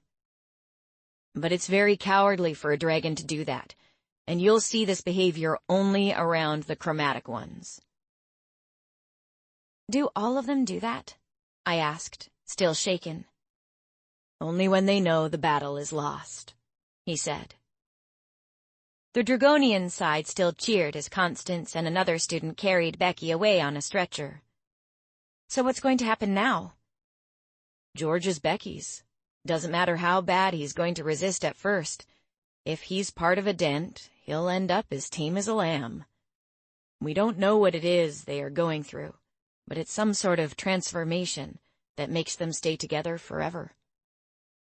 "You mean like a couple?" I wanted to know if it was what Becky spoke about on my first day. He chuckled. "Yes, Elena. She's part of his foretelling. It's just a matter of time before he dents. I would give my left arm to be part of a dent." He smiled. He was really nuts, but then again, he had tried to claim Blake twice. I had to admit the term "to dent" was still confusing. I mean, George hated Becky, and now they expected him to do the opposite? It didn't make sense. "Let's go, Elena." Sammy grabbed my arm when George finally shifted back into his normal body. They had to cover him with a blanket because he was butt naked. He was carried out on a stretcher, too, but he wasn't nearly in the same physical state as Becky. "Where are we going?"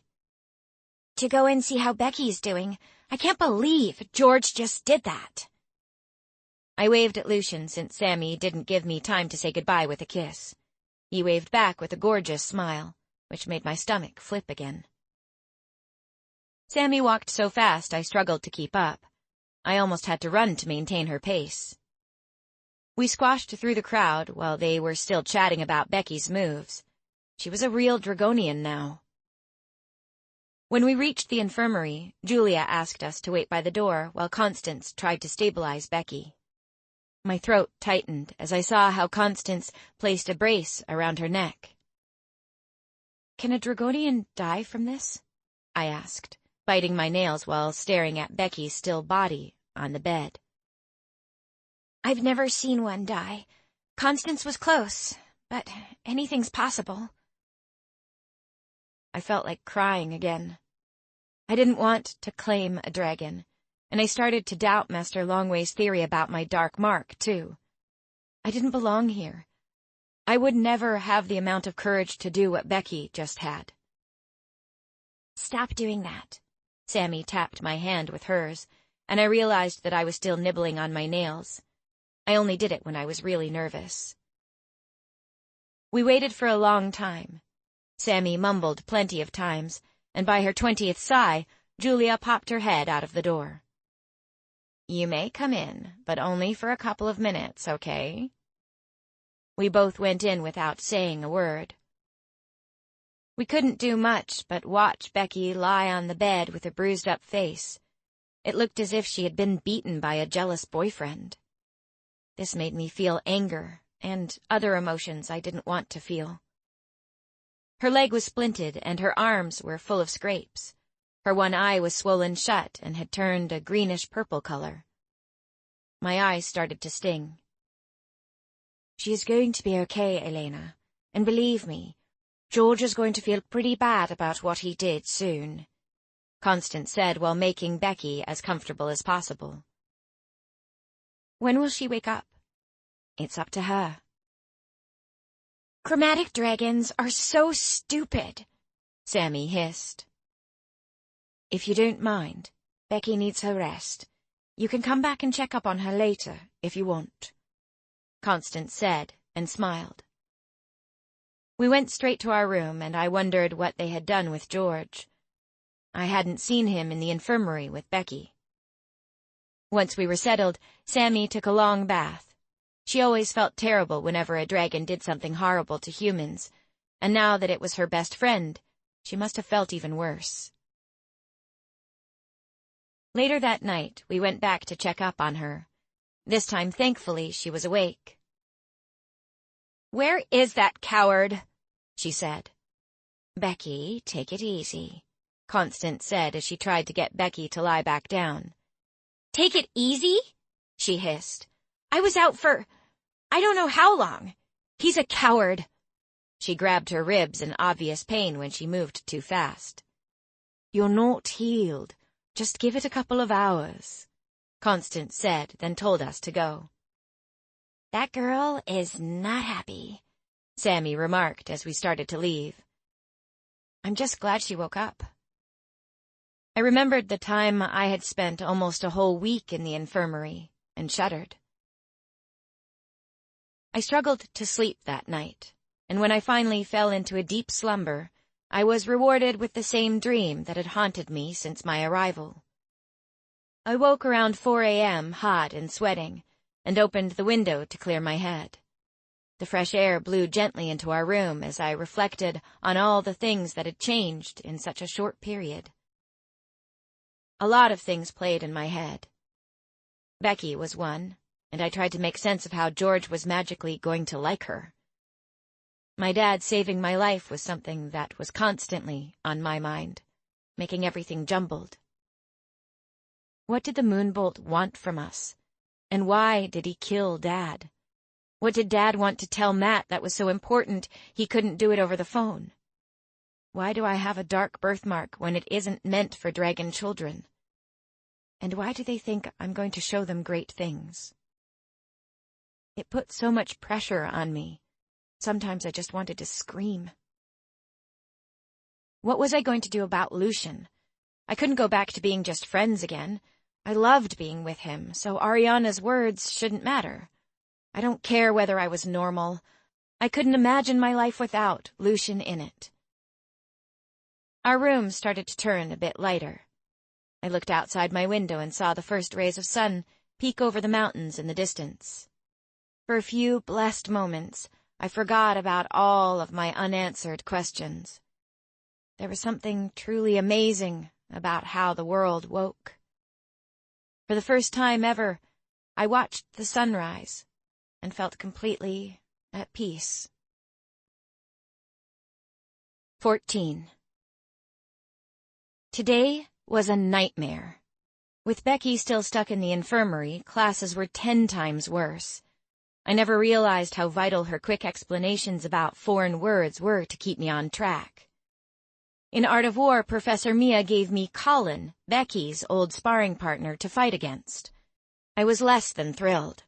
He was brutal, and I saw my ass 1,000,000 times in the first half hour. My arms were covered with bruises and scrapes that burned like hell, and it looked as if I had fought an entire army. Every single muscle ached and felt drained. To make things worse, Lucian was nowhere to be found. Ariana had made me feel so insecure, and I hoped with all my heart she hadn't gotten to him, too. I knew I should have stopped seeing him, but it was too late. My feelings for him had grown overnight, and I didn't know how I would possibly cope without him. I became worried, and I knew something was wrong during lunchtime when he was still MIA. After class, I fell on my bed completely defeated. When I woke, Becky sat on her bed chatting with Sammy. The bruises around her eyes were completely gone, and she appeared to be fine. "What's up, girl? Did you miss me?" She grabbed her side when she moved too fast, trying to get up off the bed. "Don't. Just take it easy." Sam helped Becky onto her feet. "Can we go to dinner now?" Becky said. "You sure you're up for it? We can bring you something back," Sammy said. "No. Constance said the faster I get on my feet, the better." In the cafeteria, everyone was congratulating her. She really loved all the attention, and I just shook my head. Lucian was still nowhere to be found, and by now, I was really worried. We went to bed around 10, after Becky told us all about the fight from her point of view. She told us the minute the scene changed, the entire crowd disappeared. It was only her and George, somewhere in the desert. On Monday morning, we woke an hour earlier to give us plenty of time to help Becky get ready, too. I was worried about Lucian, but kept it to myself. "Are you sure you're ready for classes?" Sammy asked. She reminded me of a mother hen, the way she fussed over Becky. "I better be, otherwise George will get a lightning bolt against the head." We laughed. It took a long time to dress her, leaving us less time than usual to get ready. Sammy took a shower while I brushed my hair and tied it up in a smooth ponytail. "So, how are things going with you and Lucian?" she asked quietly. "I don't know, Becky," I said. "Elena?" "I didn't see him yesterday at all. He's clearly ignoring me. What if Ariana got through to him?" My eyes started to sting. I couldn't imagine myself without him. "He's probably just doing the gentlemanly thing by giving you some space." Maybe she was right. I would give it time. The bell rang loudly as Sammy emerged from the bathroom. "Oh, crap, I'm starving," Sammy complained. "Before you know it, it will be lunch," Becky said, trying to console her. I didn't care about food at that moment. I was just glad Becky had come back. We both helped her down the stairs. "Shoot," Becky said. "What is it?" Sammy asked. "I forgot to pick up my new schedule." "Schedule? For what?" I said. "Classes. It's so going to suck not being able to share any with you, Elena." "What do you mean?" "I'm starting a new schedule now that I have claimed George. He's going to be a thorn in my butt." "New schedule?" "I know, it sucks. At least you don't have a second shadow." "So, you're not going to be in class with me anymore?" My air pipe tightened, making it difficult to breathe. She shook her head. Without you, I'm screwed. I'm going to fail. You're not going to fail, Elena. We'll help you, Sammy said. How, Sammy? You don't have one class with me and everything is already sounding like Greek. I was very close to tears. Look, I've got to go. It will be fine, Elena. We'll sort it all out later. Now, we all have to get to class before the second bell rings, Becky ordered. I sulked as I walked to my first period. They were wrong. I was so screwed. I made it to my seat just in time when the second bell rang. Sir Edward began with a new chapter, and I barely took any notice of what he said. The pop quiz after was hard. Mystery was one of the only classes I didn't suck at, but I found myself struggling just the same. Without Becky, Art of War was even more painful. My bruises from last week hadn't even healed properly, and I learned that Colin was now my permanent partner. He didn't know what the word mercy meant. I felt as if I was about to die when the bell rang for lunch. I barely made it to the room to take a shower. I winced as the hot water ran over my cuts. The water around my feet swirled in a pinkish current as it mixed with the blood from my wounds. Becky and Sammy were waiting for me at one of the tables when I eventually entered the cafeteria. They waved excitedly, but their smiles disappeared the moment they saw me. I limped toward the table as my tears threatened to spill. Elena, what's wrong? Sammy asked. I fell down on my arms and complained softly. This was so embarrassing. Elena? Sammy patted me on the back. I looked up. I'm not cut out for any of this, I yelled. The entire cafeteria fell silent, but I didn't care anymore. Just look at me! I showed them my elbows. The girls tried to soothe my uncertainty. I decided to leave, as their feeling sorry expressions just prompted tears. Where the hell is Lucian? I lay on my bed when Becky and Sammy entered. Elena, it's going to be fine, Becky soothed. How, Becky? I feel so stupid. You're not stupid, okay? You're dealing with so much, and it's a wonder that you're still sane, Elena. Most of the people that come from the other side lose their minds in the first week. Sammy tried too. I can understand why. Come here. Becky hugged me. We'll help you, promise, and before you know it, everything will be a walk in the park. Becky, it's not that easy. I didn't grow up with dragons. No offense, Sammy. None taken. And I never had anything like this on the other side. I'm not just dealing with things I never dreamed of in a million years, but I have to deal with you guys, Lucian, and everything else that goes with it. I bawled. What do you mean, deal with us?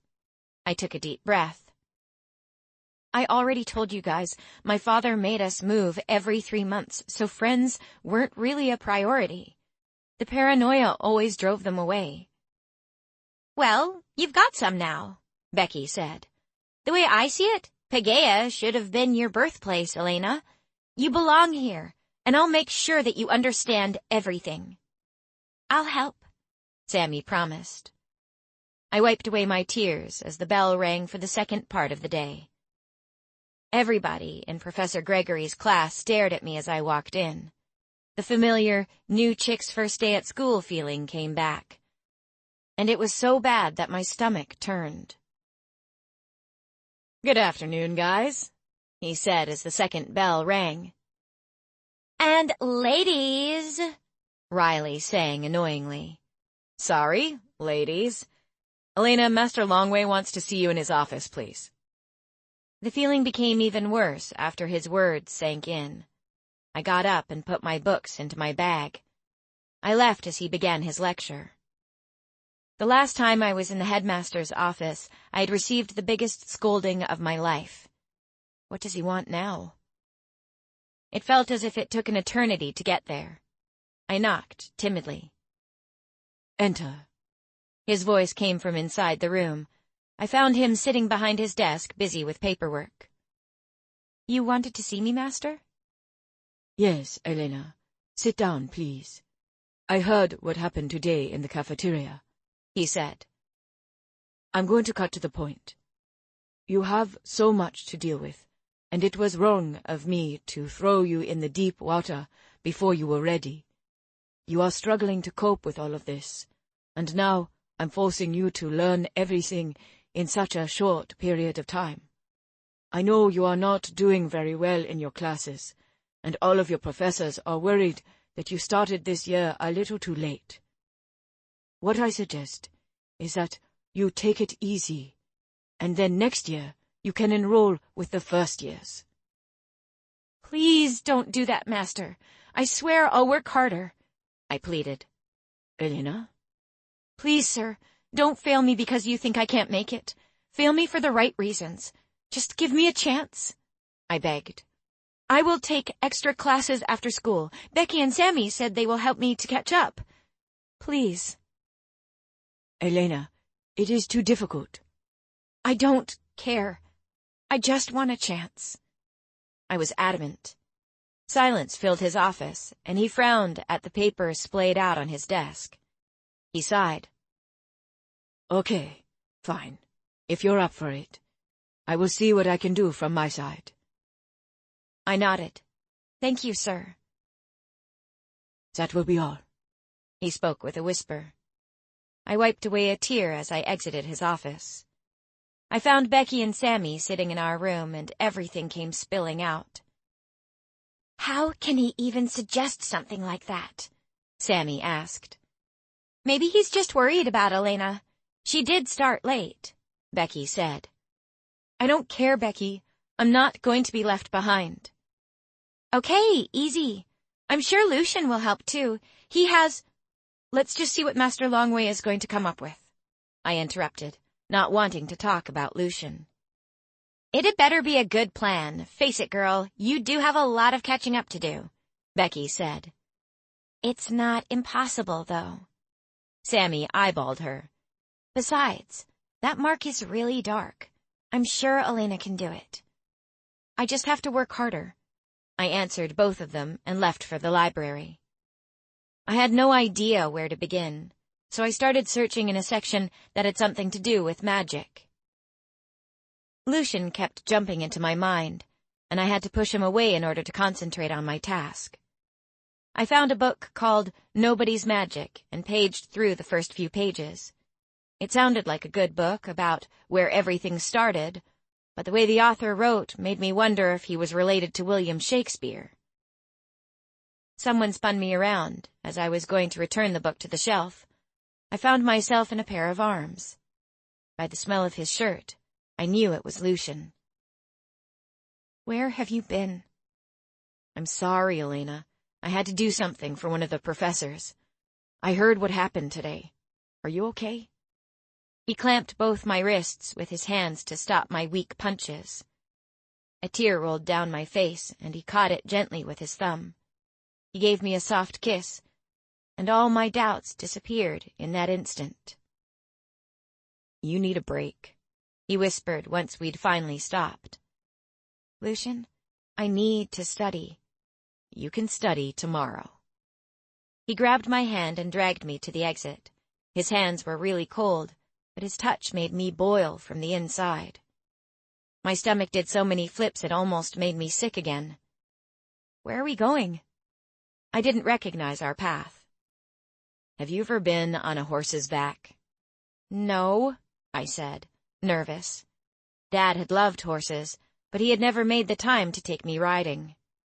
"Today is your lucky day," he winked. "Won't we get into trouble?" I didn't want to upset Mr. Longway after he had offered to help me with my classes. "It is daytime, Elena. Besides, it's why the horses are here, for our use." He chuckled. "I don't know how to ride." I was scared. What if I fall off, or worse, get dragged? My luck usually fell in the more dangerous category. "You won't fall, I promise," he replied, as if he could read my mind. We reached the stables in no time and led me to the last stall. Hot flashes washed over my body as I struggled to keep my eyes off him. I wondered how I'd ended up with a guy like him. We stopped in front of a big yellow-beige horse with a soft, creamy orange-colored mane and tail. "This is Ginger. Her mother was a gift from King Albert to my father," he explained as he put a saddle on her back. "She's really beautiful. I wished I had the guts to stroke her." He crouched to buckle the girth strap underneath her. Lastly, he put her bridle on and made sure that everything was safe and secure before leading her outside. He climbed on her back and reached out for my hand. I smiled. We were going to ride together on one horse. I grabbed his hand, and he lifted me without any effort. I felt a bit nervous, but calmed down when I felt him right behind me. Ginger started to move, and there was nowhere to hold on to, so I grabbed one of his legs. "Sorry," I giggled nervously. "Don't worry, Elena. I know the first time is usually nerve-wracking, but you'll get used to it before we're done." He took both reins in his left hand while his other arm wrapped around my waist. He clicked his tongue and she started to move forward. Her pace was extra slow, as if she sensed I was scared. We passed the stables down to the right of the Colosseum. My heart still pounded fast with every move she made. "How are your elbows feeling?" he whispered and kissed me on my ear. "I'll live," I smiled. I didn't want to complain around him, but had to admit they were really stinging underneath the sleeves of my jersey. "Colin's an idiot, Elena. One kick and he'll go down." "He might be an idiot, but he's a fast idiot. He doesn't give me a chance to kick him," I said. "I'll teach you the finer details about fighting," he said. I liked the idea of spending more time with him. I can understand why people from the other side are going mental. Subjects here are completely the opposite of what we're used to. If they knew that we fight here with swords and axes, and it is mandatory, they would think I'm nuts. He shook behind me, and I heard a soft snort. "I am glad I can't leave. I love everything about Paegeia. I can't imagine how dull it is without dragons, or being able to fight without weapons." "Thanks for offering me your help. Are you sure it's not going to be a problem?" "Elena," he sounded surprised. "Time with you will never be a problem." His words made me feel like one of his gems, and my one hand slid over his arm that was holding me tight. I gasped when we reached our destination. It was on top of a hill looking down on an immense landscape. A perfect spot for a picnic. The view with the mountains at the back, the clouds turning pink from a dark gray, gave me an urge to start painting again, developed inside my gut. I used to be good at it, but I'd lost the passion a long time ago. He helped me down after he jumped off and chose the nearest flat rock for us to sit on.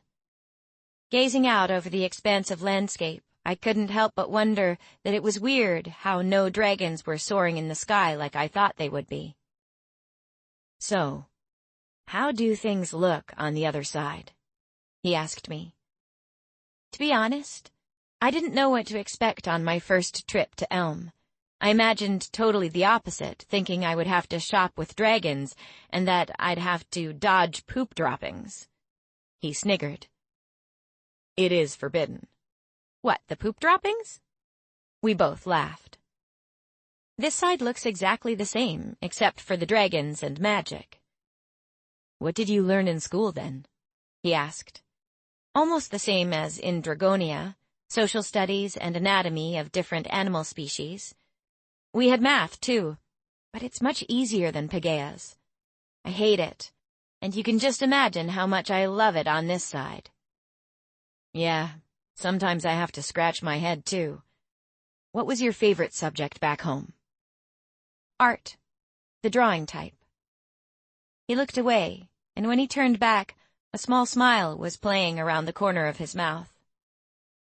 "You're really funny. I love that part of you," he said, and he gave me his $1 million smile.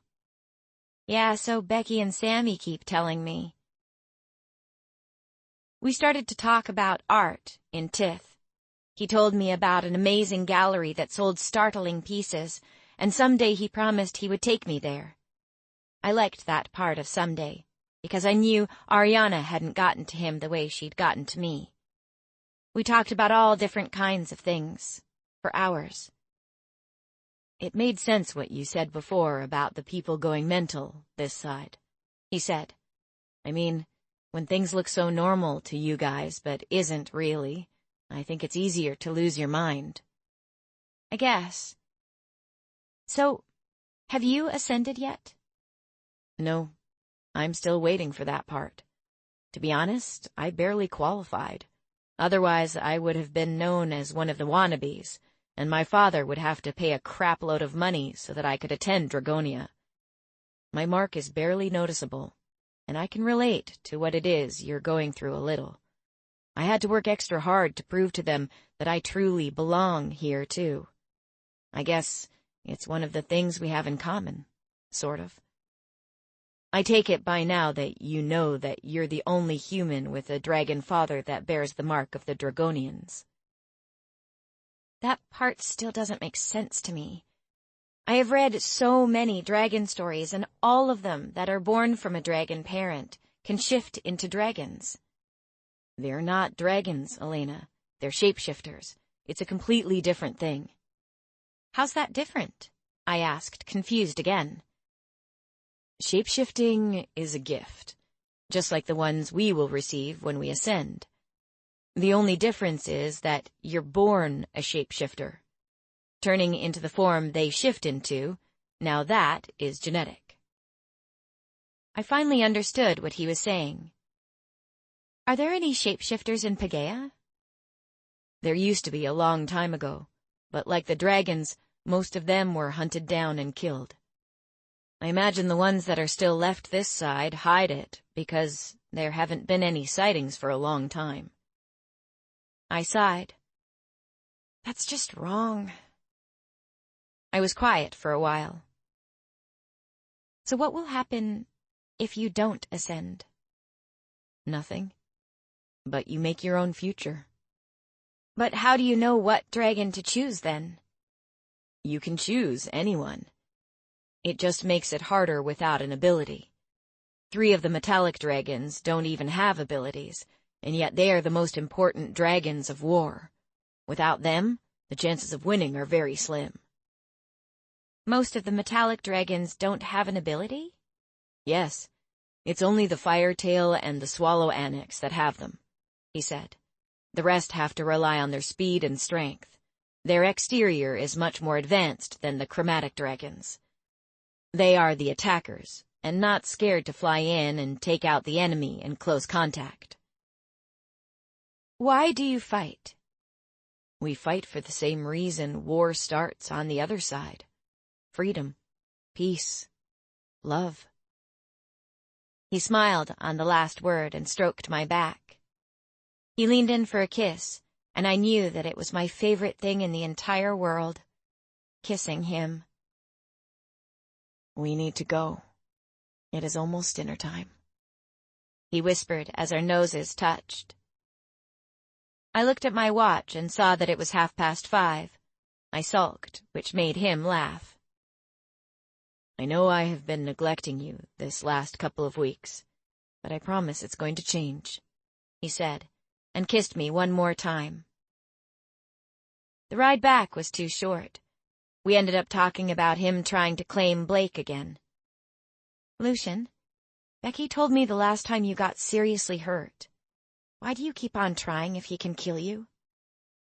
"Blake won't kill me, and the girls are real drama queens. They make things sound 20 times worse than they are. I barely broke a rib." I didn't know if that was supposed to be a joke. "It's nice that you worry about me." "Of course I worry," I yelled, thinking what kind of girlfriend would I be if I didn't. "Are you ready to find out how it feels when Ginger runs?" he asked. I left out a small yelp. Fine, I will keep it at a gentle gallop. He clicked his tongue again, and she started to walk a little faster, and then turned into a smooth gallop. Our ride ended when we arrived back at the stable, and I waited while he removed the saddle from Ginger's back. My head felt much lighter, and I was amazed at the effect a horse could have on a human. They were so gentle. After the ride, my problems didn't seem quite so big anymore. Thank you, Lucian. I really needed that. I hugged him from behind. He turned around. Everyone needs a break now and then. You will see everything is going to be fine. We entered the cafeteria hand in hand, and my eyes caught Ariana's. She glared at me, clearly pissed, as if he belonged to her or something. I looked away, ignoring her, and walked with him to the buffet line. The dinner conversation revolved around Becky complaining about George and how difficult he was making it, not cooperating with her in class. I said goodnight to Lucian by the stairs and went to my room. I struggled to fall asleep, thinking about finals and Lucian. I didn't want to fail. When I finally drifted away, I found myself standing alone in the forest once again. When Becky's alarm woke me, my head felt stuffed, and the effects of the horse ride had vanished. My first 2 periods of the day were Latin. Elena, Master Longway wants to see you in his office, Sir Dysenberg said, and I packed away my books once more. Just like yesterday, I found him sitting behind his desk, buried in a stack of papers. Sit, Elena. I have spoken to a couple of the staff, and each gave me a name of their best student in all the subjects that you struggle with. Here is a list. They all agree to help you. I looked at the piece of paper with the names, times, and who was willing to tutor me. I froze when I looked at Monday and saw the name written next to enchantments. It was Ariana's. History was on Tuesday and someone with the name of Chang. I smiled as I saw Lucian's name on Wednesday, right next to the art of war. My heart stopped on the name next to Latin that was on Thursday. Blake. 15. After I left Master Longway's office, it was time for lunch. I swiftly entered the cafeteria and found Becky's table. Lucian was not there yet. "Are you okay?" Becky asked as I sat down. "Just don't make me think about anything, please," I pleaded. "Elena?" Hey, sweetheart, you ready for sparring classes? Lucian plunged onto the pillow right next to me, and I couldn't help but smile at him. "I probably don't have a choice," I sulked, and he chuckled. It's not that bad. "Excuse me, you are a slave-driving demon when it comes to fighting," Becky snapped at him playfully. It got you your dragon, he countered. "Not the one I was hoping for." "Sorry," I stood up. "I need to get something in my system before Professor Mia's class. Colin's probably going to kill me today." "He's a pushover," Becky said in a sing-song tone. "Give it a month, and he's going to be the one sulking," Lucian promised, and was right next to me. He gave me a side hug. "Colin! Enough!" I yelled as he hit me with another blow that landed me flat on my butt. He laughed. Now I was sure that Lucian would deliver, because I was determined to kick Colin's ass. "Elena, go to Constance. She can heal the cuts and bruises," Professor Mia said in a concerned tone.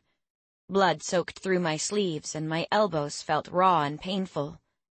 "You don't need to walk around in agony." A small smile appeared at the corner of her mouth, and I nodded before running to the exit. Maybe it was all I needed, to see Constance's friendly face again. She somehow made me feel as if I wasn't an outcast. I knocked on the door, and she smiled, nodding for me to enter.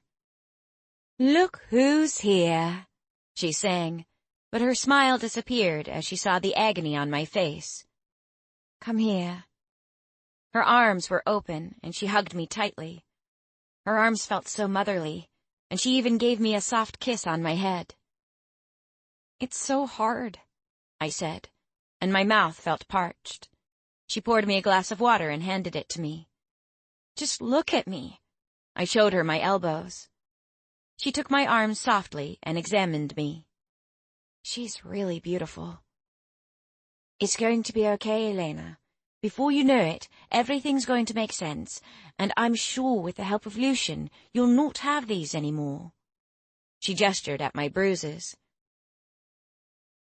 "Why didn't you tell me?" I whispered.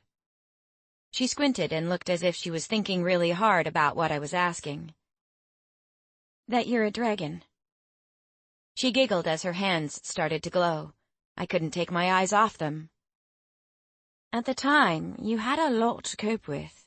She laid her hands on both my raw elbows, and a warm tingling sensation emerged from her palms.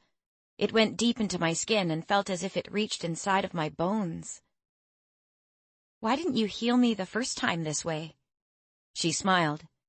"Because it would have freaked you out, and Mr. Longway suggested that a natural healing process might be the best at the time, considering we were trying to keep you sane."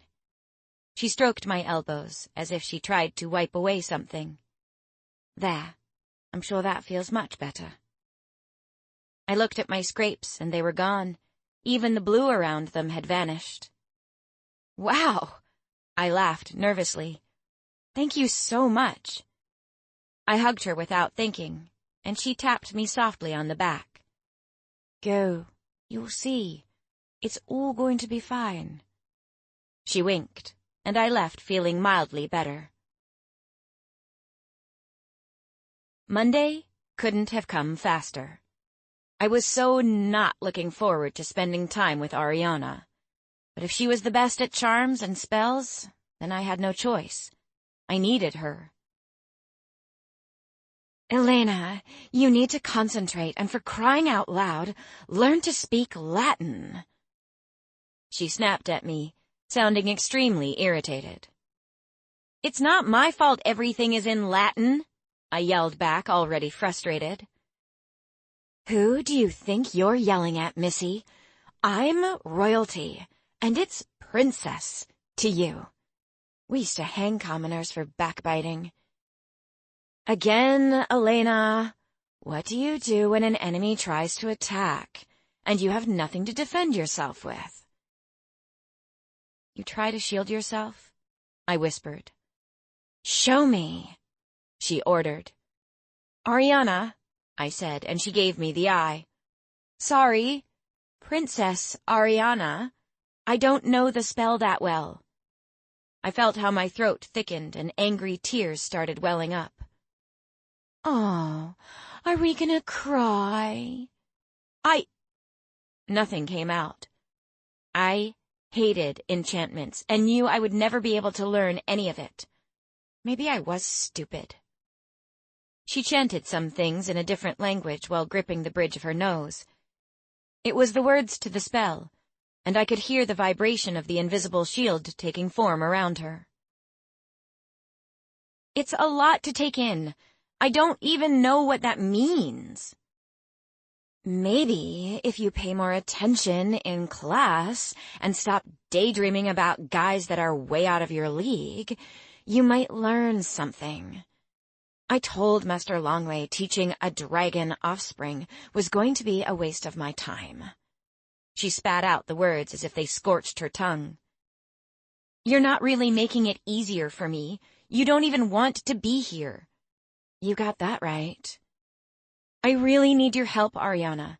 Why are you so mean?" "Isn't it obvious? You don't belong here. Maybe that's why you don't get it." "I didn't ask to be here." I was pissed off with her attitude. "You know what? Go to hell." I was done with her and turned to walk away when she spoke another incantation. My air supply was cut off, My heart felt as if I was busy running the 100 meters. I fell on my knees as I tried to breathe, but there was no air. It was as if my lungs had collapsed and were no longer working. Water poured out of my mouth as if I had swallowed a gallon. I started to panic as my breath disappeared and began hitting my chest as everything faded. Far away I could hear Lucian's voice rambling a couple of foreign words. I felt his hands on my chest as air filled my lungs, and I started coughing violently. "Are you insane, Ariana? You could have killed her." "Oh, please. I only tried to teach her a lesson," she said, flipping her strawberry curls over her shoulder. "What's wrong with you?" He sounded pissed off and helped me up. My lungs burned as if they were on fire. "Come on, Lucian.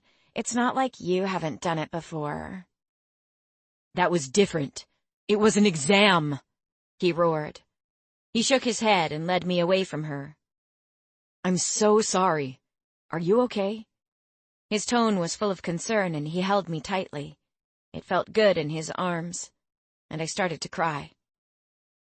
"This is my fault," he whispered. "I promise I'll handle this, Elena. She won't do that ever again."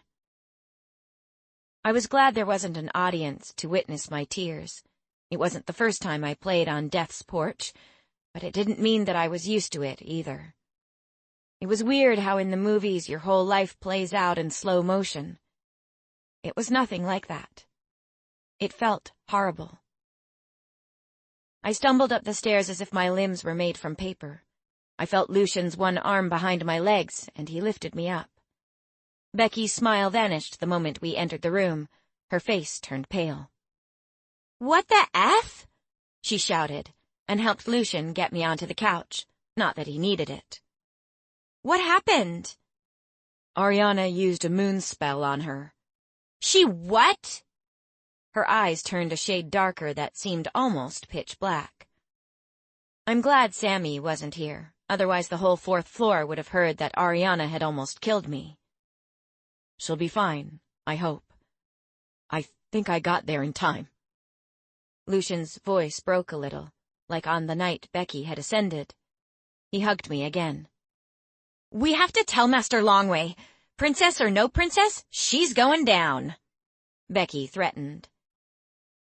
"Don't, please," I managed to say. "She's the best at enchantments, and I need the best to pass my exams." "Elena, she almost killed you." Lucian's tone was full of disbelief. "She wasn't going to. I disrespected her. She had the right to do that." "What, by not calling her princess?" He snapped back. "Well, she is one." "I can't believe you fell for that. It's an old trick of hers." "Oh, come on, Lucian. You know it's not the reason why she used a moon spell on Elena," Becky quipped. I understood what she was saying. It was because I hadn't backed off from pursuing him. Becky turned her gaze on me. "You must be really desperate to graduate, or really stupid." "Becky," Lucian chided. "Don't, Lucian, please," I whispered. "Becky, I begged Master Longway to give me a chance. I'm not going to fail. She can use whatever spell she freaking wants, and believe me, she's not getting off easily. She hates every minute as much as I do. But I will learn every single one there is, and if Ariana is the best one to teach me, then so be it." "Elena?" Lucian sounded concerned, but I could tell that he didn't like my tone one bit. "Lucian, I'll be fine. I have a week to learn a spell to protect myself," I said. "You guys think you can help me?" "Whatever, Elena, you're nuts," Becky snapped, and Lucian just sighed. "Fine. There's a basic protection spell that might do the trick," he said. "Thanks. However, I'm with Becky. You are nuts." He raised his eyes playfully. The corner of his mouth twitched slightly. "Oh, do you now?" I said, and gave him a hug. "I'll be fine." The door opened and Sammy entered. She was returning from drama rehearsal and still had paint all over her face. I had no idea what the hell she was supposed to be. "Oh, crap. What happened? She dropped the costume that she was carrying, and her concern was 10 times worse than Becky's. Nothing. Just that Elena has lost her marbles. Oh, and that Ariana almost killed her with a moon spell, Becky said. She did what? That's nothing. Elena wants to face her again next week. That biatch. Elena, are you insane? Sammy said. It's not that bad. Becky is a big drama queen, I said, giving Becky a look. Sweetheart, you almost died. Lucian was serious again, and Sammy just gawked at me. Elena, a moon spell is not to be taken lightly. She can get expelled for that. Sammy's tone was exactly the same as Lucian's. Well, that is nice to know. I smiled softly. Both the girls just looked at me with wide eyes, and Lucian squinted at me. I'm not the blackmail type, but if I have to use it, I will. I'm sure Daddy would just love it if his little princess got expelled. Lucian finally chuckled. You are spending way too much time with Becky and Sammy. Hey, Becky said, and Sammy threw a pillow at him. He caught it. His reflexes were wicked. Guess the girls weren't the only two who rubbed off on me. Well, I've got to go. I'm sure tomorrow will go much better. Jang is hardly someone that will feel the need to use a moon spell. He kissed me quickly and walked to the door. Goodbye, Lucian, the girls sang in unison, which made him blush with a super cute smile. I walked with him to the door. Thanks for being there, I said, trying to sound as sincere as possible. I will always be there, Elena. I want you to know that. I nodded, letting him know I knew. Just be careful next time, please, he begged, and I was in his arms again. He deserved a long, passionate kiss for being my knight in shining armor. We said goodbye, and I went back into the room. She really used a moon spell on you? Sammy asked, and I nodded. How does it feel? Sucks big time. I thought it was a goner for sure. I shivered as I remembered the suffocating feeling again. Wait. Neither of you has ever gotten hit with a moon spell? They don't work on dragons, Sammy said. Moon spells only get covered in 3rd year, Becky interrupted. I guess she must be very good if she can cast a moon spell already. See, that's why I need her. Elena, you have to be careful, she warned. She told Lucian that he used to do it too. Do we have to defend ourselves in the exams? Sammy nodded. Lucian cast something similar in his 2nd year. It was in all the magazines. It's called a riptide, but not as powerful. She still looked worried, or maybe she was wondering how it was possible that I was still alive. Can he be more perfect? I said, and fell backward on my bed just imagining him in his exam last year. I felt sorry for his opponent. Both the girls laughed. So, what is it we have to do for this exam? I asked after some time. You need to know all 11 protection spells and need to cast at least 3. Becky sat on the edge of my bed and took one of my pillows. I sighed. They were right. I was only kidding myself. I needed a miracle to graduate with this year's class. The conversation changed to Becky and her new classes with George. It all sounded extremely interesting, especially the one that taught her everything about her new ability. George was still the same, though. They were supposed to train together and learn new kinds of magic that was meant for both of them. During dinner, I tried to ignore Ariana as her group laughed and nodded toward me. Becky and Sammy almost said something. Don't. It will only satisfy her more knowing that it bothers us. I put my hand softly on Becky's. She bit hard on her lip, trying not to chirp something over her shoulder, and took a deep breath. She's so not worth it. She repeated that a few times softly until she calmed down. Lucian wasn't there, and I hated that I wasn't going to be able to tell him good night. I went to bed not knowing what to expect with Chang. He was going to help me make some sense out of Paegeia's history. It was such a boring subject. Why can't people just leave things in the past? That night wasn't any different. As I drifted off to sleep, the lady appeared again, and I was relieved when Becky's alarm went off the next morning. 16. At 3, I went to the cafeteria to meet Chang. Today was my first history lesson, and I was nervous, but not as nervous as I had been when I was going to meet Ariana. Scanning the room, I noticed a group of 4 boys huddled around one of the tables. Not one of them resembled the description Sammy had given me earlier of Chang, and I became discouraged. A tall figure appeared from behind a Buddha statue.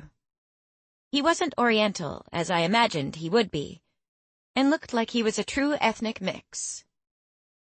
"You must be Elena. I'm Chang," he said, and held out his hand for me to shake. I realized what he was when I noticed the bronze glint in his hair. "You're a dragon?" I asked.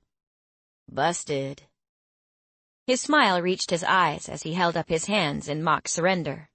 I couldn't help but smile back at him. "I hope it's not going to make you uncomfortable." I shook my head. I was used to dragons now. Hell, I was sharing a room with one. "Good. Shall we take a walk?" He led the way, taking me along the same route Lucian had last week. We went to the stables and found Ginger standing outside in the pen, lazily eating grass. Chang took out a handful of sugar cubes from his pocket and started calling her by clicking his tongue. He stroked her gently as she nibbled at the sugar cubes in his palms. "Horses like dragons?" I asked, shocked at how calmly she behaved. "Only the metallic ones," he said in a very soothing tone. "What is it about horses that you love?" "They're such graceful creatures, Elena. I do believe that they have a soul, too. The way some humans use them to get over their fears tells me that they are teachers, just like us, in their own special way," he said as he stroked her mane. "Yeah, there's something soothing about them," I agreed, and remembered my trip with Lucian. "I know history can be boring, but you're looking at it the wrong way. Without history, we wouldn't know where we came from, or what direction to go," he said. He blew gently into Ginger's mouth. Her lips vibrated, and she stomped her feet, neighing. "What are you doing?" I giggled.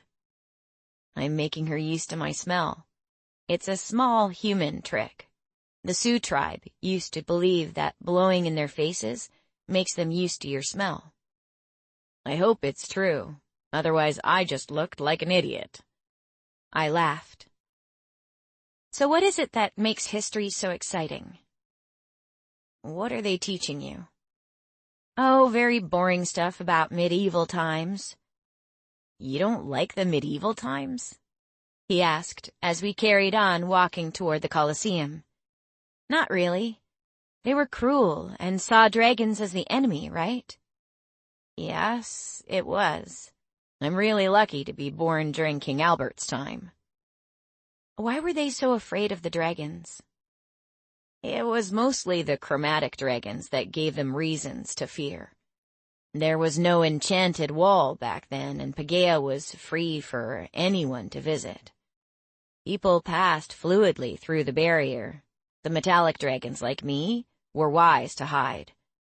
They knew that the humans would never trust dragons, so they disguised themselves as the very creatures who wanted to destroy them. At that stage, it was still a dragon secret. I can just imagine how hard it was for them to watch their king being slaughtered like monsters. When King Alexander ascended the throne, with the help of a great sorcerer, the wall was erected to protect magic from the humans on the other side who wanted to abuse it." "A sorcerer?" "Yes," he chuckled. but it quickly disappeared and was replaced by a sad frown.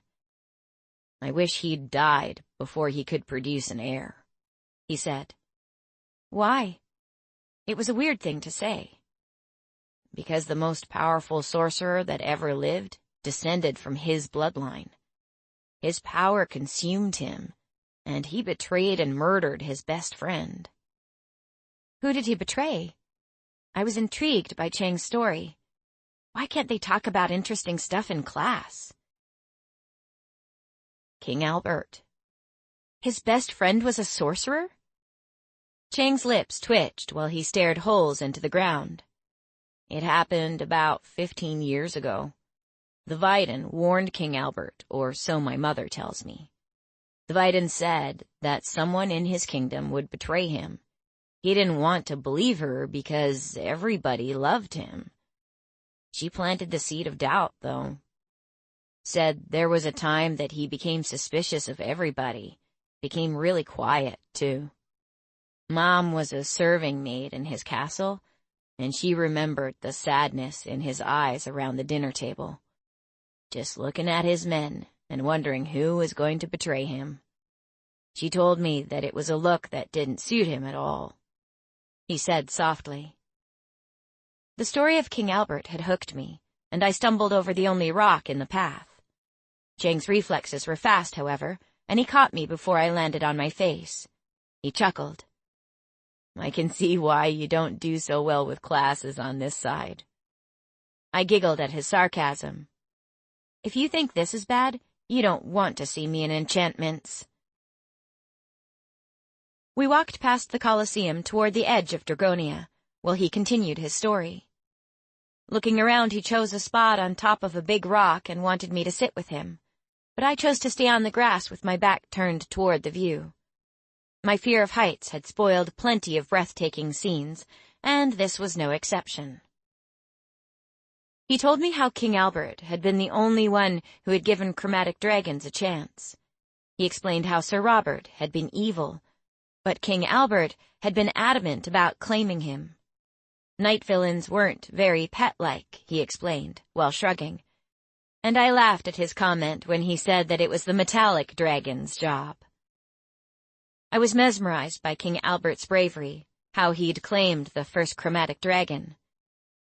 It had changed Paegeia forever.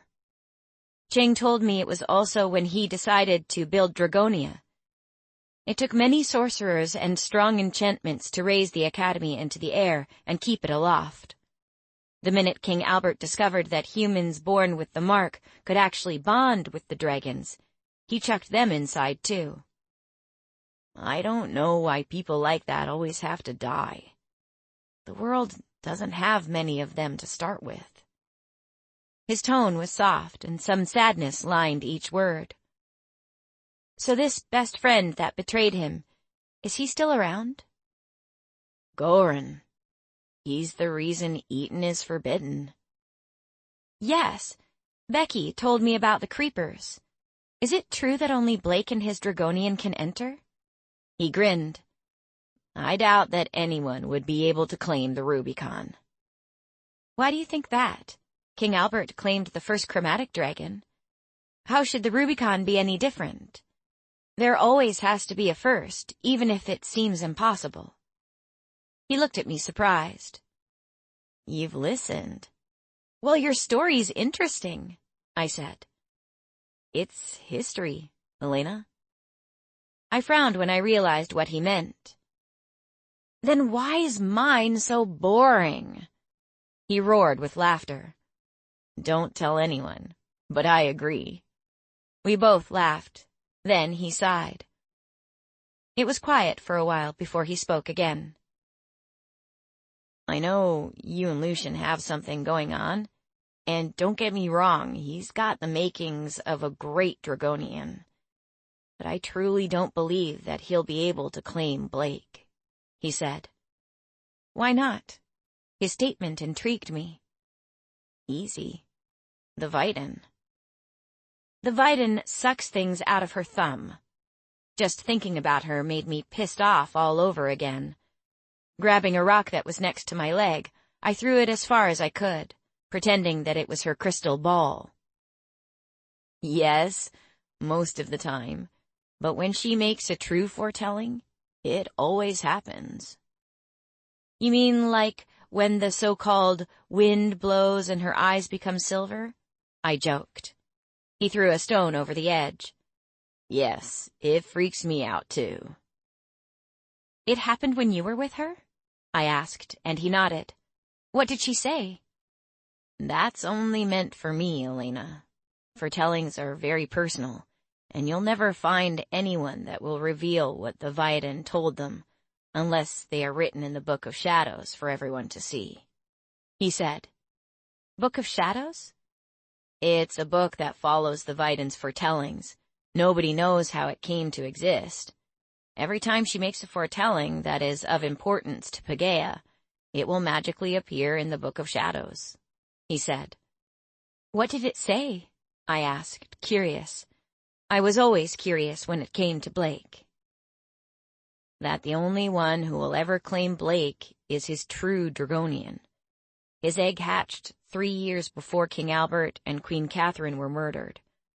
When she said that the Rubicon would be claimed by a royal, it meant them. When she received a foretelling about King Helmut or King Caleb, she would refer to them as the knights. My mom said that it was the best news she ever gave them because she was telling them indirectly that they'd get a child. It was the only thing they ever wanted. My mom told me that before the Vaiden made the prediction, the Queen prayed for a child every single day for at least 150 years. I gasped. She had the essence of life too? Yes, their dragons gave them each a piece. King Albert was 250 years, and Queen Catherine was about 245. Geez, it sounded so old to try to have children. Are you sure it was one of their children? What if the Vaiden had it wrong just this once? He laughed. Then she wouldn't be the Vaiden. Is it true that all moonbolts can see the future? Depends on how old they are. I saw 2, before George, I mean. Yes, I know. How did it happen? He asked. I couldn't believe it when my mouth just opened up and my story started spilling out. My dad was a copperhorn. I never even knew that he was a dragon. We used to flee from our home every 3 months. He told me a lot about Paegeia when I was little, but I thought it was just bedtime stories. I didn't tell him I'd forgotten most of it.